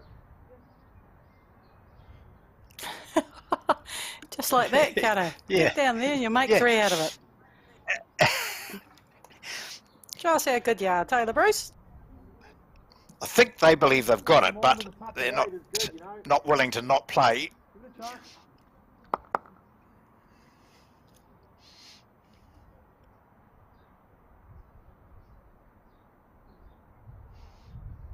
Land on the shot bowl, leave the jack there, take 3.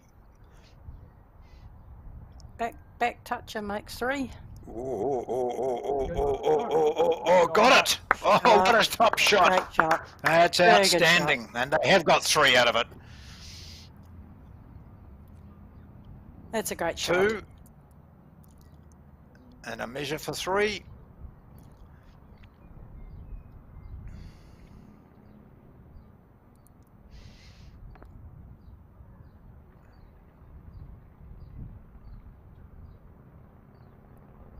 Oh, measuring for 4. I don't think the 4th comes into it. 2? 2.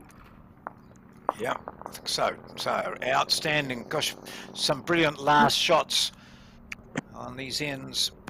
And that really does make it a lot more difficult for Sean O'Neill and Sandra Keith. They trail by 7 with 2 ends to play.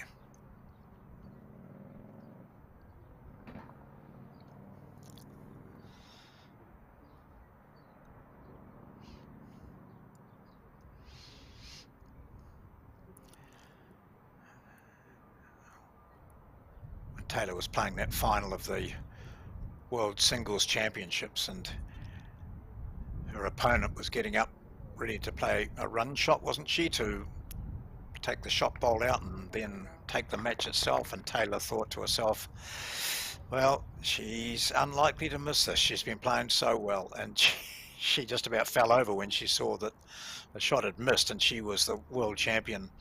So pressure plays on the minds of even the best. Yeah, for sure. And it's all sort of emotions go through your mind. You know, it's a relief. It's because your adrenaline takes you so far, and you're physically and mentally exhausted, but you just keep going. I mean, if they told you had to go for another week, you would. But when it's all over, it just all of a sudden hits you, and it's like, Yeah. oh, God, it's a bit of like pride, relief. Yes. You know, there's a lot of emotions flowing through your body.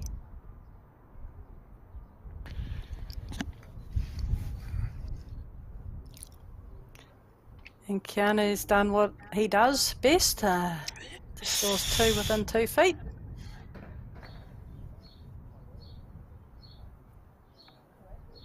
I like that. Keanu just acknowledging Taylor's great shot in the last end. Just reinforces it on the crossover that, you know, he's got your back and he's right behind you. But also, you know, it was his confident call, wasn't it, as we commented on. If you just sit that, we'll get 3. And so Absolutely. She wasn't worried, or there was no doubt there. He said, just play that, you'll be right. Yeah, yeah.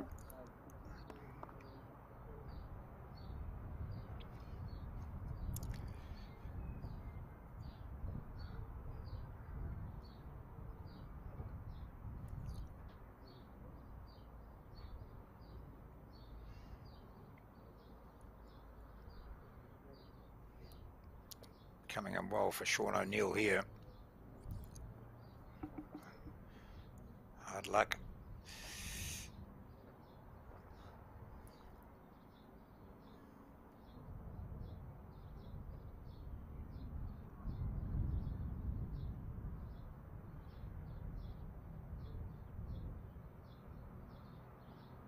She follows him down, but has the perfect green. Great shot. They've certainly been the better pair on the rink in this final. Both played outstanding, and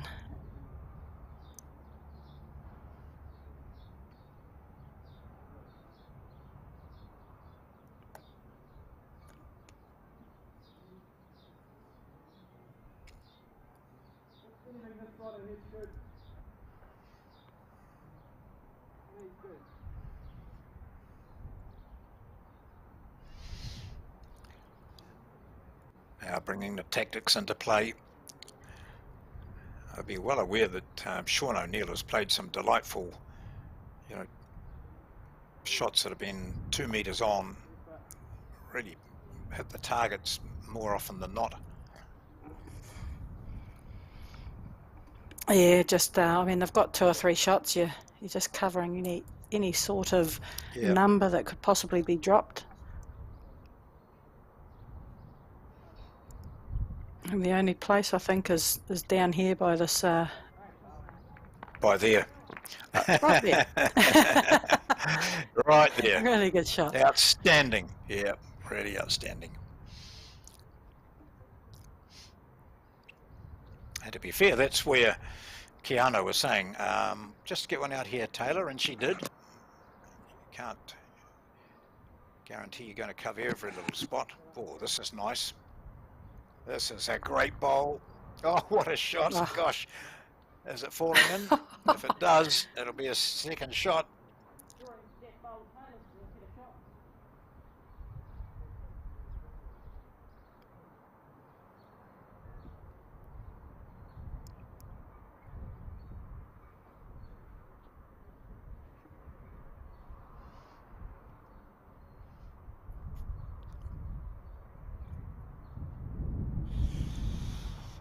It's one of those where in the back of your mind you're thinking, oh, I can't afford to turn that out, turn the jack over and give it away. So O'Neill's a bit short. Now up to Sandra Keith to see if they can add to that shot they've got there. And on the other hand, Keanu Darby is going to upset it for them. That's his plan.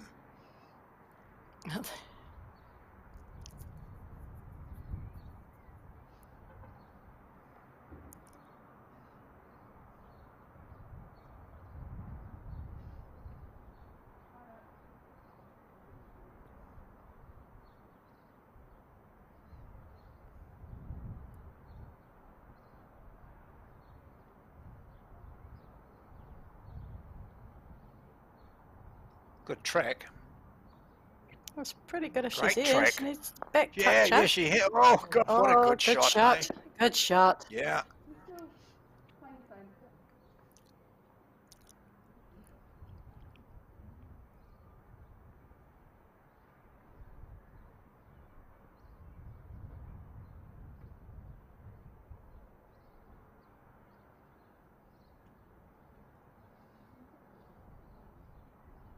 Not bad either. Oh, that's a good attempt. Oh, gosh. Yeah, just try and draw one, mate. That's all you can do.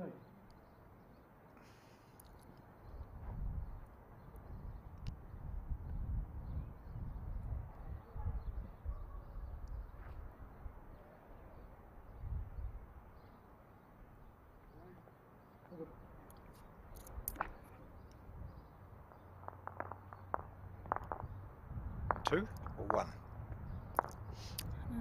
Not sure the second one was in. Looked like two, didn't it, from our angle? But if it was, absolutely a couple of stunning shots there from the O'Neill-Keith combination. It's 14-7, playing the 15th, and what did she? Two it was. Yep.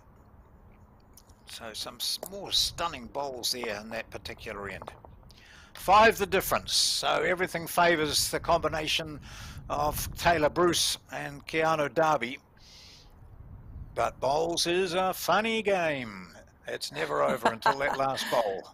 Yes. And no, it's not. But the Awesome. trend of the game, Yeah, I can't been. see Taylor and Keanu dropping a 5, but No. well, down to these first couple of bowls, I think. That's a really good start. Really good start. Yes, as we said earlier, just a 4 on the 9th. That went to Darby and Bruce. Prior to that, a 3 on the 6th to O'Neill and Keith. So pretty much everything else has been singles and a couple of 2s. There we go. So get 5 inside that. But it's still, I think Sean's just trying to play the same bowl as he did. Nothing short here. It's just when you're chasing a number, I'm not saying way down through to the ditch, but you just got to give yourself a chance for later in the end to make a number. You could see from his attitude reaction when he let that one go that it was not where he wanted it to be.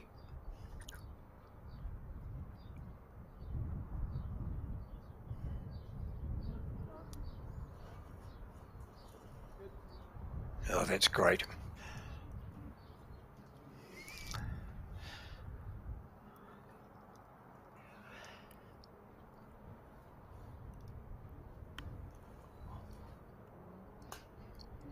Okay, Sandra, we can't wait for your third bowl for it to be a good one. Everyone's got to be a good one this time. Playing this. You're going to play the backhand probably. Oh, no. No, just be pulling the jack, sitting the bowl. Yeah. If you miss, Yep. you're that 2 foot behind.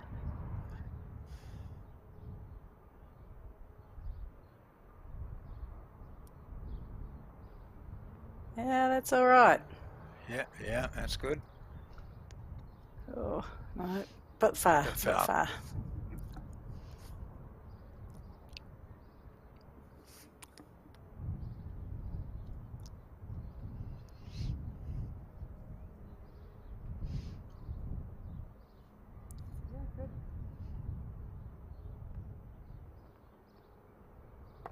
Oh, that's perfect, pretty good.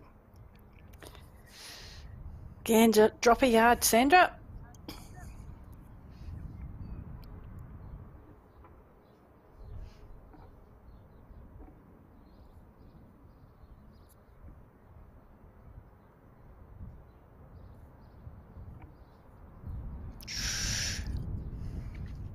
Oh. Are you still looking for a super shot pass?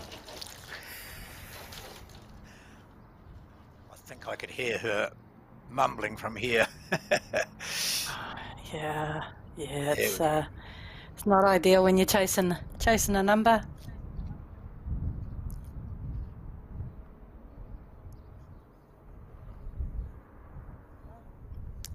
We need to go to Jack, mate. I think, yeah, sooner or later comes you kill it and try and start again. There's no fives there, I don't think. Oh, and out go their back bowls anyway. Pardon? Try blocking up. Halfway. Yep.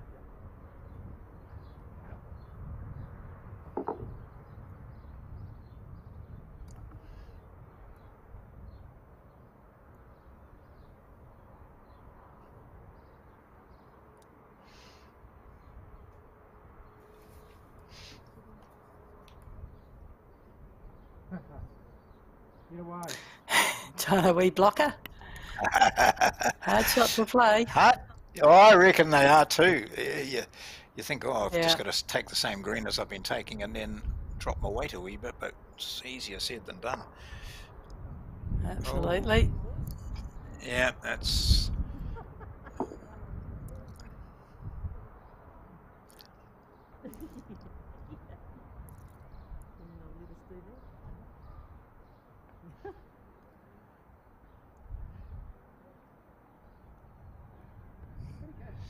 Well, Sean O'Neill goes down there now with a couple of bowls on the rink. It's not bad. It's not a bad shot, that. Yeah, there's the block, eh? Okay, Sean, if you're going to do it now, good luck.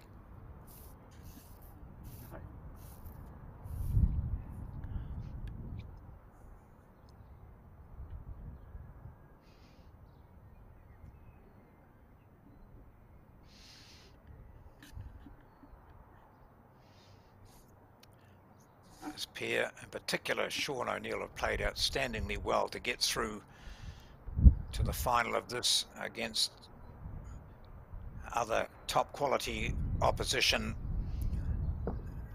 He's got one bowl left to stay in the hunt for the $8,000 prize money for the winner. He's got that bowl tucked up on his arm.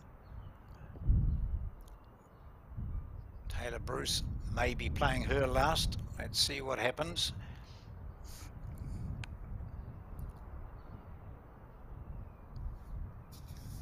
So this has been an outstanding 3 days over Labour weekend of the Northeast Valley Mixed Pairs.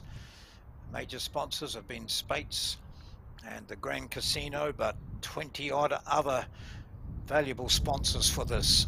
And the organisation has been fantastic. Quality of players is exceptional, and this may well be the last bowl of the final. Well, And he's then close. again, it might not. Oh, no! Hard luck. It was the last bowl of the final, and the players shake hands. Sean O'Neill shakes hands there with Taylor Bruce, and now they wander down and shake hands with Keanu Darby and Sandra Keith as well. It was a very good final, but eventually it was that 4 on the 9th which took them out to 9-5, and from then on it was all uphill for O'Neill and Keith. But we have had on display for your viewing today a wonderful quarterfinal match, a fantastic semi-final, and now this final. And so the winners of the 2023 Northeast Valley Mixed Pairs receiving $8,000 for their efforts over the 3 days, Keanu Darby and Taylor Bruce. And the runners-up receiving $4,000, Sean O'Neill and Sandra Keith.